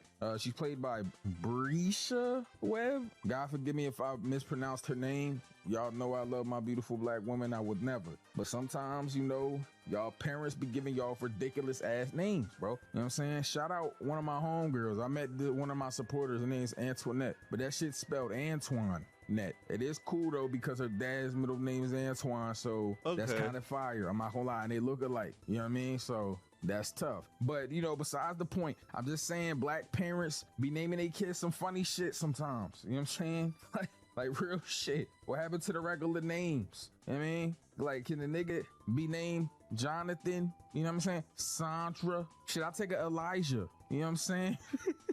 All right, my fault. Welcome to my TED Talk. Anyways, our other main character in this is Grace Waters. She is being charged with murdering her husband, and Jasmine's job is to get her to sign a plea agreement that was given by her boss. Her boss is Tyler Perry. Yep. Fucking Tyler Perry playing the douchebag boss. Anyways, she also has some friends. Tilsa, I think is what her name was, and Donnie. Yeah, they also work with her, and they don't want her to plead this out. They want her to be a fucking attorney to try the case because this woman, Grace, has no priors. You know what I mean? Nothing on her record. She feeds the homeless and shit. Like, come on, bro. Got a son. But Jasmine ain't trying to hear that shit. You know what I mean? They even talk about it when they were at her crib. Oh, by the way, the light-skinned guy's name is Jordan. What a fucking light-skinned name. Anyways, they at the crib, bro, talking about, man, I just feel like you always just playing shit out, man. Like, why don't you try to, I don't know, work the case? Aren't you a fucking attorney? What do you mean, work the case? It's simple and closed. She confessed to murdering her husband. So she's gonna get a plea agreement, and probably get life in prison. I mean, I could try to get her maybe 15 years or so. She doesn't have any prior. 15 years? Man, you don't even know if she did this shit. Like, did you look at the circumstantial evidence to see if she even did it? That's what I'm saying. Like, y'all don't even be giving a fuck. Oh, Donnie, this is why we don't ever get invited anywhere. Fuck. Now, that night, Jasmine, she's in bed with Jordan, doing some crying and shit. You know, telling Jordan how she doesn't want to be a lawyer and this is too much. See, Jasmine always does this thing. When life gets too hard, she kind of just runs away from it. You know, they say when life gives you lemons, you know what I mean? You gotta make some fucking lemonade with it. Shorty, she sees lemons and then runs away like they all got fucking switches. The next day at work, she ends up running into Malcolm, Grace's son. Now, Malcolm is convinced that his mom didn't do it, as any son would probably be convinced. No one wants to admit that their mom's a fucking murderer.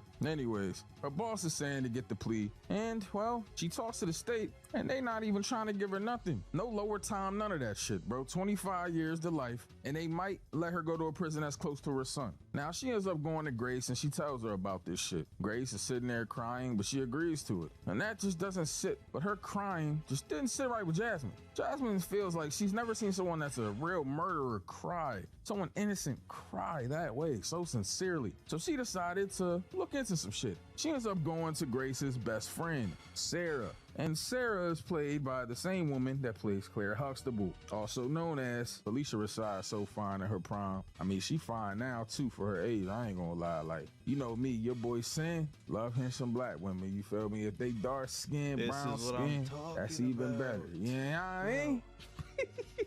Y'all be mad at me in the comments, yo. Y'all be like, yo, Shane, come on, Shane.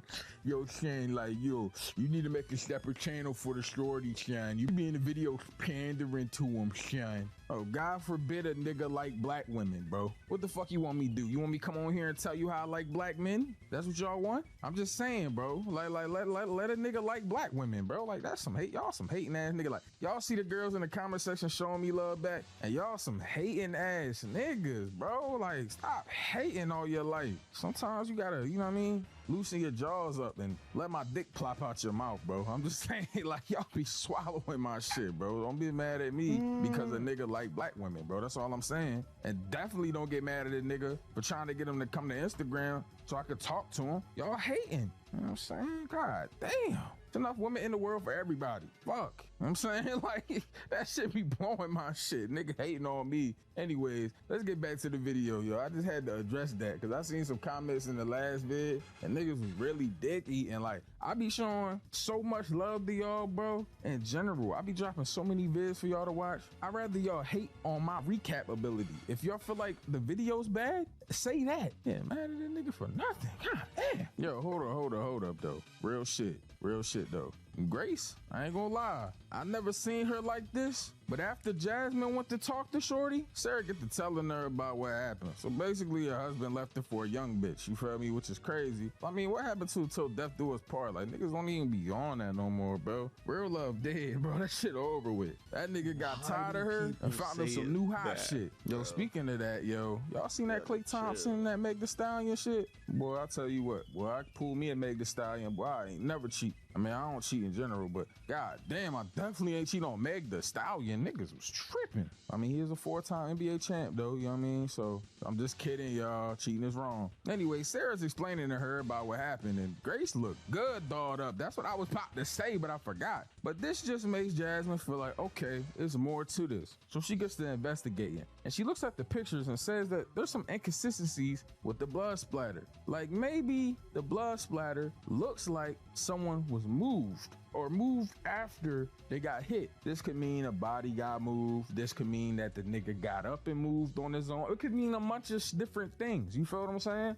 So she goes to tell Tyler Perry bitch ass this, and of course he don't like it. This nasty ass wig on, bro. Take that wig off, bro. The fuck? Nigga got the Cedric the Entertainer wig on. Anyways, so she pulled up back to the prison to talk to Grace. Now, listen, you know, there's a plea agreement, but listen, okay? And before I give you this pen, let me show you this picture. Oh my God. Who have you been talking to? Your friend Sarah. What did he do? Just tell me, please. Oh my God. Heels. Oh, Heels. Like that day was terrible. I don't know why I remember Heels specifically, but I just remember I've been going through a lot with my other husband, my ex one that left me for that young bitch. She was bad though. God dang. Anyways, I went to work and everything felt so normal that day. Sarah had told me about that art exhibit and she gave me the flyer to go, so I did. And you know, after work I got there and there was a bunch of gaudy ass white bitches in there, and then I ran into him.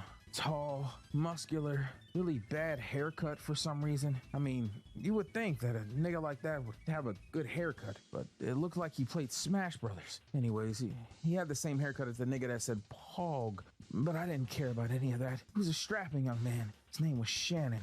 Now, Shannon, we had a conversation and everything felt so great. Damn, bro, you kind of bad for your age, shorty. What the fuck? I mean, sorry about that. My bad. You know, sometimes, you know what I mean, I'm young and strapping, so my motherfucking manhood just be talking to me. And shorty, I ain't gonna lie, you standing in this light and shit?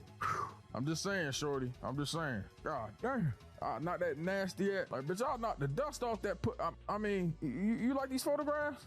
Yeah, I think it's a girl that takes them. How you know it's a girl? Well, the name's Shannon, and also, I mean, I feel like these are intimate pictures, like you'd have to be a part of the tribe or something. Man, bitch. Hold on, my fault. Let me take this young man away from you real quick. I just need him for 1 second. Hey, everyone, this is the photographer, Shannon. Yeah, Shannon, the one that took all of these pictures that's not a woman. So after that, baby, I thought that, you know, I looked fucking stupid, so I dipped up out. Had to slide up out of that bitch. I went to work and he left me a note with his number on it. You know, I didn't call him for a couple days, but eventually I did, and he asked me to go to dinner. So I agreed. It's been so long since anyone's asked me to do anything. Now I went and, well, how did you find me? Man, bitch, you on LinkedIn, Yellow Pages? Shit, your old MySpace account got your address on it. You only friends with Tom on there, by the way. That's kind of creepy, but whatever. Shit, first off, I'm just glad I did found you. You know what I'm saying? No, but why me? Like, see, this is what I understand about you motherfucker hoes, man. You always talking about, why me? Why me? Man, you should be asking yourself, why not me? You know what I'm saying? Like, shorty, look at you, glistening, dark skin, beautiful. I like the way the moonlight just, you know, shine on every little wrinkle you got on your face. You like a sexy raisin, you know? Like a fucking delicious date, or a fucking a pretty prune or something, you know? Yeah, I guess. Anyways, why don't you just fuck with something young? Man, I'm trying to fuck with them young hoes, man, but you know them, man, they be out here on that dumbass shit, that 6'7", like, man, that shit dumb as shit. I'm saying, I fuck with Skrilla, but that's besides the point, man. I just feel like, you know, nowadays, I need me something a little older, you know? So we kept talking, and, you know, I explained to him that I was divorced, and now he fucked on some young hoe, and then we started drinking wine. And we stayed in that diner until about 2 a.m. and he tugged at me and he got in my brain, which is the quickest way to get to my heart. He was on his way there. I didn't even want to leave the diner that night. I wanted him to take me home. I wanted him to have me. Damn, you kind of looking real fine right now outside with this moonlight and shit. Movie, you know, I know, you know, we've been in there for hella long. Is that what this the is? Night about to end, but I sure would love to go take a nap at a nice young lady's crib. Oh yeah, that would be nice, I guess. And hopefully you find someone that you could take a nap. Yeah, I would really love to go to somebody's house and lay down that is right here in front of me. Oh man, okay, that's driving a silver compact SUV. I would really like it. Can I have some pussy? So I ended up leaving. I was afraid. In my head, I kept asking myself, why me? Why? Like he wanted something. But then I repeated to myself what he told me. Why not you? Maybe this was the love of my life. The man that I had been praying for since my husband slept with that young bitch that was a stripper. Damn, she was bad. Well, I don't think that any of this is weird, Miss Grace. I think this is normal. You know, it's human. It's a beautiful thing to love.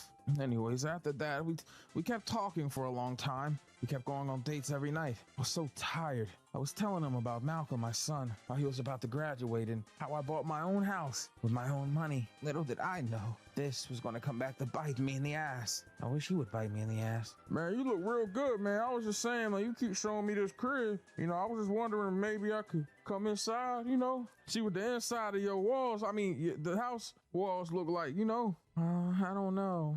I don't think so. Damn, so you really not gonna let me in though? Like real shit? Damn, yo, that's crazy, man. I just thought, you know, that's tough, man. So you're not gonna let me in? Just for a second. Just, all I need is 3 minutes, bro. I swear to God. No, I don't think that's the right thing to do. Oh, man. All right, then, mate. Let's see you tomorrow, then. Same time, different place? You like French? Oui. Oh, bonjour. You know, pizza. What? That's Italian. Well, whatever, bitch. I was so tired. I kept going and staying out with him and then going to work early. I was falling asleep at work and shit. I dozed off one time and my boss thought I was on that lean. He even went to church with me, even though he didn't like it. You know, every single time I would feel like maybe I'm going too fast, Sarah would just tell me I wasn't. She was really rooting for us. And then one day he took me to this field with the fireflies and he proposed to me. Grace, I just want to know if you'll marry me, man. You shine like these motherfucking fireflies in this forest. I mean, it's not really a forest, it's like a meadow, but you know, whatever, cuz. I love you. All the wrinkles. And then after that, I went home and I rode him like a stallion. No clay. He took pictures of me all the time. Yep, 4K. A lot of pictures. I used to think that he was on some freaky shit, but you know, whatever. Sometimes people just need some inspiration. Now, Grace at this point has told this story and she doesn't really want to continue because, well, Jasmine, she's never tried a case ever. She doesn't win cases. She just takes them and gets fucking plea agreements. And you know, honestly, I don't blame her.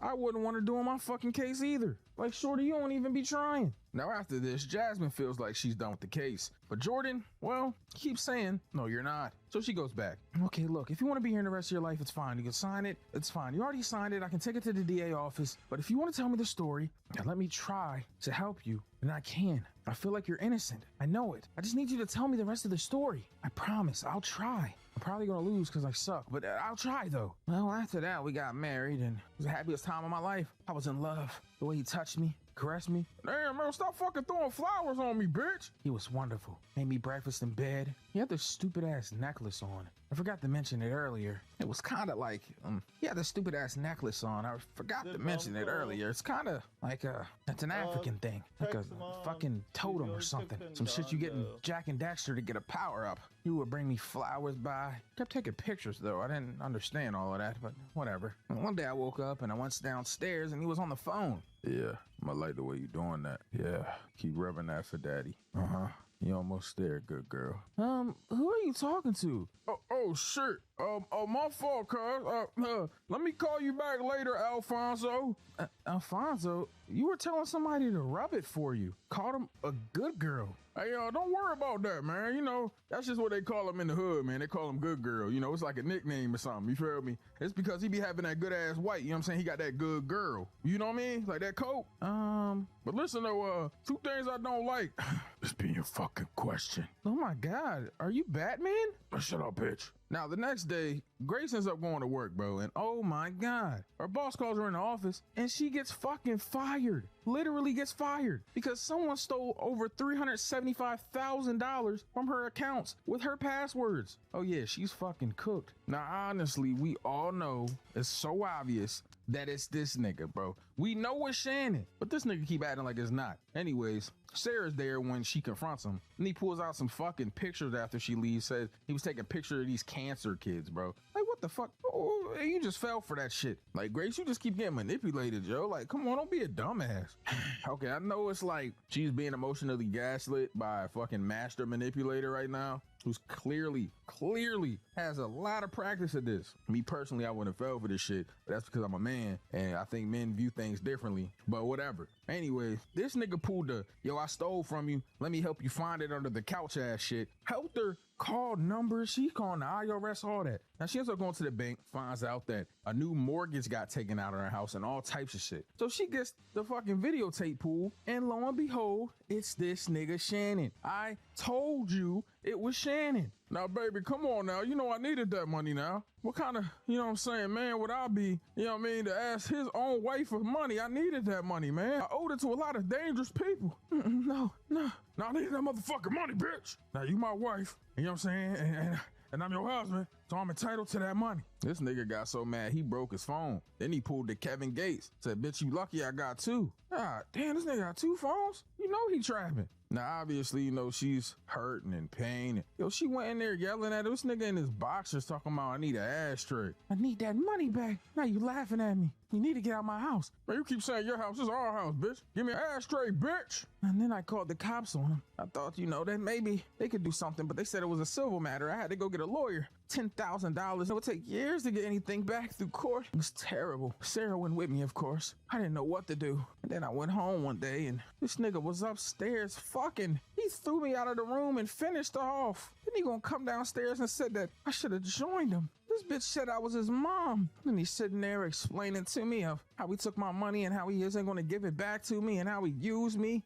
So I did it. I smacked him in the head with a bat. I took him and I threw his body in the basement. And then I just drove. And eventually I called Sarah and told her what happened. But when I got back, the body was gone. I don't know what happened. So then Jasmine goes to talk to Sarah. And Sarah says when she pulled up back at the house that Malcolm was leaving and the body was gone. And she thinks that Grace is trying to protect Malcolm. Well, this throws a wrench in the case. Now she goes to Donnie and her friend Tilsa, and she needs them at her house so they can try to build a case for him. She tells Tyler Perry's bitch ass that she's going to try the case, and obviously he wants her to sign the plea agreement because he's fucking terrible. Now she goes back and begs her to go to court. Tyler Perry shows up trying to make her sign the plea agreement, but Grace decides to go to court. They go home that night and they try their best to build a fucking case, and the next day court starts, and also the open arguments. Now this black bitch right here hit this innocent black man in the head with a bat. Now you are probably thinking to yourself, how dare she do that to this man? And I know a lot of y'all are probably siding with her, especially after that Meg and that Clay shit,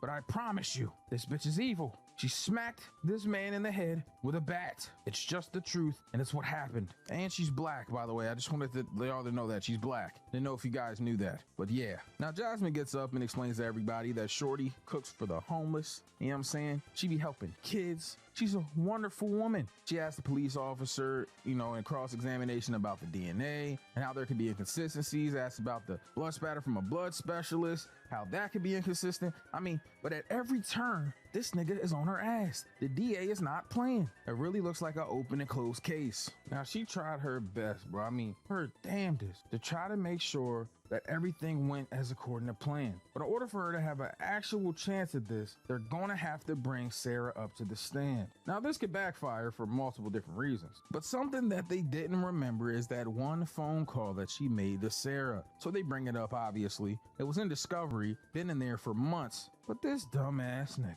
forgot to put it in their case.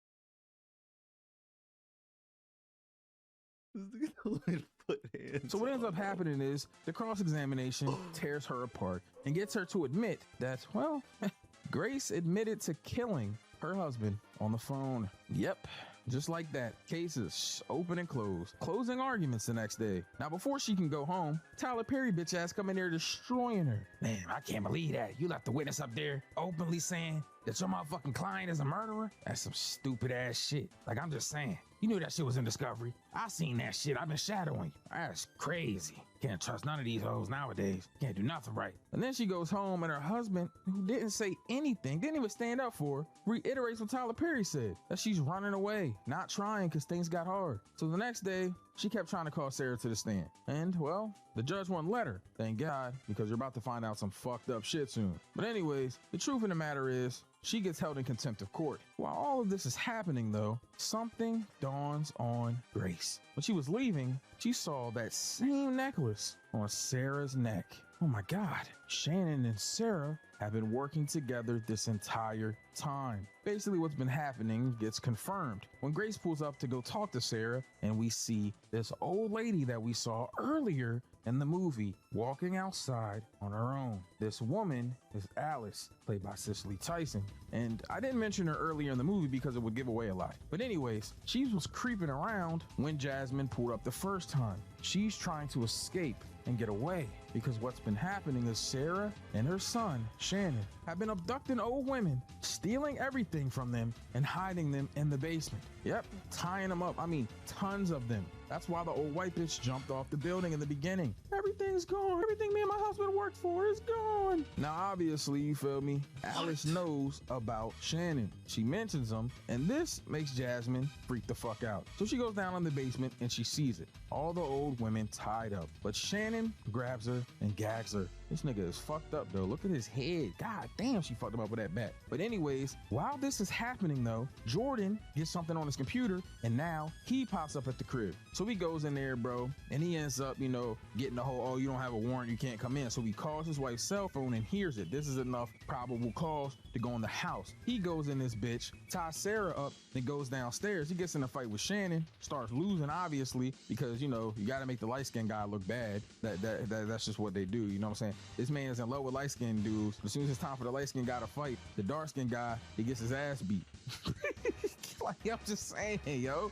That should be crazy. Like, fuck, you know what I'm saying? Fuck that he light-skinned and shit. You know, I'm on some hating shit. And I'm not on no hating shit because I'm a light-skinned nigga, you feel me? But I'm just saying, like, why niggas gotta act like light-skinned niggas can't fight, bro? I be hating that shit. And when I beat you the fuck up, don't be mad at me and be like, yo, I thought he couldn't fight because he light-skinned. Motherfucking wife had to come downstairs and save his ass. Anyways, obviously, they find out the information about everything and Grace gets acquitted. We find out they've been doing this shit the whole fucking time. Sarah is terrible. Fuck her.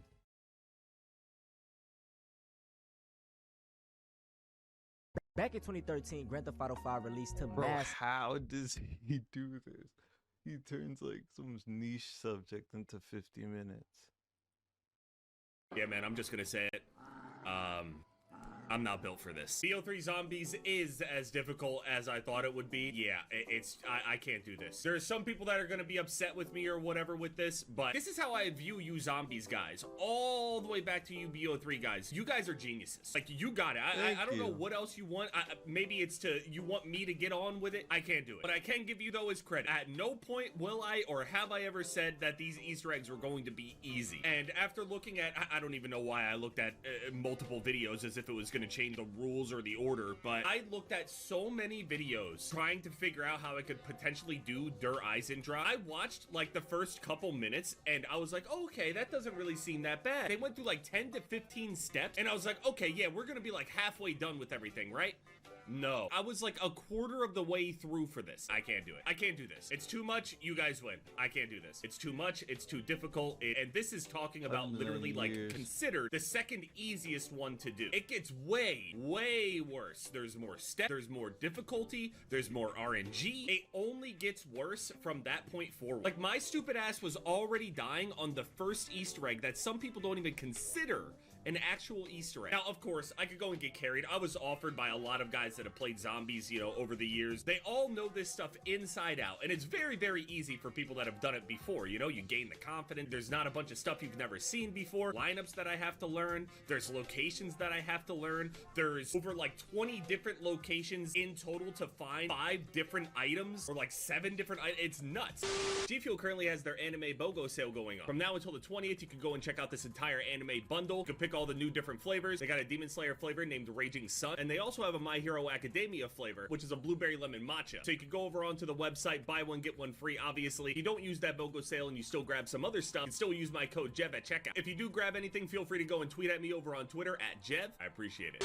I'll be thinking that I'm following it, and then they'll throw some out there, completely throw me off. I picked some of the shortest videos I possibly could, the longest videos that I possibly could. I'm sorry, I give up. I've been defeated by quite a few challenges out there. You BO3 Zombies guys, I do not have enough passion for this. Oh yeah, by the way, I'm God of Destruction on Tekken 8. God of Destruction Yoshimitsu. I'm a top like 700 Yoshi player. When I checked, when I ended up ranking up anyway. This season, the climb is a little bit easier, but I mean, you don't end up in God of Destruction by accident.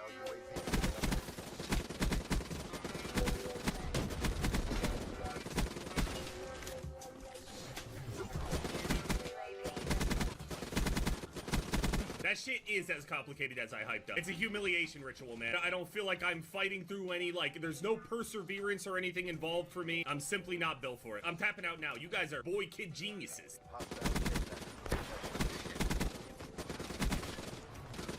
There's like this anti-gravity one where you have to like run on the walls in a specific order and like run on the wall without touching the floor and shit. It's like, okay, like mechanically I can do that. How the fuck did people even figure out the order? And all of the videos I end up watching, I swear they're doing something different. I'm too stupid for it. It is what it is. There's I'm too no stupid. order. My brain just doesn't. You just can't touch the floor.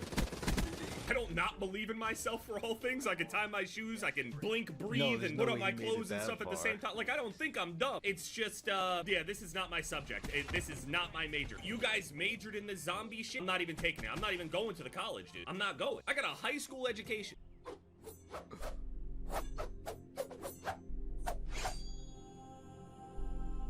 Why don't I have VO3 downloaded on PlayStation? It's so hard to watch these celebrations on this game. I swear I don't remember picking that celebration. 007 is out in like a week. I could make a video on that or whatever, but then after that, what is there? Summer Game Fest is in like little more than a week, like 2 weeks or so after 007. Summer Game Fest is rumored to have some stuff. Oh, also those rumors about GTA and stuff, having the pre-orders go live and supposed pre-order leaks and all that. I don't really remember what's gonna be at Summer Game Fest though. I also think there's an Xbox game showcase that same weekend. I think Summer Game Fest is on the 5th through the 8th. Everybody only cares about day 1, I'm pretty sure. It goes through the 8th or whatever, but on the 7th, there's supposed to be an Xbox game showcase, I think, with like a Gears of War E-Day thing, but I don't really care much for Gears. I tried playing a little bit of Gears. It was like a beta or something. Dude, I got slammed. I was never good at Gears, though. It's a pretty hard and pretty unique game. UFC 6 is in a few weeks. I thought about getting back on the UFC 5 and then just like trying to get some KOs or some shit like that, get warmed back up. Dude, everybody knows this already, but I use a lot of like Dark Souls stuff on the Requise edits. I basically just get a bunch of Requise knockouts and then just like blare a bunch of bullshit and scream. The great thing is, though, since the last time I was doing Requise stuff, Night Rain didn't come out yet, I'm pretty sure. My plan is to look through all that Night Rain music. I could think of so much good shit. The music from Libra. The music from Libra alone in like phase 2, the final phase music, it's nuts. Oh, I can see it. It's pure chaos. Dude, my team is getting slammed. I am not spawning into this. UFC 6, I want to do a whole career mode and shit. Who is voting Exodus? This map sucks. I really didn't think that I would ever end up making it up to God of Destruction. I mean, maybe after a good amount of time, but in total, I mean, I got like a couple thousand games played, which is definitely a lot. I feel like, though, like, because I learned how to play something like this at, I guess, decently high level. North America isn't really the best region or anything, but I feel like that would make other fighting games much easier to play. I'm wondering if I'm going to view UFC, like UFC 6, for example, differently. It's not really a balanced or like, quote, real fighting game, but it does have its own systems and frame data and other things like that. So I'm curious if I can like leverage that experience that I have to do even more heinous things to people on Requise. Like, I was already moving in and out, bobbing and weaving, dip, duck, diving, and all that shit. I try to get decently clean with it. Other times, though, I'll just walk people down and just swing, and they just don't know how to handle it. I'm almost done with the ARs that I need. I haven't really been concentrating on this super hard or anything. My confidence is much different than when I was playing UFC 5. My thought process, all that shit, it's all entirely different. VO3 right now?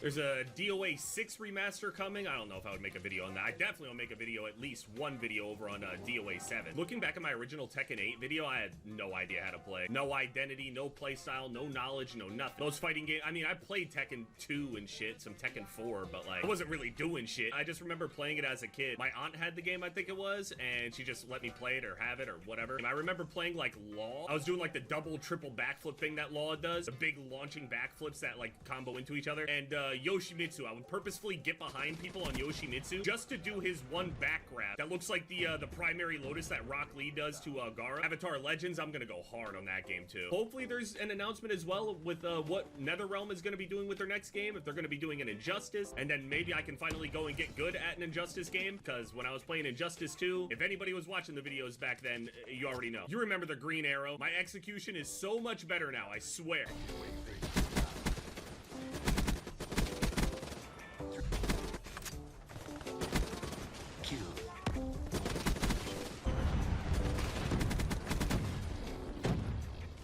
game still feels super weird to me. Anyway, you get the gist of it though, guys. I'm sorry to disappoint you. You guys are genuine. You can be disappointed in me, sure, yeah, I'll accept it. But no one's more disappointed in me than myself. That said, I'm looking at this the same way that I did. I straight up did not go to college. I'm not gonna go to college now for zombies. It's not happening. I will do anything before I go back.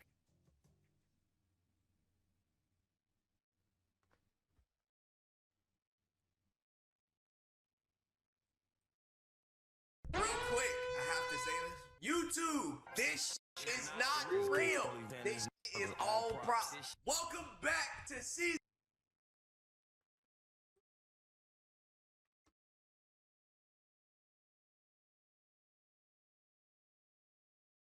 In a world full of mobsters, money, hoes, codeine. I need to.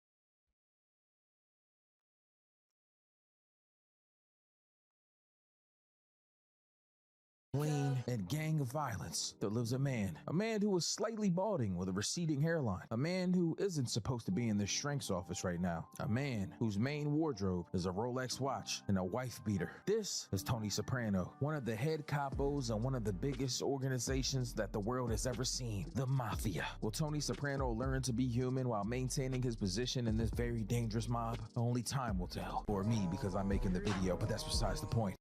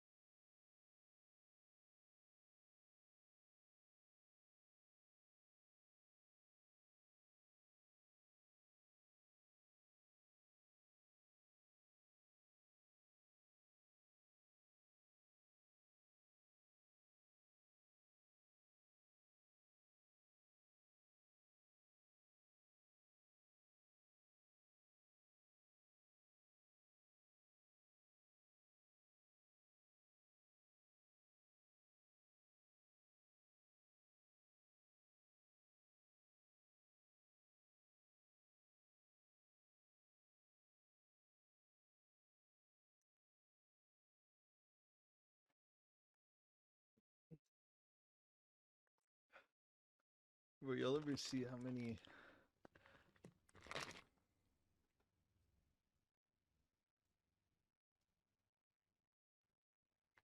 Y'all ever see how many lifesavers you could fit around your shit, bro?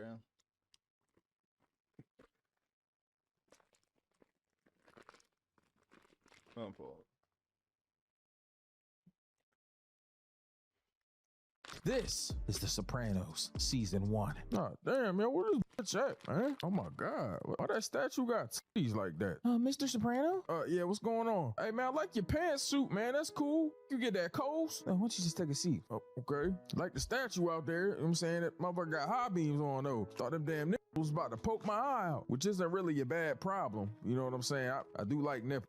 What? Anyways, your Dr. Cusimano said that you needed to be here because you were having panic attacks. I mean, they sent me here because my blood work was normal and I passed out. Okay, so you don't think you had a panic attack? I mean, I don't know what happened. 1 minute, I was about to get on the hub, had my dick in my hand. Next minute, no, wait a minute, that was Saturday night. Anyways, it was like a regular day. You know, I woke up, went got the newspaper, but sometimes I feel all dark and depressed, you know, like that life is just something I happen to come in on the tail end of, you know? I think about my dad a lot. That nigga used to get paper back in the day, but he ain't never reached the heights that I did, you know? Big ass house, wife with a nice ass. I mean, her ass is okay, you know what I'm saying? It ain't crazy. My dad did what he could, though, you feel me? Is your dad, is he in the mafia? Bitch, what the fuck? You been playing too much Grand Theft Auto, bitch. Mafia don't exist, man, but, you know, me, him, my granddad, we in the disposal business. You know, garbage trucks and shit. Pick your trash up on Thursday, kill your husband that's beating you if you pay us enough money. You know, stuff like that. Now, at this point, my man Tony Soprano is just telling Dr. Melfi about his day, how he got up and was spending time with his kids. By the way, let me run through the characters real quick. This is his wife, Carmela, but he calls her Carm a lot. She's actually a really good wife. Some people give her a bad rap, you know, say that she's too tough on Tony, that she's too mad about things. But when you put it into perspective, Tony is literally a manipulated cheater. So, you know, it's like the whole Sky and Walt thing from Breaking Bad. Don't be hard on Carm. She's a good girl. Then you got his daughter, Meadows. She's cool, I guess. Like, she has her moments, I'm gonna be honest. And I don't hate Meadow. She's always speaking her mind, speaking her truth, and she's not afraid to tell people how she feels, which I respect. This is Tony Jr., Anthony Jr. Anthony's kind of lame. I'm gonna be honest. I don't have much to say about him. This is Meadow's friend, and this is Tony feeding ducks. These ducks are gonna be very important to something that happens to him, more so internally, like on a psychoanalytical level. I'll get to it. I'm not a therapist. He usually gets picked up by his nephew, Christopher Maltasanti. The GOAT! I'm gonna be honest, this dude, Chris, is truly a GOAT, bro. I'm gonna keep it a band. Like, way later, you know, down the line in different seasons, he's more so goated, but he's pretty goated early on, I ain't gonna lie, bro. One of my favorite characters for sure. Anyways, they're driving and they end up seeing this doctor who owes him some money.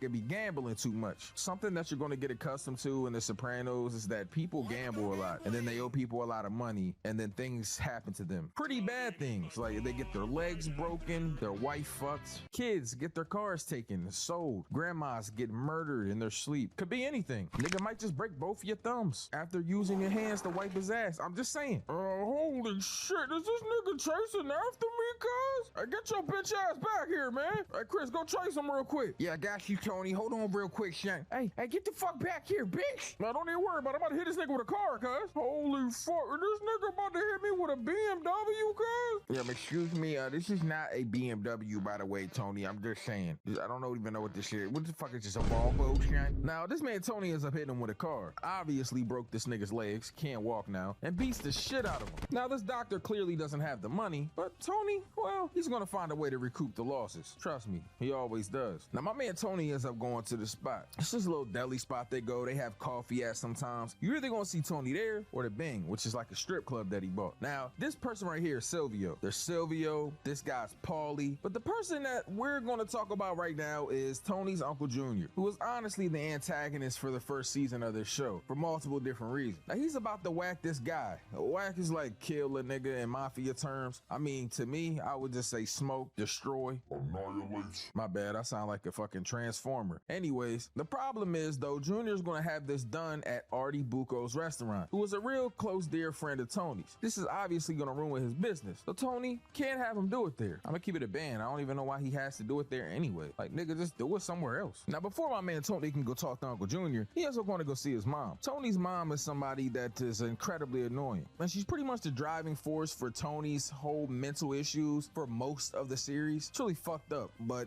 Tony has mom problems. Anyways, he goes to see her and ends up bringing her a radio and some stuff to listen to music. But Tony's mom, she's not doing that great. She's old, she's kind of senile, but they just be ignoring this shit. I don't know why. People always ignore their moms and their dads until something terrible happens in the house. Like, oh no, my mom and dad's fine. And then out of nowhere, they end up letting 2 boxes of TNT go like they're in a fucking Minecraft game. Oh, I blew the house up. I don't know what happened. One minute I was here present, the next I was trying to blow a creeper up. Now my man Tony ends up going home and it's his son's birthday party. He gets there and everything is going swell, except the ducks. Well, the ducks end up flying away. They fly out of the pool, which is symbolism for the ducks.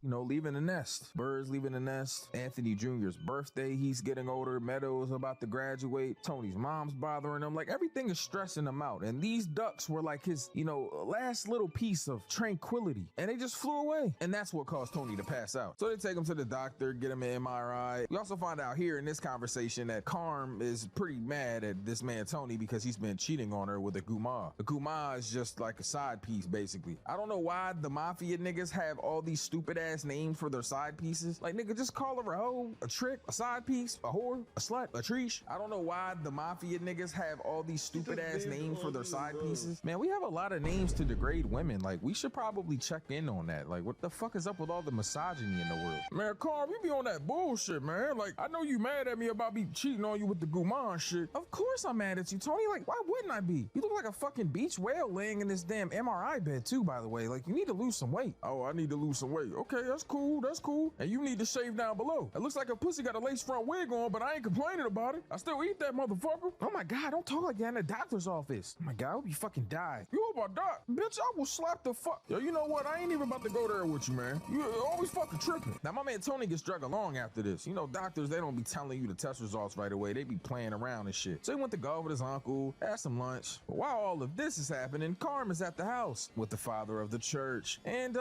they got this really weird relationship. Like, it's kind of like they're not fucking, you know, but it's like they want to. I don't know. It's weird. It's really, really weird. And I feel like every time there's any type of holy person from a church, bro, they always be on some strange shit, bro. I don't know what's up with them. Anyways, they at the crib and Carmen's up hearing some noise. Well, we find out that Meadows snuck out of the house and then this bitch ass nigga Anthony Jr. locked her window, so she would have to try to jimmy it. She ends up getting caught, and because of this, she can't go to Aspen with her friend. This obviously is, well, pissing her off. It's what Anthony Jr. wanted the whole time. He's always doing this shit, bro. He's just a fat ass, lame ass, snitch ass nigga, bro. I'm sorry, but it's the truth, bro. He's kind of trash. Anyways, so back at Dr. Melfi's office, Tony's trying to explain to her that these anxiety attacks aren't something he should be worrying about. He has much bigger fish to fry. Ooh, fish fry. We should have some catfish right now. So, Tony, do you feel depressed? Man, hell yeah, man, since them damn ducks left, you know? Oh, the ducks that left and then you had the panic attack? Man, hey, fuck you, bitch. I like them ducks, man. You feel what I'm saying? Donald Duck, Daffy Duck, Darkwing Duck, the Mighty Ducks. You know what I'm saying? Like, I fuck with all ducks. That one game, Duck Hunt. You know what I'm saying? Like, I fuck with ducks, cuz. Now, Tony gets mad. He ends up storming out. See, Christopher, the other day at the deli, he ends up smoking a nigga named Emil. This is something obviously Tony wanted to happen. So he had him sniff some coke and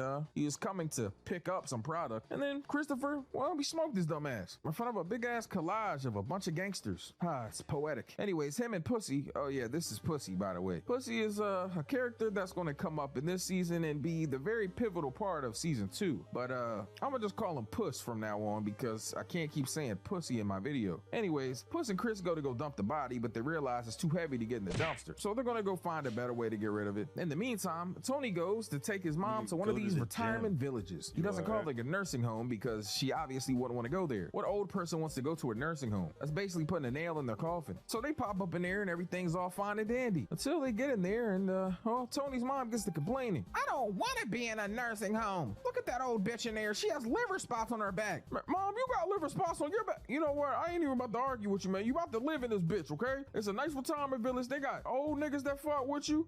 Maybe. Well, they probably aren't gonna like you because you're ugly, but that's besides the point. You staying here, bitch. No, I am not. And obviously, Tony gets stressed out because, well, his mom stresses him out. So he ends up passing out again. And right back to Dr. Melfi we go. And Dr. Melfi ends up putting him on Prozac. And this is the start of Tony Soprano's journey with medicine. Now, after he leaves, him and Chris go to talk to Hesh about this doctor that isn't paying the money. Hesh says that he doesn't have it, and there's nothing he can do about it. So Tony comes up with the idea to get him to pretty much put these false things in so people's HMOs will cover it and he can get the money back through insurance claims. This is the start of Tony's fraud. He does this a lot with people. He gets them involved in some stuff, they can't pay him, and then he pretty much runs everything they know into the ground, ruins them. Now, Tony and Hesh also discuss how to get through this Artie Bucco situation. Well, Hesh tells him that he should tell Artie that he needs to get out of town for a little bit, and then basically have the hit happen while the restaurant is closed. This seems like a good idea, so he goes to give him some tickets for a cruise that he got through comps. Yeah, comps.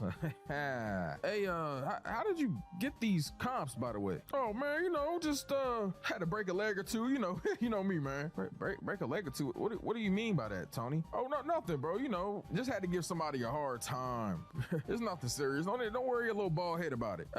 Excuse me, nigga. You bald too, bro. Your hairline's receding. It looks like a midway sunset on the top of your head. Hey, fuck you, cuz. Now, Artie goes to talk to his wife about this, but his wife literally hates Tony. Anyway, she obviously says that he has to get the tickets back because she doesn't want to get involved with mobsters. Hesh ends up meeting with the doctor, you know, the one that owes money. He tells him that he's going to have to put in these HMO claims. And if not, well, and he takes him to this big ass bridge with a bunch of jagged rocks and a waterfall. This place is also going to be somewhere that they take people a lot to intimidate them or to murder them. I honestly don't know why, but that's just what it is. Now, you know that you got to do this for us, right? But what do you mean? I don't have the money. Yeah, we know you don't have it. That don't fucking matter to us. But I just, hey, how about we go take a walk down there, you know, go see the rocks. You know, I heard there's piranhas in that water. Right at this moment, this man Pussy throws an ice cream, and he just watch it go. Shit looked like a fucking nuke was falling. Well, the doctor realizes that the ice cream truck that was there, it dips off, and this little kid that was on a bike also dips off, so you're fucking screwed. And because of this, he agrees to do the MRIs and get these fake ass HMOs started. What a swell guy. Artie ends up turning the tickets back into Tony, by the way. He's really pissed off about it, clearly, but his wife is being a stupid bitch. All right, maybe I'm being a little bit harsh about his wife being a bitch, but I mean, she's not being a bitch. I'm just saying. Anyways, after this, my man Tony ends up going to dinner, and he runs into Dr. Melfi. Her and her boyfriend at the time can't get in. They have a reservation, but they gotta give it to someone else. Thank God my man Tony came in there. Hey, Dr. Melfi, what's good with you, bitch? What's good with you, shorty? Hey, man, I've been on that Prozac, man. That shit been having me high as hell, bro. I've been mixing it with the liquor. You know, you told me not to drink with it, but I said, fuck that. You feel me? I'm also taking Percocets, and I also been sipping codeine and lean. Please help me. I need help. What?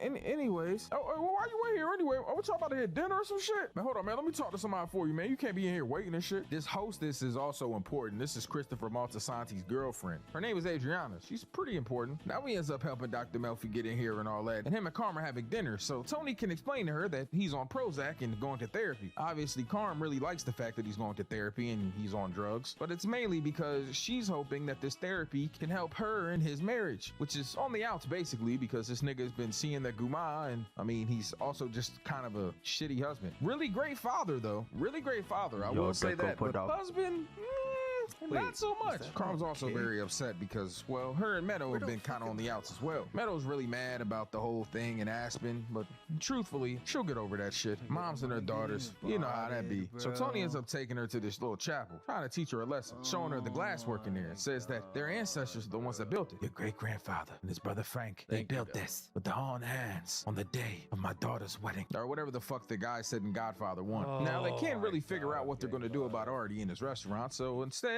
well, they blow it up. They make a fire. That way, they can't do the hit there. Artie's going to get insurance money and eventually open up another restaurant.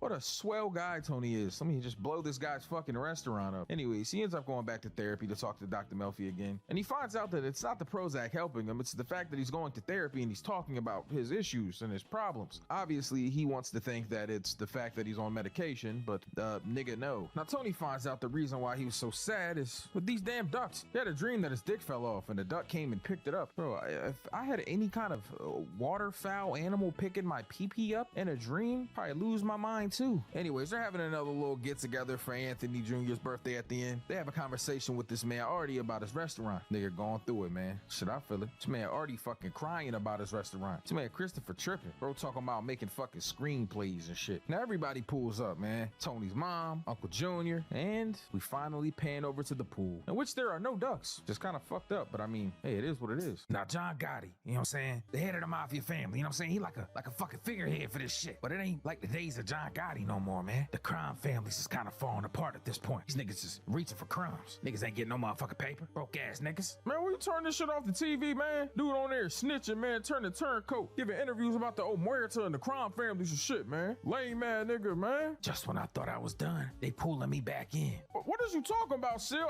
Hey, yo, nigga pulling you in. Now our episode starts off with a guy in a truck and he's getting robbed. Okay, well, let's find out what's in the back of his truck. It's a bunch of DVD players. You know, DVD players were $1,000 a piece back in the day, like before PlayStation 2 was a thing. Like, bro, they literally made DVD players $1,000 plus. Like, can you relax? Anyways, they end up robbing this guy, but the problem is he's connected with Tony and Junior, mainly Junior. So this is gonna be a problem. Robbing somebody that has protection from another mob capo, well, that's a problem. A big one. We also find out that Anthony Jr.'s teacher had his car stolen. This is something that Tony's gonna look into to get into the good graces of his teacher, hopefully to help my man Anthony Jr. out some. We'll find out if this is gonna be a good thing for him later on. Anyways, they're gonna take these DVD players to Tony and everybody. Yo, Tony, come on, son. Why can't you be nice to Brendan, son? He's a good guy, son. Man, he's a good guy. All this nigga do is fucking get high and hit on underage women. Like real shit. I heard he was trying to get with Meadow friend. Yo, come on, man. He's a good owner, man. Yeah, I don't give a fuck, man. He on that methamphetamine, though, man. I gotta call my mom. Hey, mom. Oh, look who called me. Now, Tony and his mom get to having a conversation on the phone, but in the midst of this, her fucking stove starts exploding. I'm talking about flames everywhere, bro. Found out that Tony's mom was playing my mixtape in there. Look at her racist ass outside looking at this post office lady. Like, yo, shorty, your house is on fire right now, and the only thing you can think of is being racist? Yo, that's how you know you a true racist, bro. Your life is in danger, and you still trying to be discriminatory against black people. Like, sheesh, old lady, do better.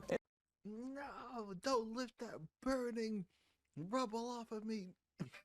Anyways, my man Tony is in the middle of doing something, so he sends Carm over there. Now, she called the firefighters, you feel me? They put that bullshit out. My mixtape. And Carm is trying to explain to his mom how she need to take her road ass to one of them homes. Like, shorty, I know that you don't want to go there. You feel like it's a nursing home. But come on, bro. It's niggas there your age. People that can help you if anything happened. People that would remind you that you need to take your medicine. All types of shit. But instead, you rather stay here and literally almost set your house on fire and be racist by looking at the post office lady outside. What a stupid bitch. Now, she in there doing her regular Tony mom thing. By that I mean she's a super big manipulator. I mean all she does is manipulate the situations all the time. Oh, what was me? My husband was a saint. Oh, you're gonna take me out of my home. Oh my god, everyone hates me. Like, bro, I'm gonna keep it a band. I ain't trying to hear that bullshit. Anyways, in the middle of this, my man Big Pussy all right, my fault. Anyways, she's trying to help Anthony Jr. by finding out what happened to a science teacher's car. So him and Paulie end up going over to this coffee shop. Then they track down the car to somebody that works here. Now while Carm is having this conversation with Tony's mom, Tony is at his therapist because he's losing his fucking mind.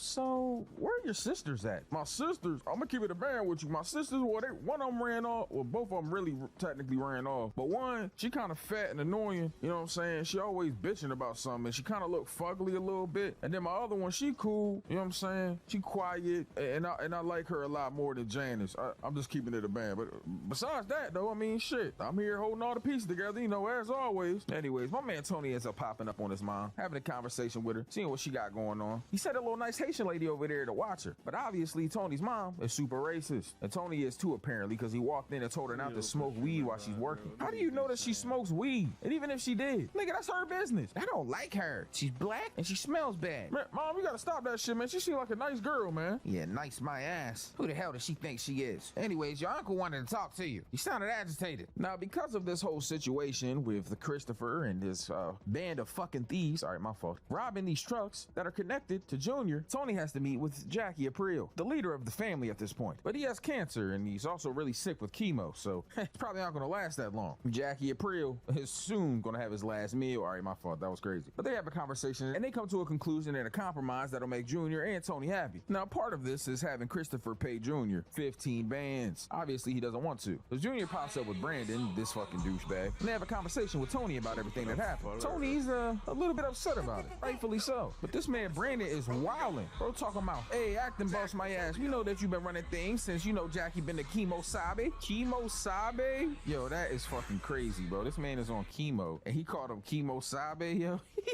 Anyways, back to the car, the science teacher. Yo, wait a minute, hold on. Nigga, is that Mike Epps? What the fuck? Now they pull up on this gay couple. They're apparently the ones that jacked this. And, well, they've had the car chopped already. So they make him go take the tags off of a car that's in the junkyard and then also go steal another Saturn. I don't blame him. I would have done the same thing. I'm just being honest. Now, after this man Tony's mom got to driving one of her friends home, bro. This dumbass bitch put the car in drive. Ended up running over her. Broke her wrist and gave her a concussion. Now, I'm gonna keep it a band with you. Knowing Tony's mom, I'm gonna be honest. I think she did that shit on purpose. I'm just saying.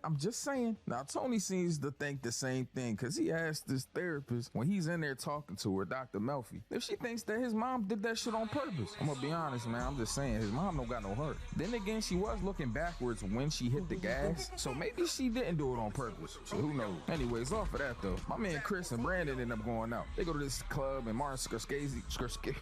All right, I ain't gonna lie, I can't pronounce that nigga name. I'm gonna keep it a band. Bro got one of them tongue twister ass names you gotta figure out on Wordle. Now they're having a conversation about Tony and how he been shitting on him. They find out about this other truck that's supposed to have these fancy ass suits on it. Now, you know, they've already been told not to hit these trucks, but unfortunately, they don't give a fuck. So they decide that they're gonna hit it anyway to earn their stripes. Kind of crazy though. But don't worry, my man Christopher comes to his senses at some point. Although, Brandon doesn't. This man Chris is like, man, what's the point of being a gangster if we not gonna follow the rules? It's rank and shit. There's levels to this. And sometimes you gotta listen to niggas. Understandably. Unfortunately, Brandon doesn't feel the same way, so they go rob the truck anyway. And yo, whoa. Yo, was that my nigga from The Wire?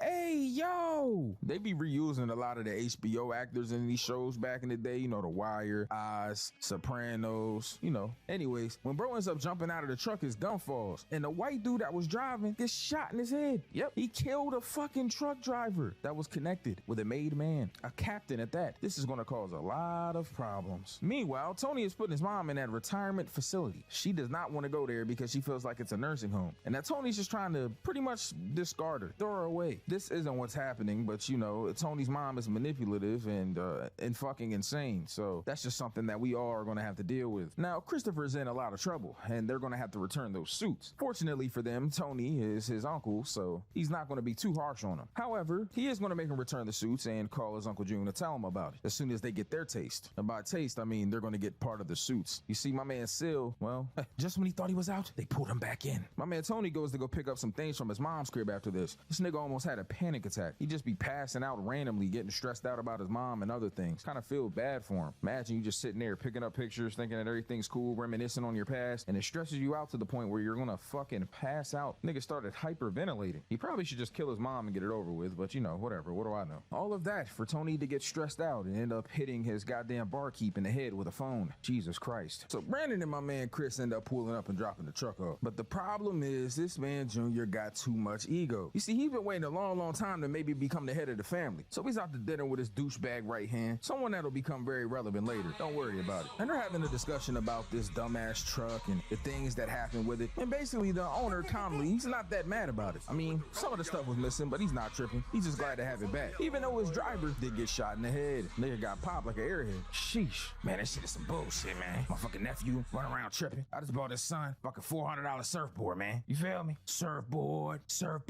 riding on that. You know what I'm saying? Like on some Beyonce shit. But boss, what are you talking about? Anyways, they end up gonna see the homie Jackie Aprile. See, he's sick, doing a lot of chemotherapy and stuff. His cancer's spreading and it's got a lot worse. Unfortunately for him, he has to talk to Al, at least until Tony and the homie show up. Now this man Jackie is in there, clearly sick, going through it with cancer. And here comes these douchebags trying to talk to him about work. Man, obviously he doesn't want to talk about work. This nigga's sick as fuck. So he tells him he's tired and naturally they leave. They're having this little issue with this Jewish guy. Oh Lord.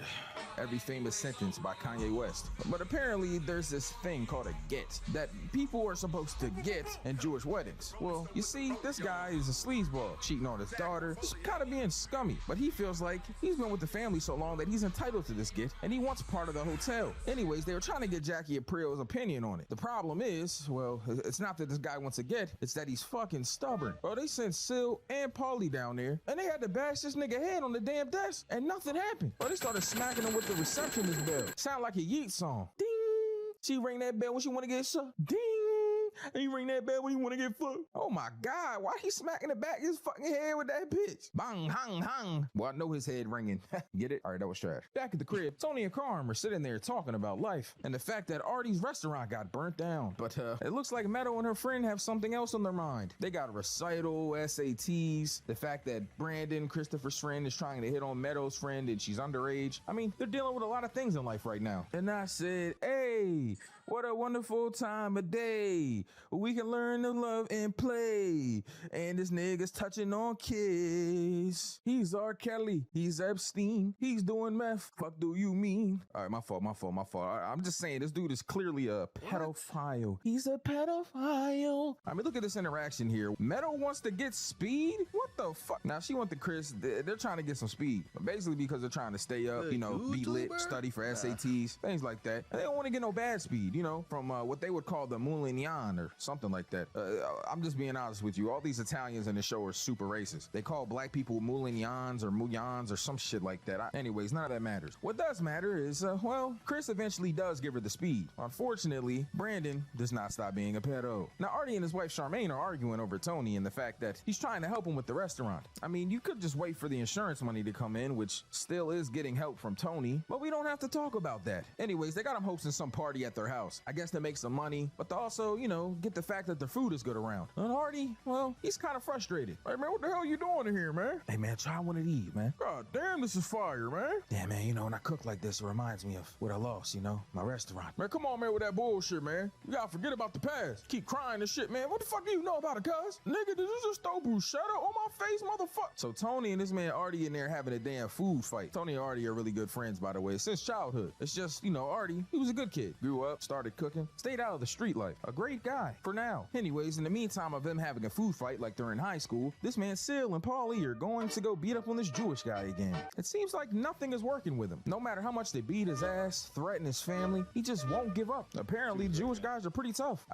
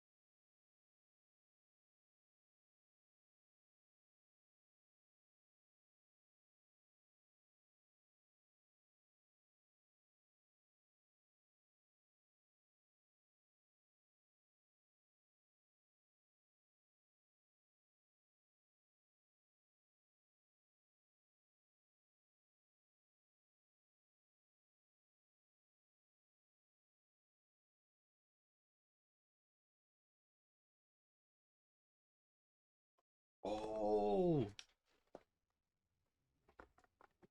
Should I watch Off Campus?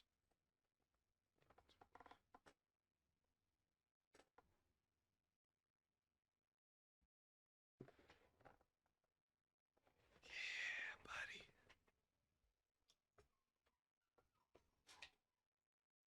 How do I?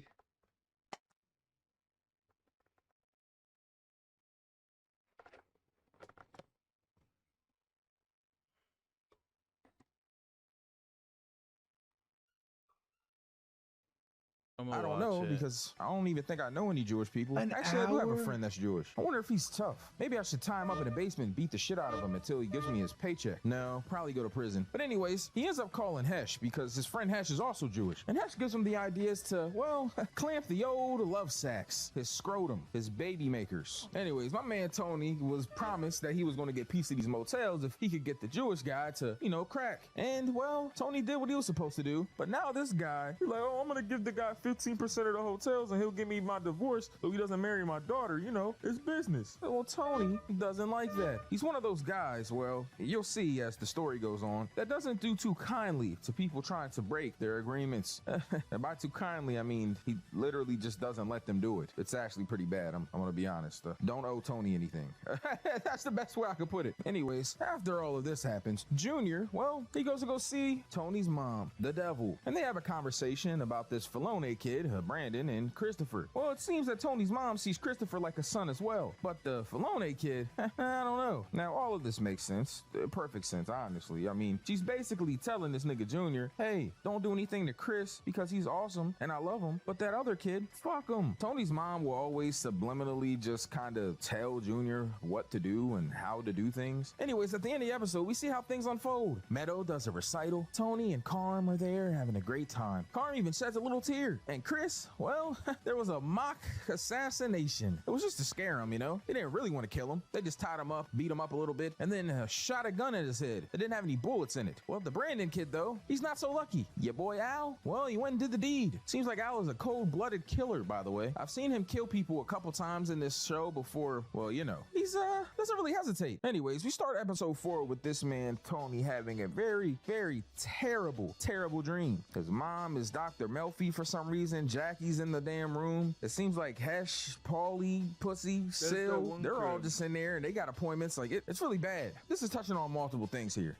Tony walks out and sees his son, which is a reflection of his youth. But also, his mom is in there and she is Dr. Melfi, which to me is some sort of, like, symbolism. The root of his problems is his mom, and that's why he's in therapy in the first place. He's stressing about Jackie, which makes sense for him to be there as well. And all of his friends being there is because, well, he's stressed that any of them finding out that he's in therapy could be terrible for him. They could testify against him, which they're not allowed to do, unless you talk to them about actual acts of violence. Well, then they are permitted to talk to the police about it. Anyways, my man Tony wakes up from his dream. He's fine. But Chris isn't. He just got out of the hospital, and his girlfriend knows that he shit himself. He hates the fact that she knows this. Chris is one of those abusive types. He kind of hits on her a lot, grabs her up. Adriana, she's a good girl. She's just kind of green. You'll see why later on. Anyways, they end up going to Brandon's house to score some shit. Unfortunately for them, Brandon is on his way out. Well, he's been on his way out, actually. He's dead. They're freaking out now because, well, mock execution, my friend's dead. This is not good. Now, this dude, Tony's kid, is in school, and he got into it with this random ass kid he's playing a prank on. Apparently, they used to be friends. They went to camp together, all types of shit. But they end up scrapping in the middle of the hallway. I mean, a good old-fashioned school brawl. Oh my God, they're fighting. Look at the fat kid. I mean, fuck you, I'm big boned. Anyways, they get scrapping, and it looks kind of like a tie. This fight isn't over, by the way. Well, not by a long shot. Anyways, he rips his shirt, which his mom ends up getting mad about. It's a $40 shirt, by the way. My gosh, nigga was going to school at that age with a $40 shirt on? Be lucky if I had a $40 pair of shoes when I was his age. We were poor, so, hand-me-downs or fake Jordans from the flea market. Anyways, my man Tony has been going through it with Dr. Melfi a little bit, and he wants some information about her because he's afraid that someone might find out that he's been going to a therapist. So he has his private eye, keeping an eye on him. Now, this private eye, he's a pretty good guy. I mean, he's a gambling scumbag, but all things considered, he's not terrible. He does a lot for Tony for a cheap price or a little bit of interest off of what he owes. Anyways, he probably shouldn't have sent this guy specifically after Dr. Melfi because, well, he's an asshole. He thought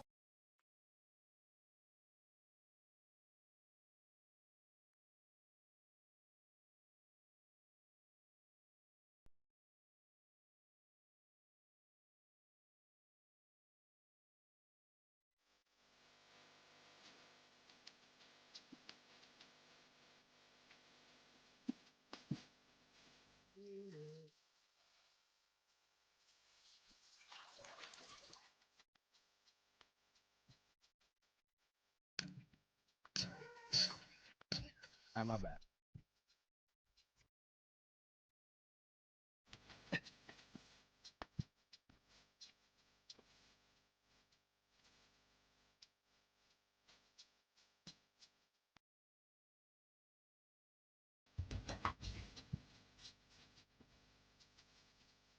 Yo, Esilexd.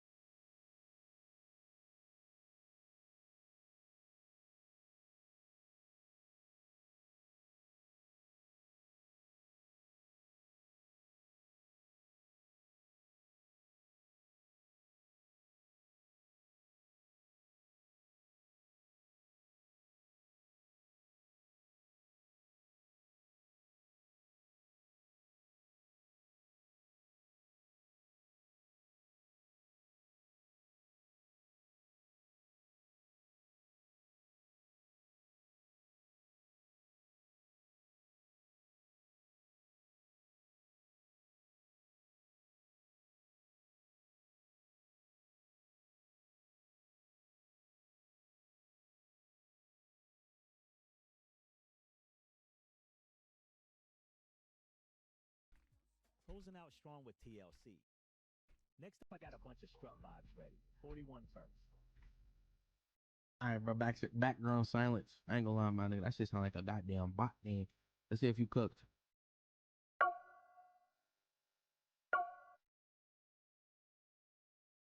You know what's better, Loki? The success shit. Spotify niggas love that AI radio. Oh, man, what?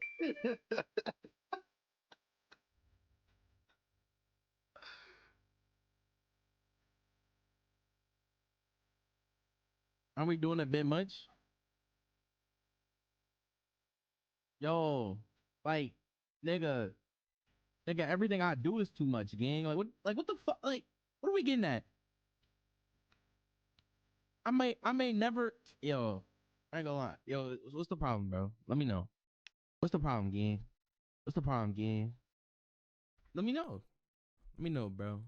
What's the problem, Stacks? What's the problem, gang? Like, I want to have this shit, gang. Like, a nigga can't do some shit. Let me know, gang. A nigga can't do some shit. I'm just saying.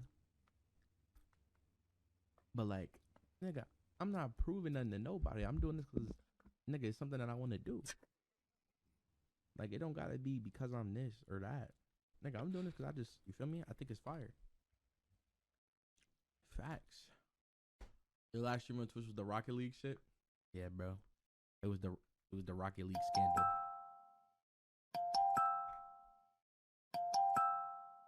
Yo. Yo, you know, wait, I ain't gonna lie. This is funny. This is funny roleplay. This is funny roleplay for niggas that don't like, for niggas that didn't pay or some shit like that, like working at the shop. I ain't gonna lie. This is actually very funny. I ain't gonna lie. This is actually very funny. I ain't gonna hold you. Yo, wait, hold on. Let me see. Hold on. Define a widely publicized event. A violent. Yeah, nah. Yeah, nah. The last time I streamed was the Rocket League scandal, bro. I was asking if you felt you doing a lot. Oh yeah, no, 100%. I'm definitely doing way too much. I definitely feel like I'm doing way too much. But yeah, nah. Is that the register? Yeah, that's like when you leave a card in for too long type shit.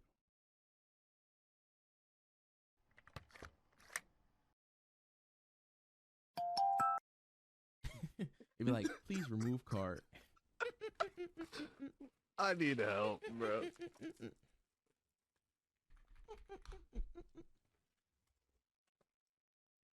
The machine be screaming at you. Ain't gonna lie. Oh, I need some shit for the mechanic shop actually. So maybe like a vacuum, like, you know what I'm saying?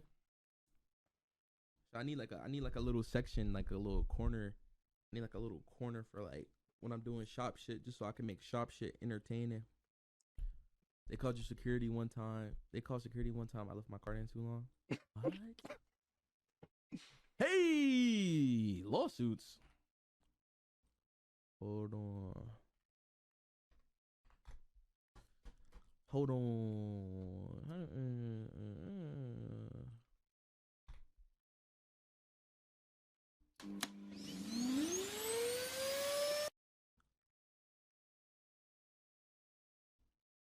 All right, Ben. Let me see if you clicked what you want.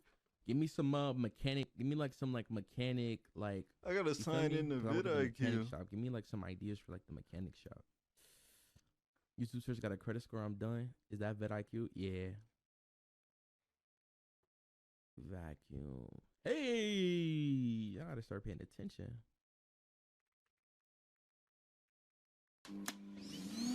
Okay, yo, the nigga just about to check the builder.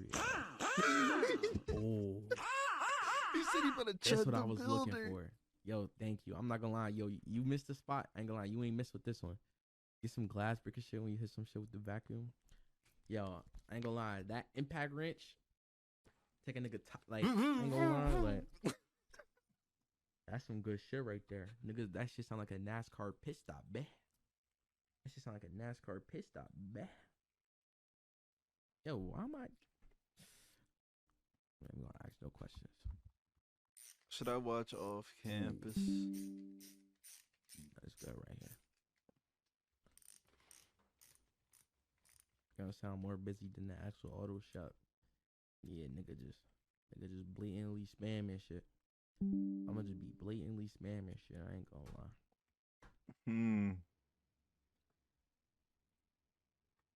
There you go. Bye. That shit instant. Cooking right now. You're like, I bet no more of those. 2 of those is enough. Fuck, you digging in me. You digging in me. You digging in a nigga. You digging in. Go ahead.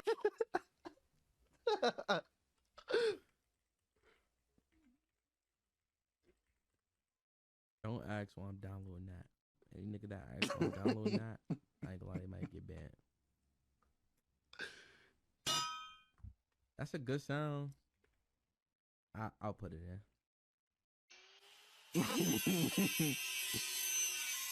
Oh my gosh, we still naked. Don't say a whole face, but you like dating. You doing you, you know? Yeah. Unless you just actually being a hoe. Nah. See, I'm gonna keep it at this. Like, I'm in my phase where I'm trying to mess with 2 girls at one time.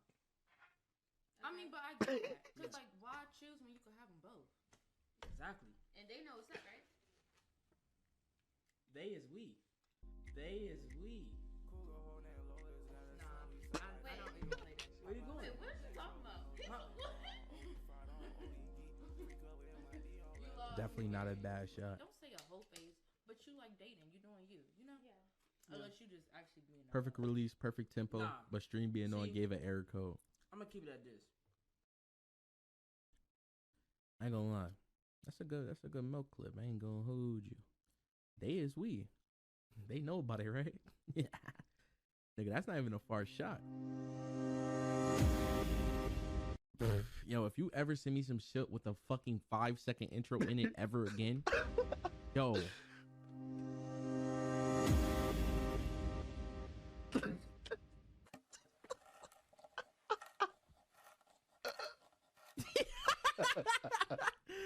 Yo, bro, is you cool?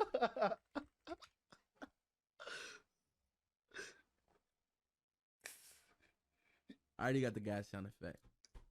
Nigga had to wait 3 seconds. Alright, do I got the snort? Oh, wait. Alright, we done. I think we done. No more. Yo, quit my swear. You heard me? Yoga session? I ain't gonna lie. Set that up. You do yoga. Make sure you bring some tights. Bring some leggings.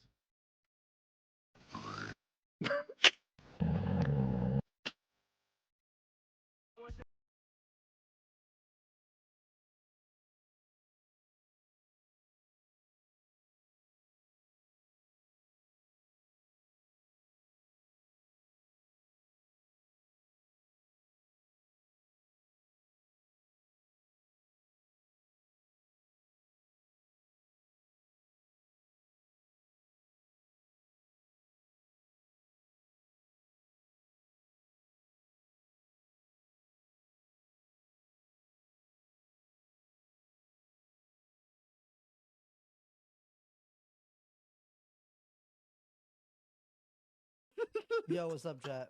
I DM'd Phantom and I got into the server. District 10. Shout out. Bills. I'm kidding. Oh my god.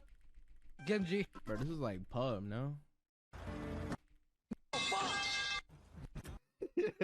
Bro, this was going around main clothing.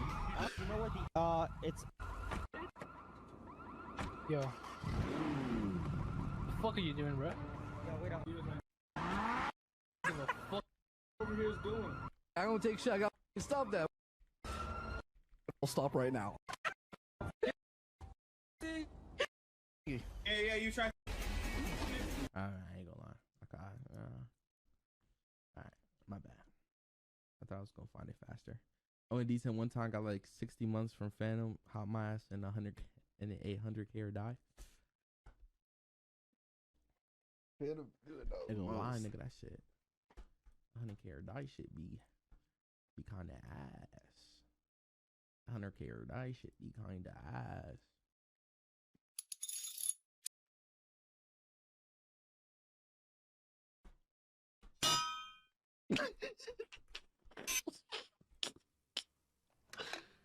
I'm about to steal a nigga. I'm about to. What's that shit called? Not the muffler. I'm about to steal a nigga. Whatchamacallit? What you talking about? What's that shit called? I'm talking about chat. Yeah, I'm about to steal a nigga catalytic converter. Steal a nigga catalytic converter.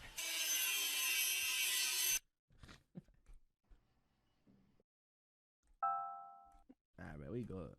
Alright. I'm gonna put the pictures on this motherfucker and then we good.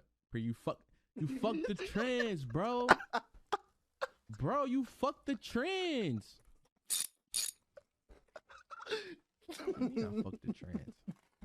The transmission. You fuck the trans, bro. Hey. Alright, bro. Let me find some whatchamacallit for these, and then we done. We're done. We're flying in after this. Alright. This was a good segment. This segment right here was foundation right here. Okay, wait. the last one. You know I did that. You make sound. Boom.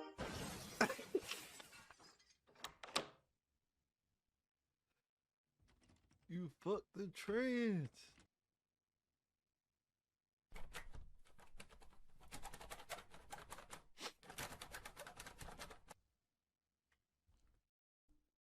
All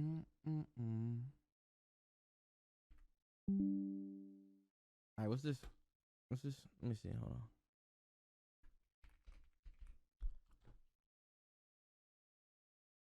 Guess I'm not even gonna listen to it. If it's ass, I'll just skip it. All right, bet we good.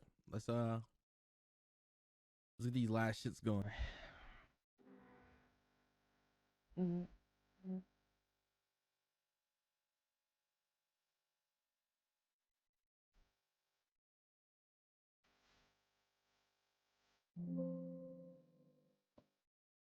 Bro, I'm not in that sad mood, bro.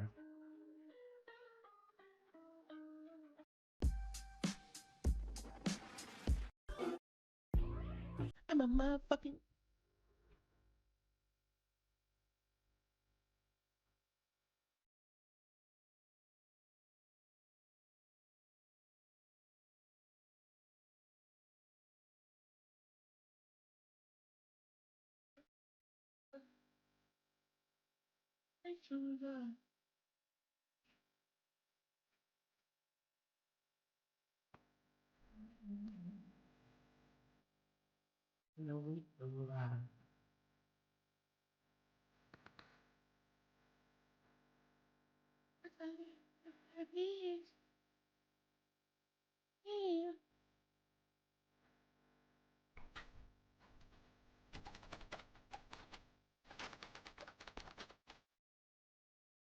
I bet send to me.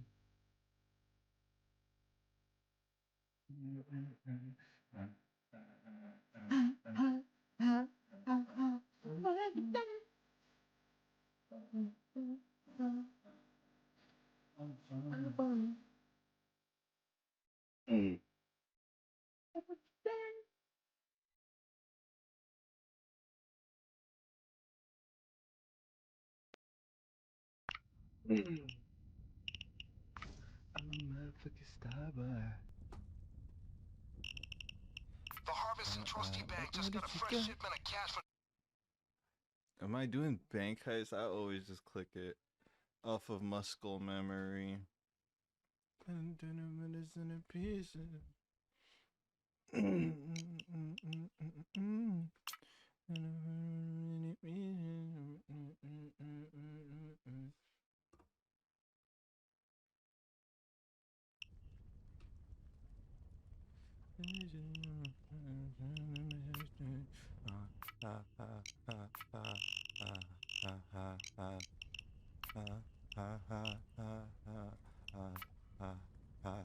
a star boy. I'm a motherfucking star boy. I'm a motherfucking star boy.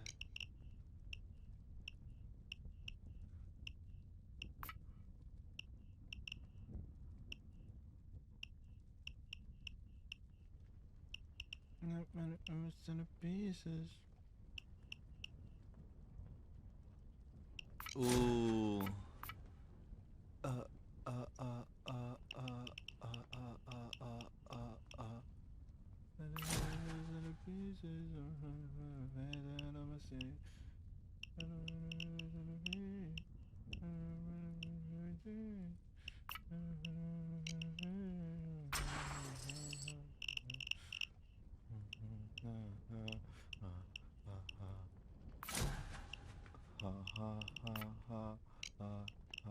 I'm a motherfucking star boy.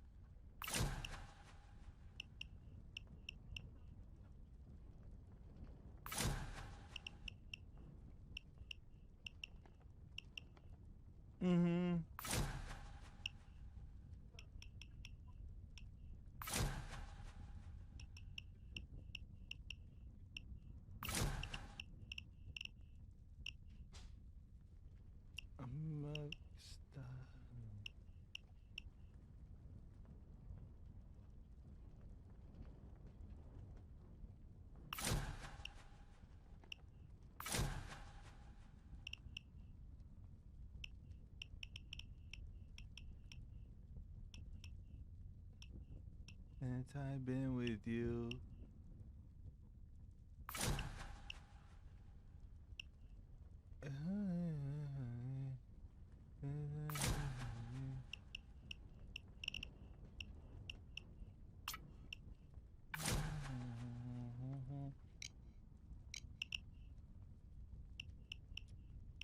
What's up against me? Ooh, she tipsy. The 24. I see you from across that room. But even nobody doesn't like our car.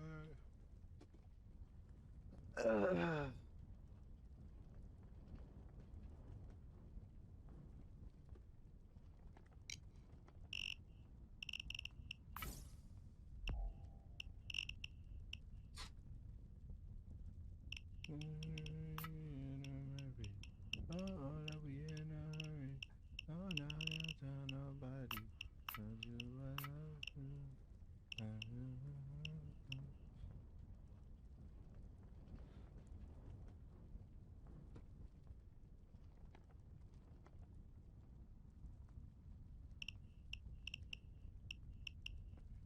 The hardware that John, the payday gang saved my life. Ooh, this is gonna be hard.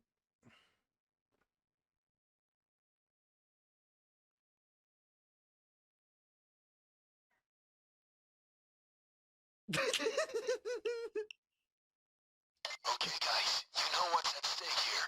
McKendrick needs that cash to win the elections. Why is it look crazy? Not good enough for me. Good luck with the treasure hunt, guys. And remember, keep it quiet.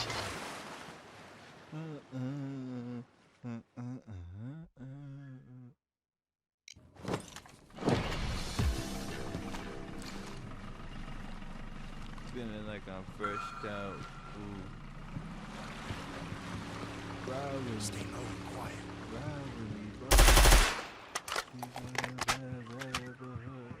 They haven't seen us. Guard over here. Oh. I don't have to remind you. Every hostage is an asset. Oh. It's not good enough for me.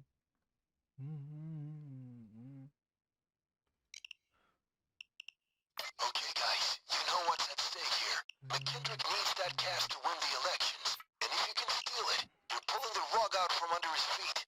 Let's spoil his party. Take one sauce note and one.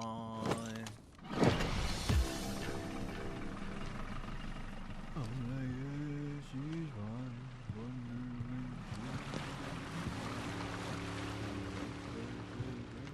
Watch it, guys.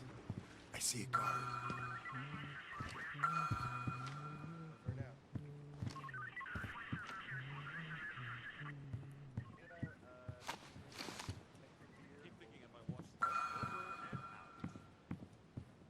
Here, reporting in. All is clear. Over and out.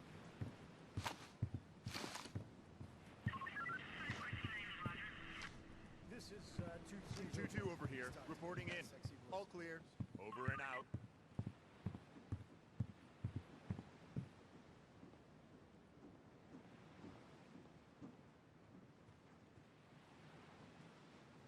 Some days, just wish something would happen. 2-3, reporting in. Your report. I'm changing the music. It's more important. Oh yeah. Remind me to remind you that This Steve's is, having a 2-3 barbecue reporting on in. Saturday. I keep thinking It's if I watch zombie imperative. movies, I'll pick up helpful life advice, right? But so far, no luck. 2-5 over here, reporting in. All's quiet on the Western Front. Over and out.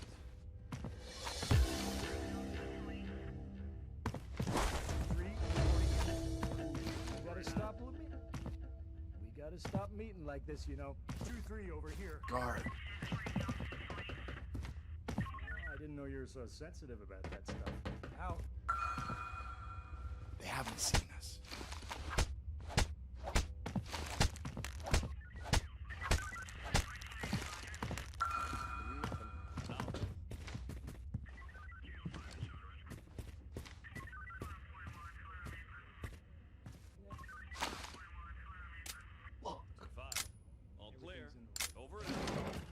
Sometimes I think we all just need, like, a little excitement.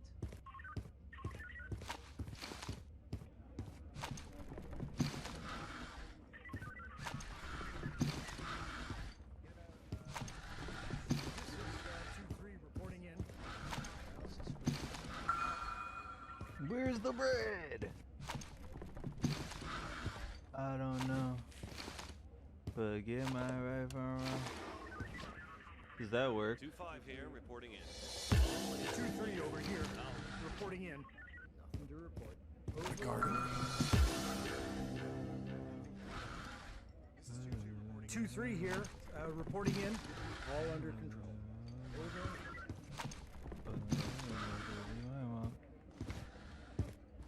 Hi, listen, what's with this don't move the furniture under any I suggested we need it to be flexible. Takes this thing to the Caribbean. I'm shooting them out the window.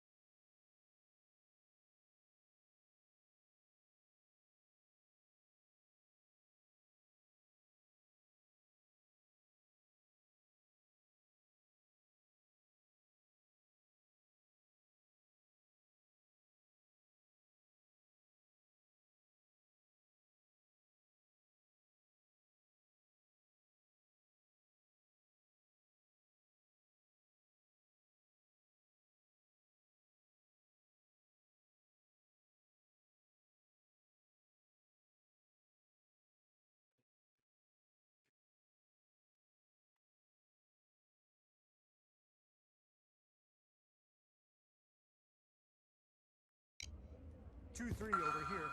Reporting in. All clear. Some days, just wish something would happen. Just to break up the damn endless. 2-5 over here, reporting in. All's quiet on the Western Front. Over and out. 2-3 here. Reporting in. Please just let me die. Over and out. Now that you've taken a hostage, the police assault is going to take more time. Everything's peachy. Over.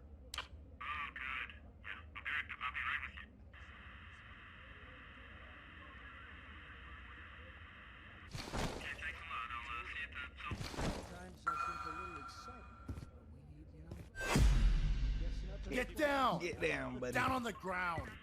They gotta go. No doubt. Over and out. Stay down! You sure you want to do that? This is 2-5 reporting in. All is clear. Over and out.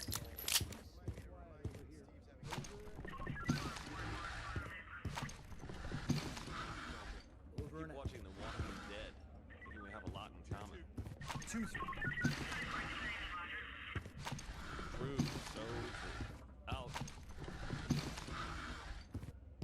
There's nothing in these.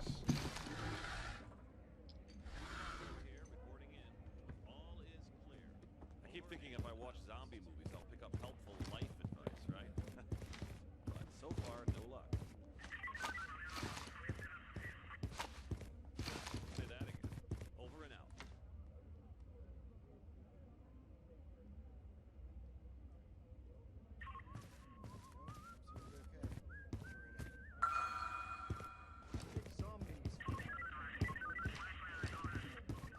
No, Steve's taking my shift.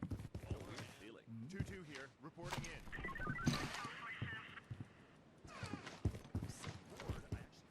Hey, you can see me. 2-3. Reporting in. Sometimes taking a hostage is the only answer. Down! Did you try to put on cops? Nah, situation normal if you want to know. Roger that, we'll check. This is 2-3 reporting in. That's American. Over and out. Careful. Good. Make the cops think twice about coming in here. I thought you were a professional. This isn't professional. I don't have to remind you. Every hostage is an asset. Oh!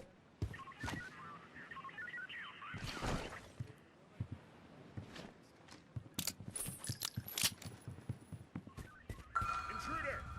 Every hostage you take slows the cops down. Shoot! No real issues, except I got the hiccups.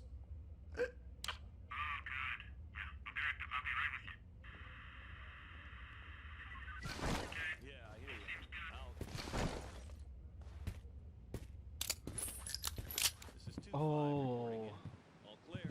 This is 2-3 reporting in. This is 2-4 reporting in. We got a here.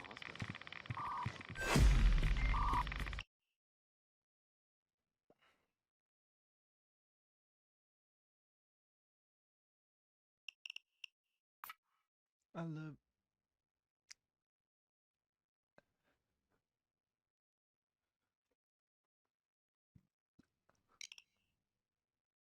Okay, guys, you know what's at stake here. McKendrick needs that cash to win the elections. And if you can steal it, you're pulling the rug out from under his feet. Let's spoil his party, rain on his parade. Get even for what that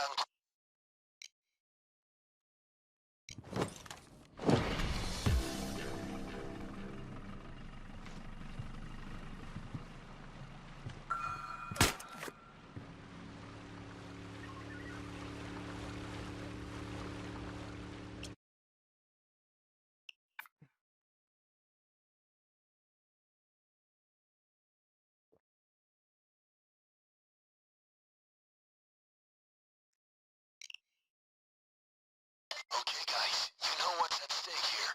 McKendrick needs that cash to win the elections. And if you can steal it, you're pulling the rug out from under his feet. Let's spoil his party, rain on his parade. Get even for what that ungrateful bastard did. So get that cash. And there's another thing I found in the file that Chiron gave us. Somewhere on the yacht, there's a server which contains passwords for illicit foreign bank accounts, some of which are also used by McKendrick.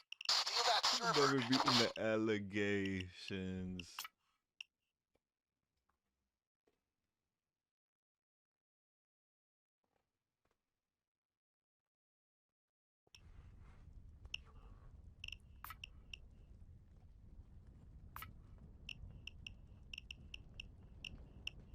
Uzi? Not again.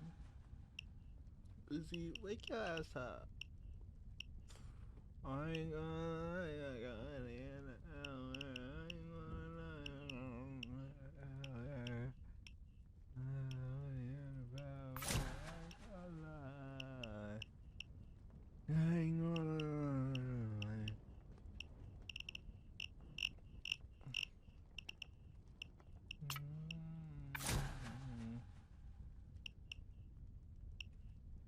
I just want to let you know.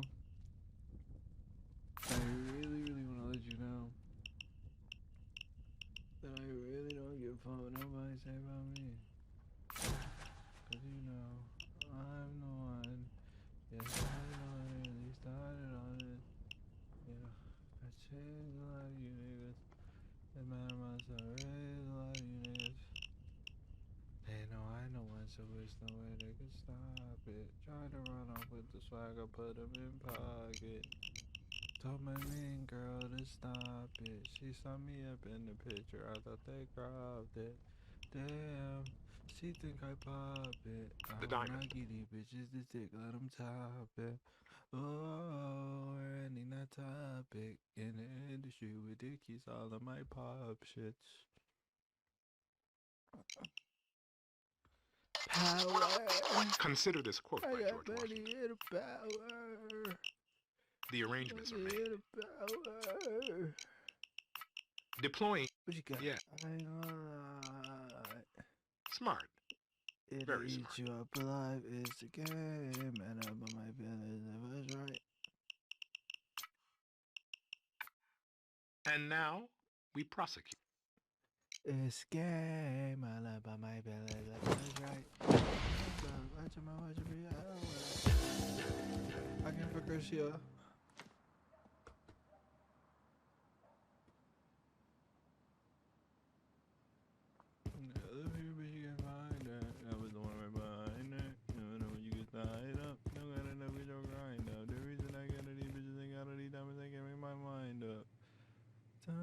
She give me a good mind up.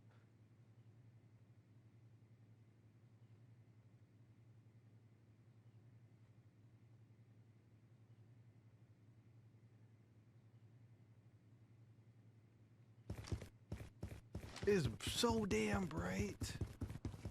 It's bright as hell.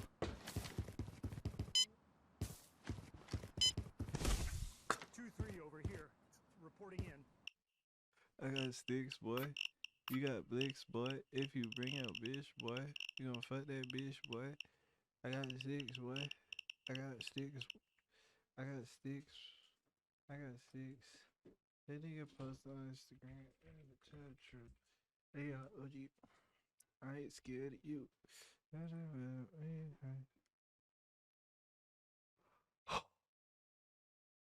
These people are amazing. They keep doing it. I'm in the north side of Ashton with the goddamn fight. Then there bustin' eye. Pull up Bobby with my hand.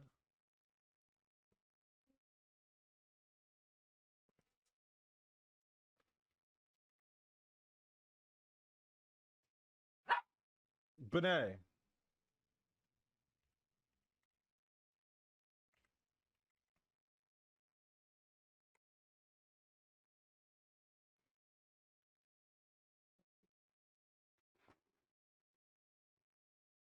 I love getting tattoos. I love how they feel. I wear iced out grills. Gonna get killed.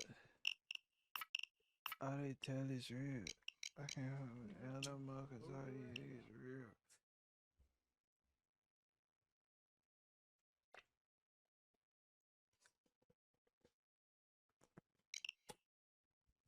This is one of the big ones. We're going after a major prize. I gotta let go. I look crazy, I gotta let go.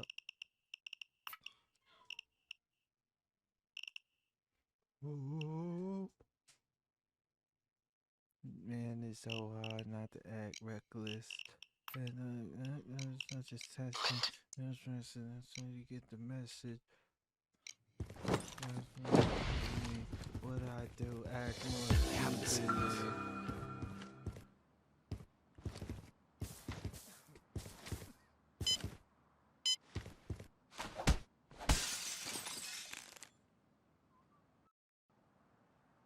Tell me how I feel, man. I ain't one of the Cosby's. I ain't go to hell, man. I guess I should have forgot where I came from. This is one of the big ones. We're going after a major prize. The diamond. You're going to break into the Luck is where opportunity meets preparation. The time for action is now. You can't tell me nothing. Can't tell me nothing. Can't tell me nothing. Suicide doors. You decide yours.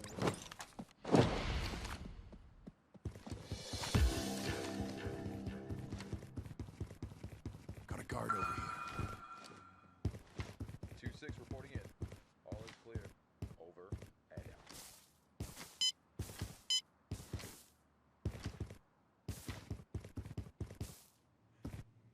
Please don't be throwables. Ooh, they so sensitive. Licks up collagen, that means something where you gonna end up.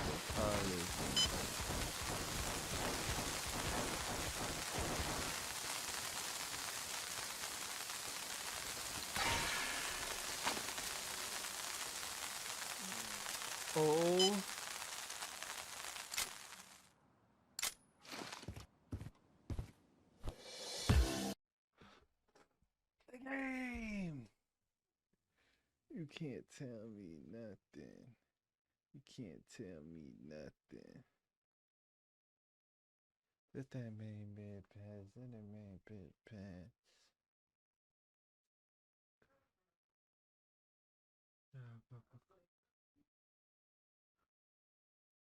How you say faithful in a room full of hoes?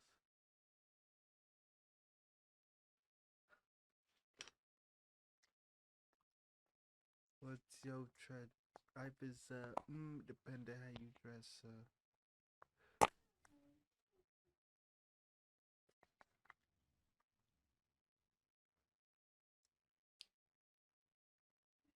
That's when you get down hard. Every minute's over you, my God. Cops are about to raid the safe house. Grab your weapons. We have information about.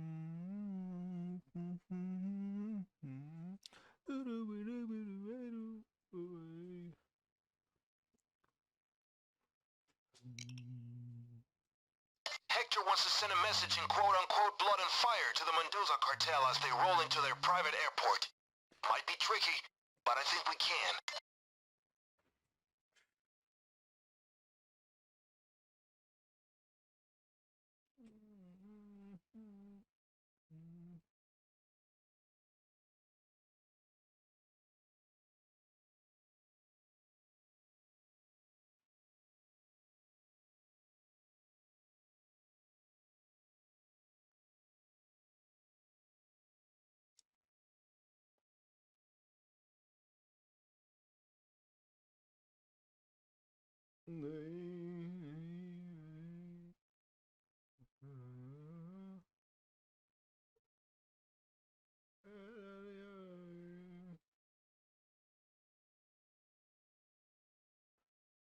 I don't fuck with these niggas like that.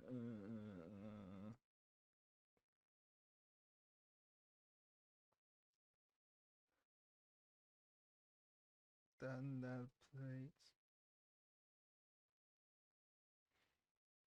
I'm China. Shorty like $1,000 plates for China. Tell her We she good. beautiful Nigga said every no, day. no prime. Nigga know damn well this bitch ass nigga. You know what?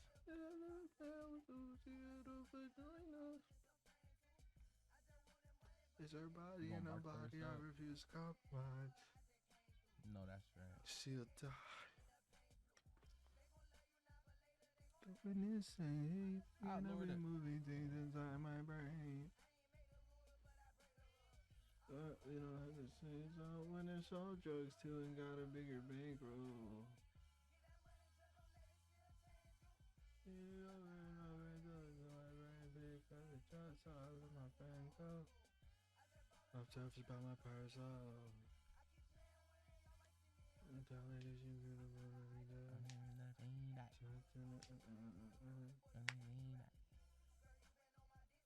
Nigga said for one to stream.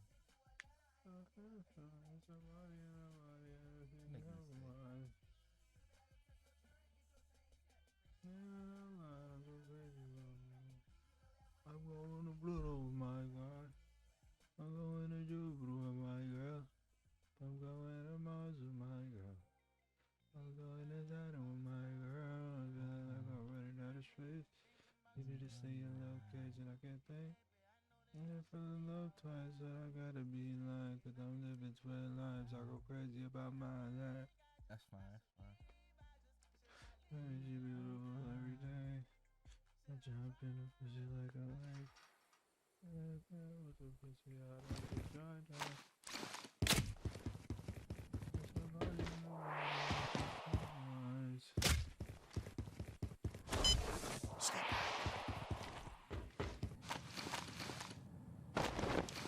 You can pick him up? Got a guard over here.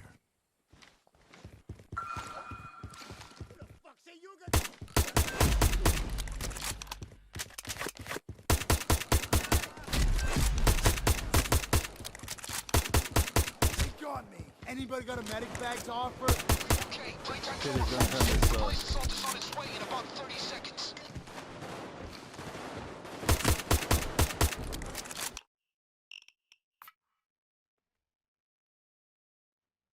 hope you know these I'm gonna hit.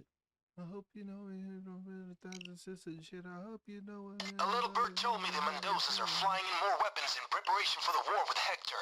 We'll go to their airport, find the weapons, and take them all, or destroy them. Preferably take them, as the money will be great that way. I hope you know.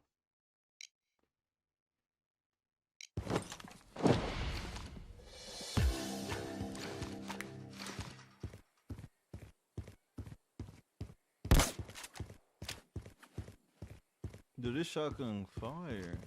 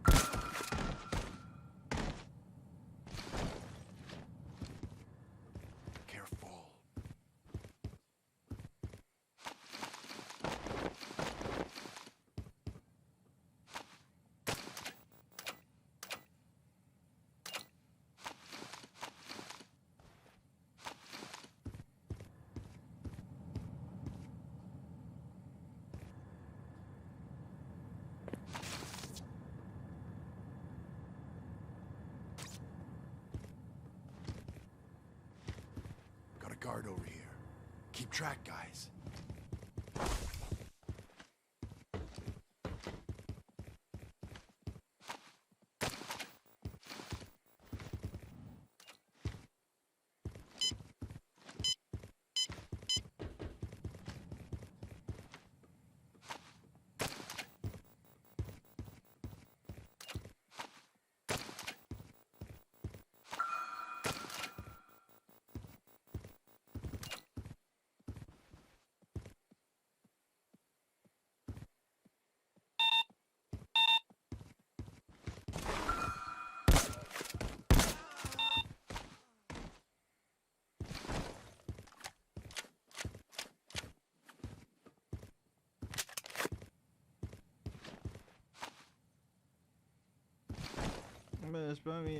I'm about to spin that truck.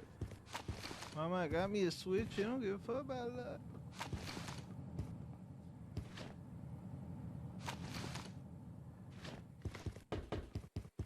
Stay low and quiet.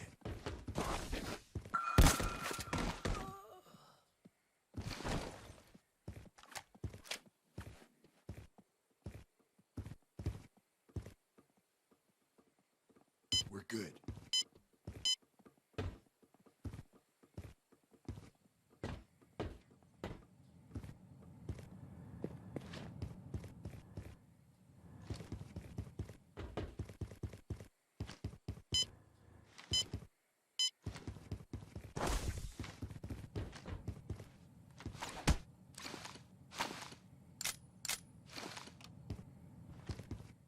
Guard over here.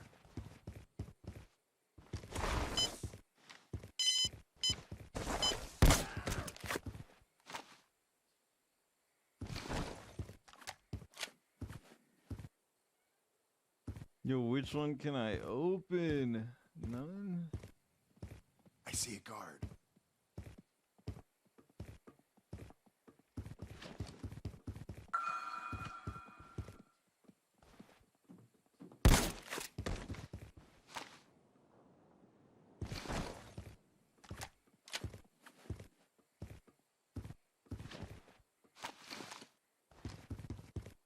Got a guard. Guard.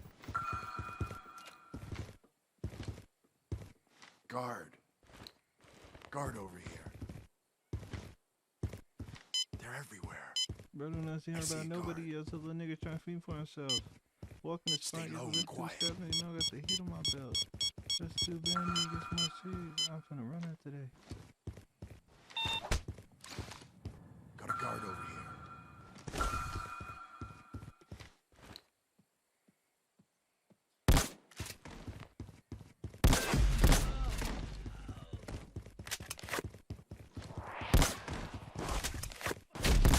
You better brace yourself.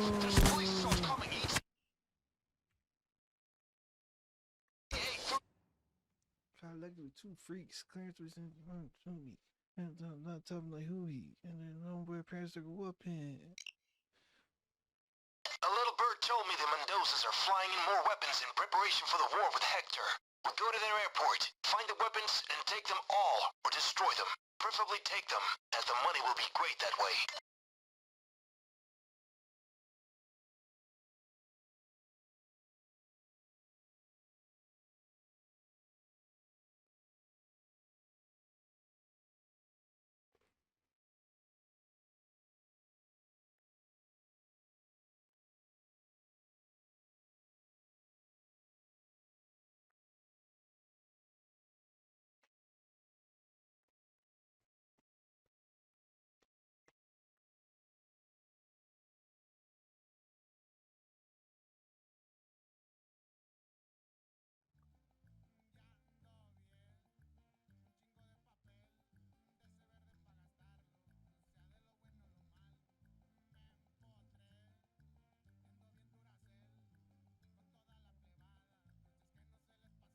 Nigga says stalling. I guess.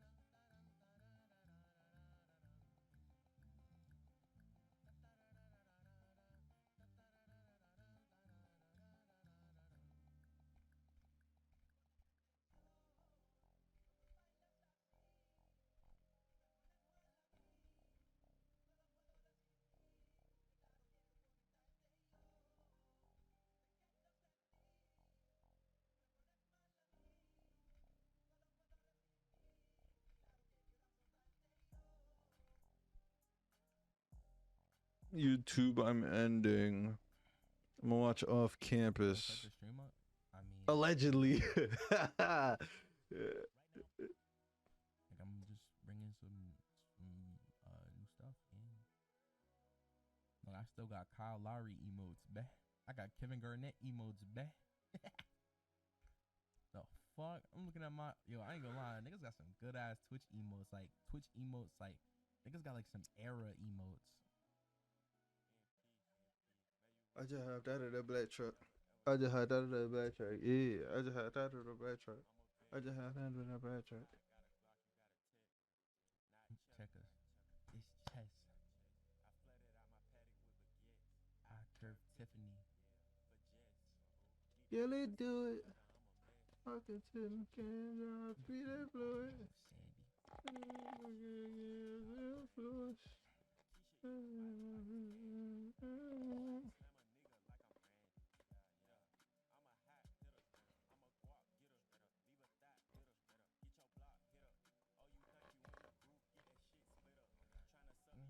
Seven TV fell off, I swear.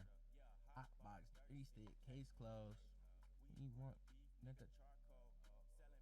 But JJ got a barcode?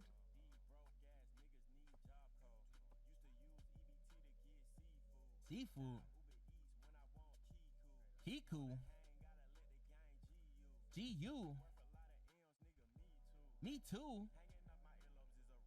A rock? A clock? An op?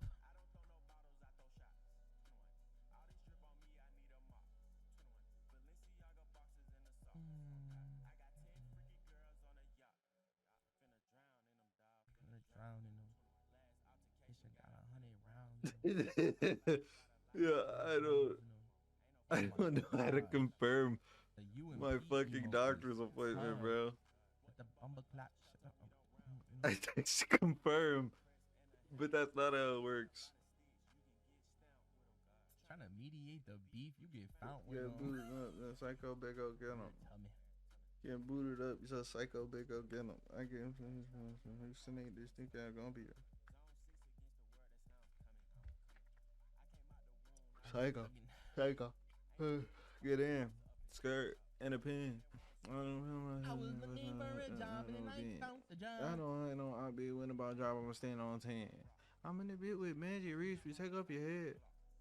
I'm in the bitch with Magic Reese. We take off your fucking head. I'm with the sipping pop out. Niggas tripping. They scared to pop out. And this one kind of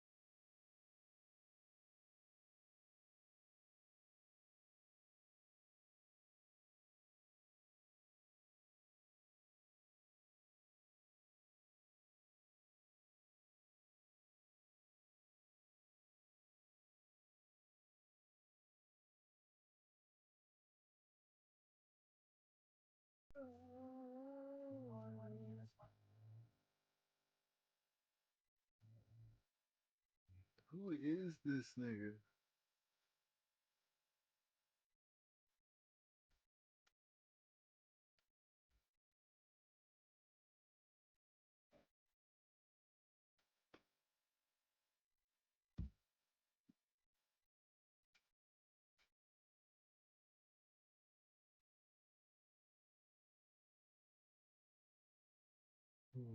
What's up, chat? I DM'd Phantom and I got into the server. District 10. Shout out. I don't know what to expect there. Is there any cops? No, we're not gonna do bog. I don't even know what voice or what we're gonna do. District 10, real roleplay, female prio, and streamer prio. I'm in front of the females. Hold on, I was just staring. I don't know what the yeet. No, I'm kidding. W. Lubello. Lubello. Yo, when you got like an ethnic ass name that's not like black, niggas get mad as hell. L.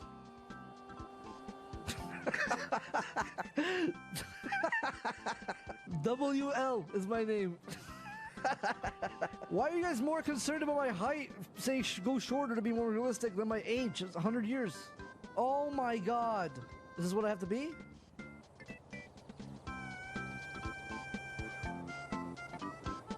Oh no. I think I f***ed it up. Oh, there you go. Holy f***. Dude, stop moving. How am I supposed to see what I look like? I don't know what the fuck I look like. Oh, change model. Oh my god, genius. Drake. Drake. Dude, my guy looks funny already to me.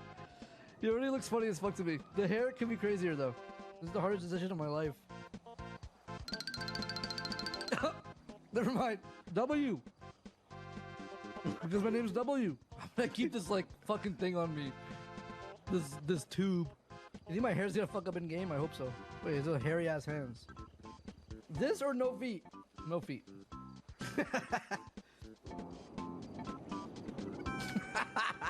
Genji. Yo. RPS. Yo. Yo, I'm back. I'm from OW block. It looks so dumb. I like this one.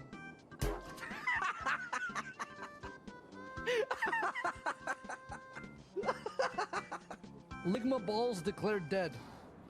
Oh no. Wait, there's a way to play music in the car. How do I do it?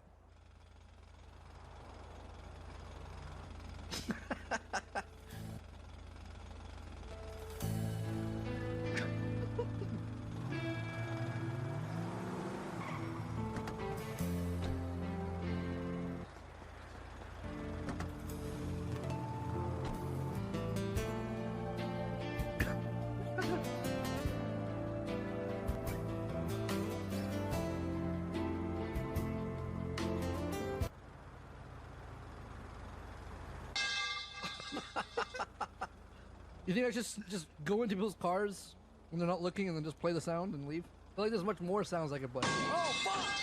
Oh fuck! Oh fuck! Oh my god! Yo! Got the jailbroken iPhone! Nice, nice. Bro, what the fuck? What the fuck? He said 1 + 1 equals 2. No TikTok. If I get Uber Eats, is it gonna be like my address, bro? Oh fucking Christ! Andrew Tate's here. Oh fuck! What's my voice? Hey! Shit. Map, and you know where the Alamo Sea is? The little lake in the middle of the map. What number is it? What number is it? It's okay. So the number is 297 or 294. It's the same shit. What do you mean you can't get out? You fucking brain dead? Oh my god. Yo. The fuck are you doing, bro? Yo, wait, I had to call an admin for Aaron. The fuck are you doing, bro? I mean, I'm gonna. Yo, beat this nigga up. What the fuck is it? You can't hit him with the car. Hey yo, sorry man. Sorry about that. I'm just sitting on my shit. I don't give a fuck them.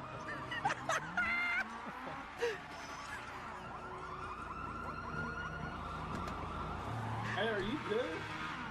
Are you okay? Oh shit, sorry about that, man. I'm just setting up my shit, bro. Sorry about that. I don't know what my friend over here is doing. Yo, he's trying to take my whip, nigga. You gonna Nah, I want to take. Hey, I don't take shit. I got my own ride, man. I ain't Nigga, taking shit. you try to take a shit? Nah, man, I won't do Nigga, you that. try I'm to not. take a shit? Hey, stop that. Why you do? Please, no. SB, bitch. I'm so sorry. My fault. But you killed him. My granny called. She said, "Travis, you work too hard. I'm worried you forget it."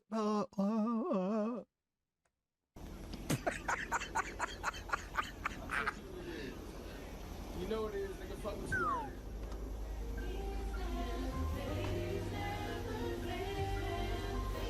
How again this motherfucker? Flex your ass, flex your ass.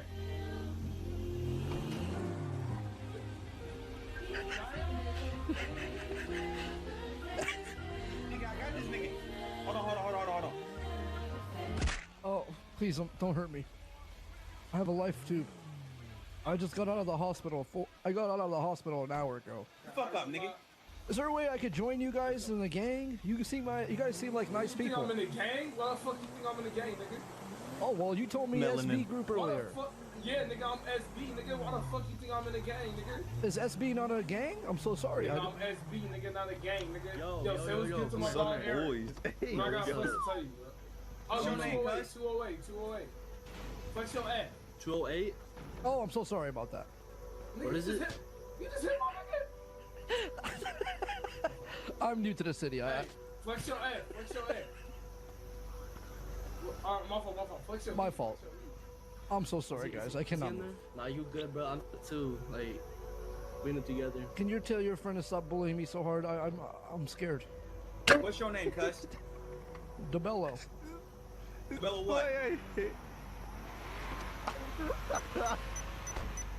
Wait, hold on. Yo, Marco, come here for a second. Come here. Can you guys hear me? You trying to take the whip, homie? No, I was just checking the thingy. Yeah, you trying to take the whip, homie? No, I don't do any of that stuff. I'm new. Yeah? I'm new around Why'd you here. get in the car? I was interested in what the type of interior you have. Yeah? So sorry about that. Yeah, you trying to get in the car? This nigga trying to take my Samson, fucking he car. trying to Take the car. Please, Beat this nigga's ass. stop hurting me. Fuck nigga's ass. Nigga. Please stop hurting me. I ain't gonna do it again. This time you My fault. I'm so sorry. Stupid ass nigga. Drop your shit. Bitch ass. Who's Samson? Bitch. Move. I'm about to start playing 5, Who the fuck Samson, nigga? Oh. Nigga, ain't no running. I'm so sorry, guys. Ain't no running. Sorry, these nuts, nigga. You coming with me and you taking that jacket off. Not gonna lie, let's go to a cliff, Sam. My wife just left me, and I'm new to the I don't city. give a fuck about your goddamn wife, nigga. Come on. Hey, take me to where I'm driving this for a nigga. I'm holding it. She bought me this jacket as a You not gift. getting, no, shut the fuck up. Shut the fuck My up. wife bought me this jacket as a. Shut the fuck up, nigga. On phone and gray, nigga. Hopefully the pipes go off. I think we going nigga in the ocean. Alright, take me there. I can't swim. I think we dumped this nigga in the fucking ocean. Was that you? What was that noise? Shut your bitch ass up, nigga. Did you I ain't guys? safe to talk. You on my sunroof right now. I'm so sorry. Did you guys hear that? Yeah, I heard this dick in your throat. Okay, I'm so sorry. Hey, why you so apologetic? I'd be like, bro, Can why they you hear so that? Yo, why you sorry? so apologetic? I'm sorry. Yo, how long you been in this city for, nigga? About 5 minutes. I just Shut got the out. fuck up, nigga. I ain't ass. Okay, I'm so sorry. Yo, where you from, nigga? I'm from this other place. Where's this other place? It was a very tight-knit community, and let's just say they got rid of me. Why they get rid of your ass? I spoke out. Oh, you spoke out of turn like you doing right now. I'm so sorry. I'll keep quiet. See. That's your problem, nigga. You don't know how to shut No, the he fuck always up. so damn That's your biggest sorry, problem, bro. nigga. You don't know how to shut the fuck up. See that nigga? That could be you. Yo, Marco! Why? Marco, get out the car, homie. How about you, can you give me another chance? Maybe I can work for you. No, get out the car, homie. Maybe I'll work for you. Maybe you come back and give me a mission. I'll give you He money. said his roleplay level Come here. exclusive. Do a mission for me. Come here. Actually, yeah, come on. You beat Marco Suave ass. Listen to me. Listen to me. Come over here. Come I over will here. beat Listen to me. Marco Suave ass for you. Oh, so sorry. Nigga, I said listen to I'm me. sorry. Go over there, nigga. I'm so dead. I'm so sorry. Listen to me. Come over here, nigga. Take your shirt off, nigga. Matter of fact, take your pants off too, nigga. I need the pants. I'm so sorry. Nah, no, you don't. You can take my life, but you cannot take my pants. I'm so sorry. All right, come on. Come over here, homie. Walk with me. You got some dignity. On SB, nigga. Wait, what is that?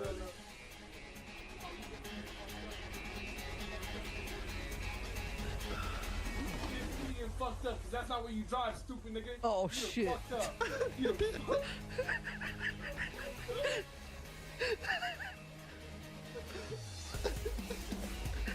You're too fast.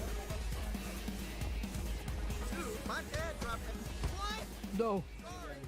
Give me one more chance. No. No. What the fuck up, nigga? Yo, Marco!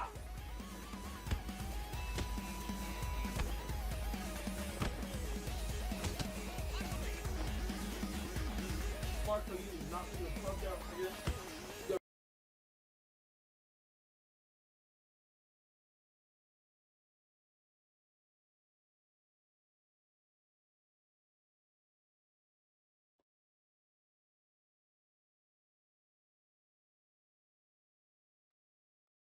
Please Give me the body, hurt give me me. the body, give me Marco!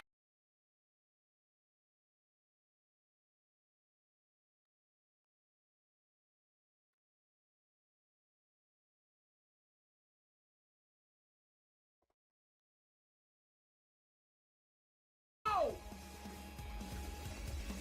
My fault.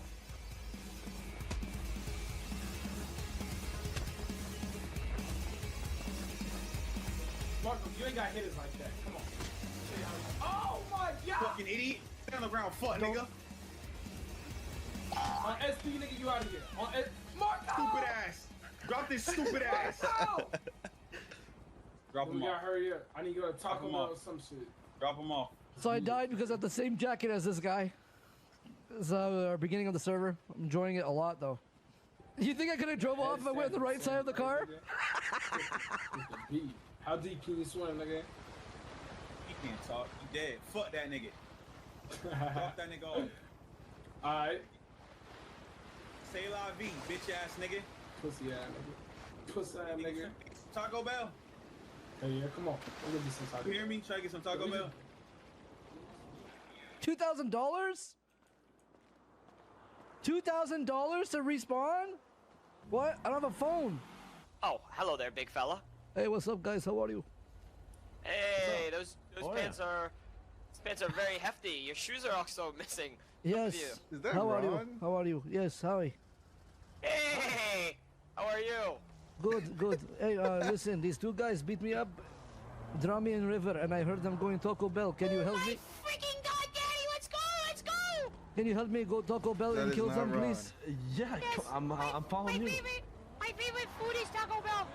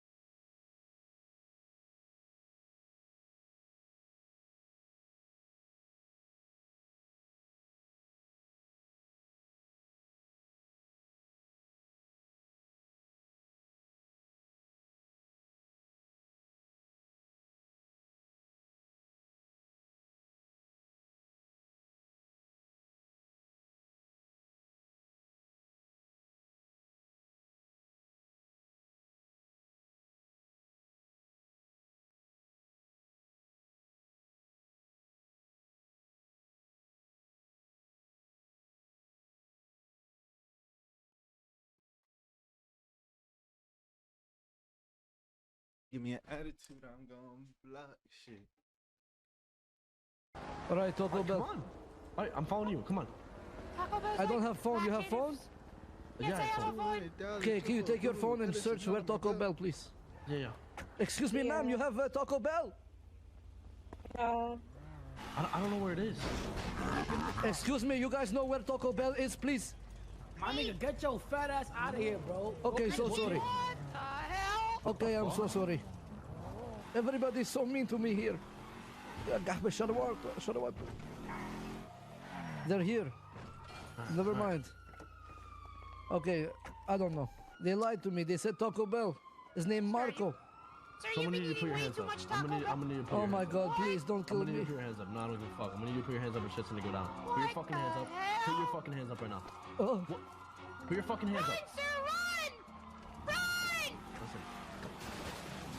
All right.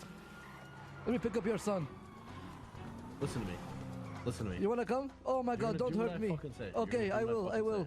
Okay. Shut the fuck up. My son can fucking How? leave.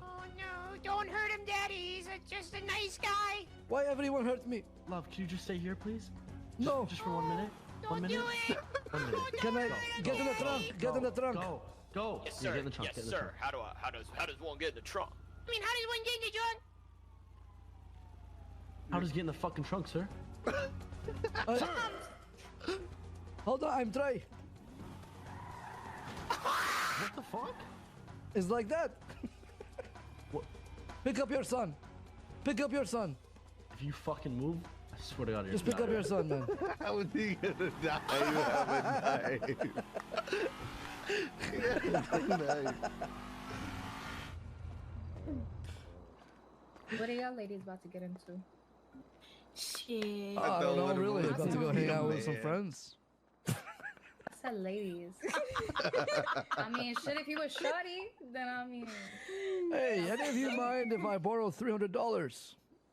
You say you need 300? Yes. Don't really say borrowing, because I don't think you ever gonna get that shit back. But I mean, I got you. Thank you very much. You're very kind. Everyone's so mean to me here. Sorry, I just want to try the bike, please. Move around, bro.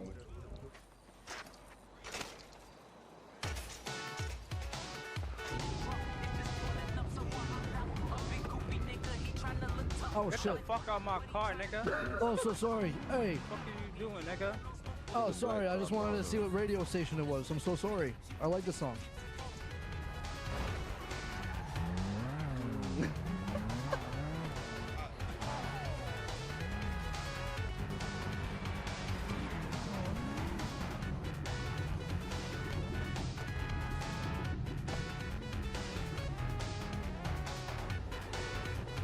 Bro, get the fuck away from my fucking car, bro. I'm trying to open my damn door.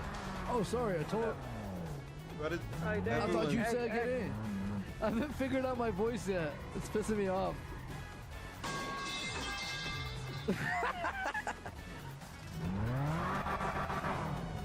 Yo, boss man. No, that's not me, bro. That's not me. Yes. I'm gonna go in my hair. Hello. Oh, yes. Hi. Move the fucking car. Okay, so sorry. Fucking car. Nigga, who the fuck you telling us something? Yo, listen, honestly, bro, I just got my dick sucked, bro. I'm Oh, feeling real stop good in my fucking. shit. I ain't gonna lie.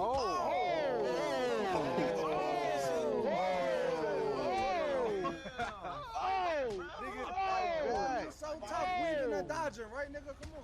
I need a car go off right now. I wanna let that nigga hit. Damn. Oh, shit. Nah,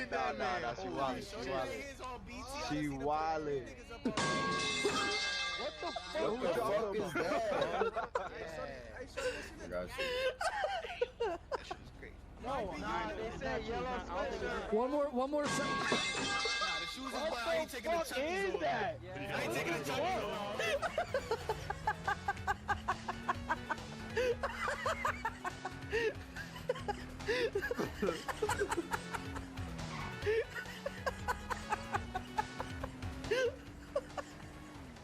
Yo, what you was talking about, my nigga? Shit, man. I don't know, man. Yo, what you? Hold on. I'm trying to find myself. I don't know who I am. I'm trying to figure who I am. Who are you, nigga? What you mean? You trying to figure out who you are? I don't know who I am, man. Who the fuck are you? DeBellU, man. I don't know. Oh, you want me to help you out? You want me to help you out? Yeah, I'm lost, man. You lost? Alright. I'm about to see if you remember, nigga. Do you remember now, pussy? You know who you are now, nigga? Don't run. If you run, I'm gonna shoot you, nigga.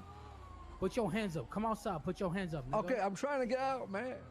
Get the fuck out the car, man. Wait, is this Marco? Ain't no Marco Polo, nigga. Get out the car, bro. Is this the guy who robbed me earlier? No, they're not robbing you, nigga. I'm robbing you right now, nigga. This is a robbery right here, right now, nigga. Get the fuck out the car, nigga. Okay, shit, I can't get out of my car. You can't. Oh, so I might have to shoot you, nigga. Listen, you don't come out the car, now I'm gonna shoot you, bro. Word to my mother, bro. Can you get me out of my car, please? The only way I can get you out of the car if I shoot you, nigga. Do you want me to shoot you? Hold on, let me think about that. Too much thinking, nigga. I don't like niggas that think, nigga. I like niggas that do and react, nigga. You was about to react. What you got in your pockets, nigga? Oh my god, I forgot. Alright, sir, I'm gonna go ahead and transfer you to the hospital. That way we can perform surgery. A man is out here doing what he want to do. Oh, God damn. Alright, sir. If you do feel any pain, he's still dead. How you feeling? You I feeling feel better okay? now. Thank you so much. They hurt me. They shoot me for no reason. Yes. Oh, for really? I'm so sorry about that. Thank you. I feel so much surprised alive. you remember. Yeah, no worries. Oh, Would you I like a don't pain remember. You're right. Sorry. Pill? You're good. Would you like a pill? Perk? 30? Would you like a pill? Yeah. I'll take one perk 30, please. Maybe 25. Whose blood is this? This is your blood, sir. Wow. Okay. Hey! Motherfucker, you! Yo! What the fuck? Sir, are you assaulting people in my hospital? No, no, Sir, I'm so sir, sorry. Are you assaulting people No, in my I did hospital? not mean to do it. It was You didn't mean to mistake. do it? You didn't mean to do it, motherfucker? Oh, he's assaulting me. Help me. Oh, sir, I'm He's evil man. This guy is evil man. No. What do you mean he's an evil man? He tried to rob me with a knife earlier. With a knife. He tried to rob you And with his a son. knife. He tried to make me eat his son. Huh? Yo, what? Yo, everyone just like on drugs today. I don't know what to talk about. Bubbles. I Come just on, took perk 30. Perk 30. That was 5 BPM. Hi guys, how are you? I'm just alive. I just took perk 30. You said is it 10 what? You said what up? It's 10, right? I just took perk 30. You gave me the medicine. You feeling all better? Is the medicine working for you? I'm so high. You guys smoking weed or what? This jacket, I should change the jacket. Maybe I should just do the Genji. Excuse me, can you guys tell me if I look cool or like maybe I should switch up? People don't think I look cool here. Yo. Yeah, I think you look amazing. Yo. Thank you. You're welcome. Can you teach me how to get a girlfriend? Yeah, I got you. Hold on. Can you Yes. like get out the Hey, way? I can please? teach you. Please, please. Yeah, what's up, bro? Hey, don't worry, man. I can teach you. Let's go. Okay. I know so many girls here. You just go up and say this. Hey, what? how are you? You know? Y'all going bowling? I'm about to. You look so sexy, man. Say shit like that. Go back in there and get her. Okay, bet. Get her. About to go so close. What is- Nah, I'm just helping my friend have some race. Oh, where? Hey, It didn't work. It didn't work. Yo. now that I helped you, can you help me? Can you tell me if what's my up? drip is good? No, bro. Yo, you gotta woke up to bro. Hold on. Excuse me, would you donate to me $100 so I can change my drip? I'm so sorry. I already gave you 300 earlier, my guy. Oh, you just live here? No, I come back and forth. Okay, sorry. All right, let's see. It's these. What a beautiful day. Oh, they shooting, I'm dead. Oh, they hit me. Get the fuck out my face. Bro, please. What a beautiful day today, huh, fellas? Nah, what? Hey, I like this song. Do you mind if I play something of mine? What I like? Hey, check this out. Check this out.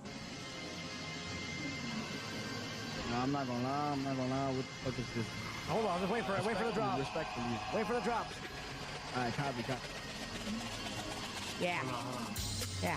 I'll take you down to my slaughterhouse. Yo, he says good lyrics. Says death to the cops. Shit like that. You don't like it? Alright, sorry, I'm sorry, guys. Nah, you chilling, like you got your own taste, you know what I'm saying, my boy? But like that for like the like the ox, that for the ox is kinda, you know what I'm saying? Sorry. I should have put Watsky on. Yeah, I'll airdrop you my number. Run! Excuse me, you guys know what I can go to like make some friends or money? There's a girl named Dana. I want you to find her and I want you to kill her. The fuck? Okay. I got you 100 bands if you kill her and bring her. Can you give me $100 right now so I can change my Dana drip? gonna really boom your ass. Like he's Oh, setting 100 you up right now? Oh, yeah. He's setting you up right now. I'm just saying. I'll do it. I'll kill her. Where? Here's your next 10 fit changes for the free ski, my nigga. Word. Compliments Thank of you very VMS. much. What you finna do, huh? Who? He said he finna kill you, hi, nigga, Dana. and you ain't doing nothing. I was lying to hi, him. Dana. I was lying. I would never hurt. Ow! I'm so sorry. I would never. Oh. I want a refund. I'm so sorry. He said he wants a refund. I'm so sorry. I would never hurt somebody. I was wild. What? Help! Help! Help! Oh shit. Yo, why they run? Oh! Nah, yo, what he did? Yo, what he did? Yo, what's going on? What he did? I don't care.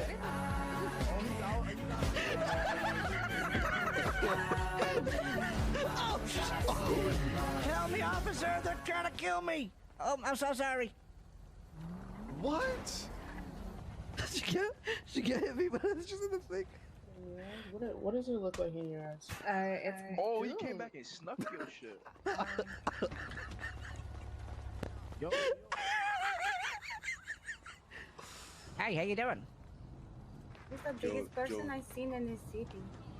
Excuse me, I'm trying to lose weight. I'm so sorry. Oh my goodness. Giovanna, I will see you around, beautiful. Okay. Maybe I will What's take your you name on a again? date You too, said okay? Fufu? Fufu, okay. What's your favorite Hey, can I come? African niggas hop on RP and start speaking in their native tongue and act like it's a fucking fake accent. Come on, you can go on a date with him. No, you got. Can I come with you? No.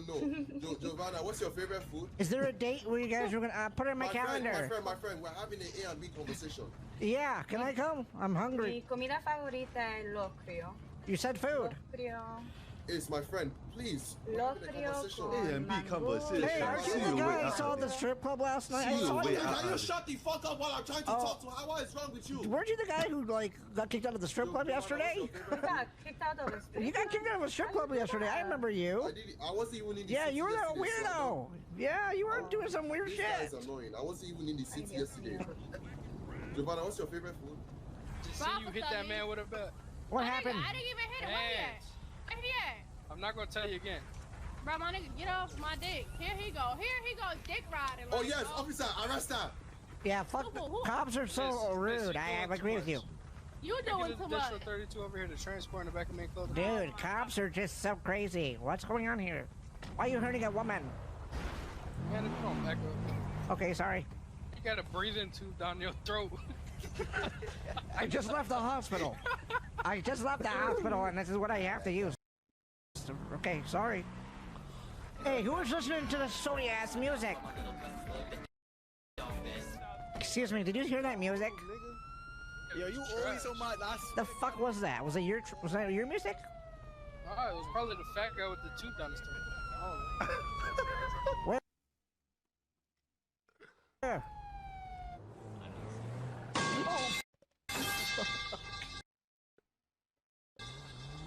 Oh my god.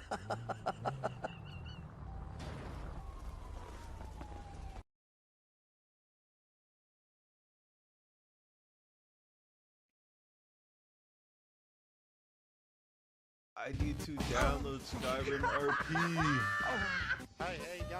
Is that you, Bob? Yes, my name is Bob. How are you? Knew it! What the? Is your friend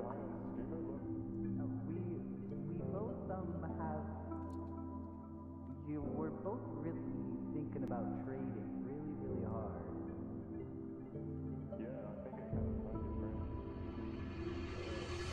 Sorry about that. Okay, to the cave we go. I can't see who's helping us, but hopefully we get back to that guy and trick him to get the weapon. I definitely was not. But I can do a discount if we slay the beasts in this. 20 gold, Wait. my friend. Oh, so sorry if that was you. This is the cave? We're here. Oh no. Uh-oh, I can't. Oh no. It 10 was even 10 minutes. in my face while I was thinking about coming in here. Alright, let's all leave the dungeon. And then wait. Don't do what I'm doing. Oh. Hey! Looks like a weakling. I think Hey! we must, I know. Yes? How? F2. Say So what's going on here? We got no. My foot 2. My Daedric F2 room. We just have to wait for this cave to draft have out. more. I bet. No problem. Yeah, to draft out. It worked.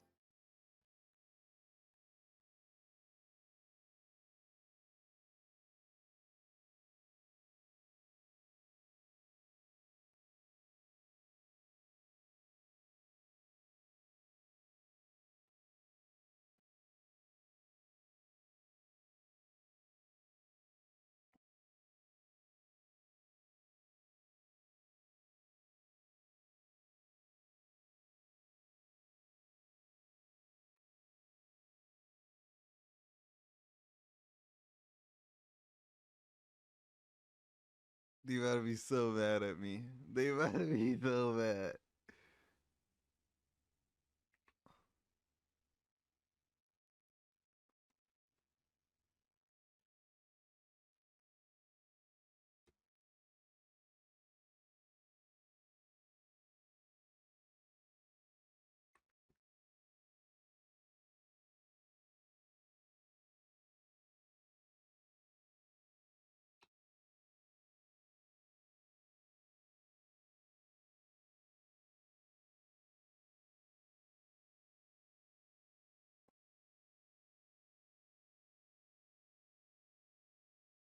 I'm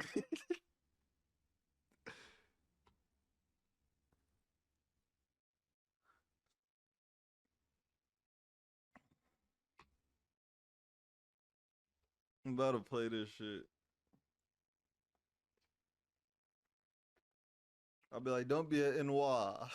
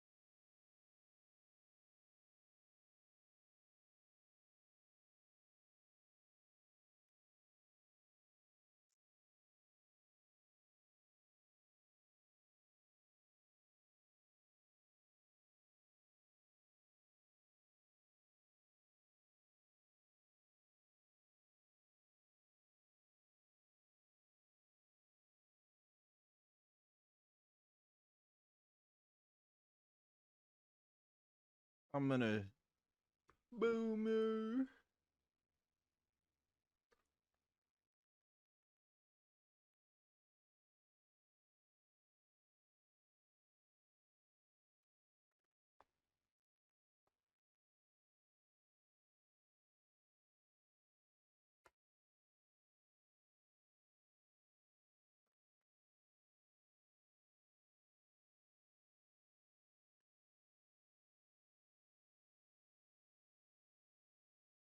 I'm gonna boom you, man. Go.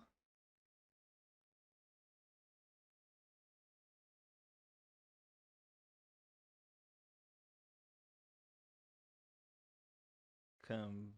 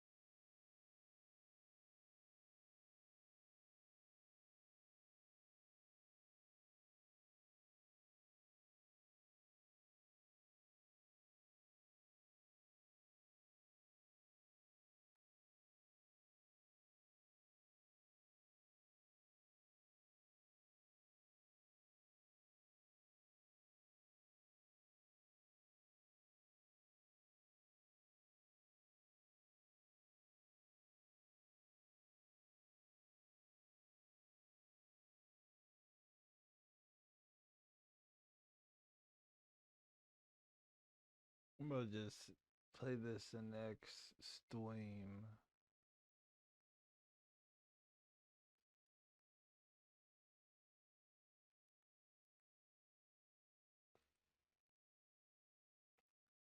I can't. No, I ain't hot.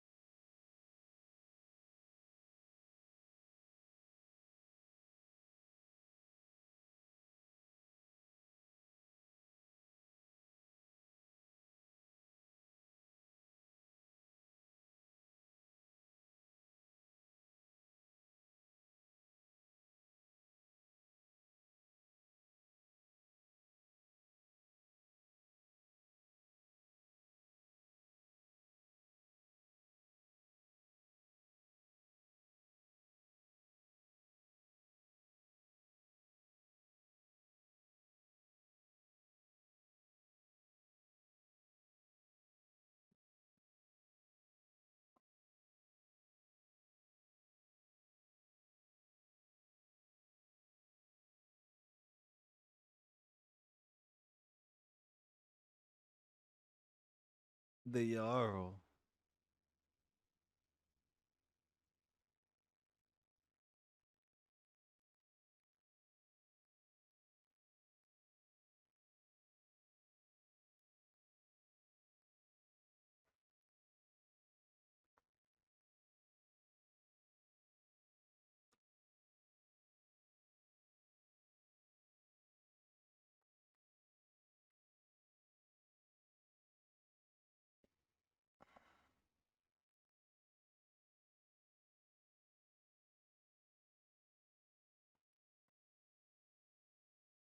Oh, I don't need a friendship with friend. Oh, I just friendship function on the system. Oh.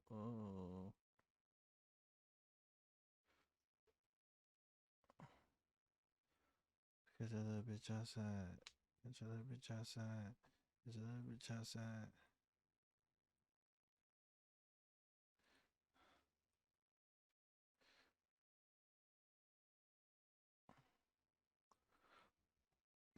No.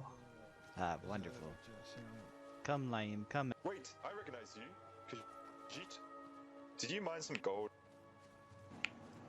I think you may have mistaken me with someone else. That's what It was a Khajiit with orange brown fur, and you look eerily similar. Turn out your pockets. He was with me. I've just recently arrived in Riften. Oh my god, it's stealing. No, I think you were mining some. I'm just gonna observe. This is my business partner. We're both. You can turn out my pockets and check if you'd like. Alright, okay, I trust you. But do you guys know how to get some skooma in Skyrim? No. But we are I looking drank for the red the last of it on the way here. Jesus, man. Alright, fine. I told you these Khajiit are addicts. Yeah. They're skooma addicts. What is Max roll? Open mouth. What is this one's name? You wash your tongue. Shake my hand. I'll shake yours. Oh, My name's what? Laim. I think us three can take you. Why you tell them And your name Italian, after our friend tries to rob them? They'll try to turn you into the guard. I don't know this guy. Yes, true. Nor do I. Hey, if you guys got any gold bars, I mean, I'm down to steal it. We just arrived here recently, sadly, so we're basically destitute. Okay. All right, keep moving, you skooma addicts. Let's keep going, guys. Travels. Safe travels. They call us. I will show you what we call the Great Honey Heist. Kill these chickens as well. There's chickens here. Maybe it's their chickens. Fuck these. Nothing We to do not see care here. about the chickens. Move on. Do not Move eat on. these Skooma chickens. addicts. Move on. I have never even drink skooma. Move on, skooma addicts. Be gone. Hey, come this way, my friends. So as I Wow, was we're saying, actually like this is what- bandits. This is sick. Yeah, we are cool. We're cool. This is what you Lorthal's call a the Great Chad. Honey Heist. Honey is very valuable because you can make mead out of it. So you come to these. Those skooma addicts must have gotten to it before us. But you come to these I and knew you they harvest had honey things on from them. them. This where we are. We should have killed them and robbed them. Aye, this where we are is somebody's home as well. So you must be very careful. That wouldn't be nice. Imagine if someone came up to you and just robbed you. You gotta give them like 2 chances, like, okay, and then rob them tomorrow. Tomorrow, if I find them, I'll. Yeah, be like, then let me see you again. And if you see him again, it's like, well, I warned you. Okay. Alright, that's how we're gonna do That's what things. I did to. Fuck the flowers and 100,000. Fuck the flowers and 100,000.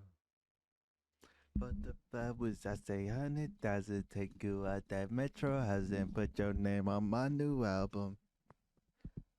Your life finna change right now. Your life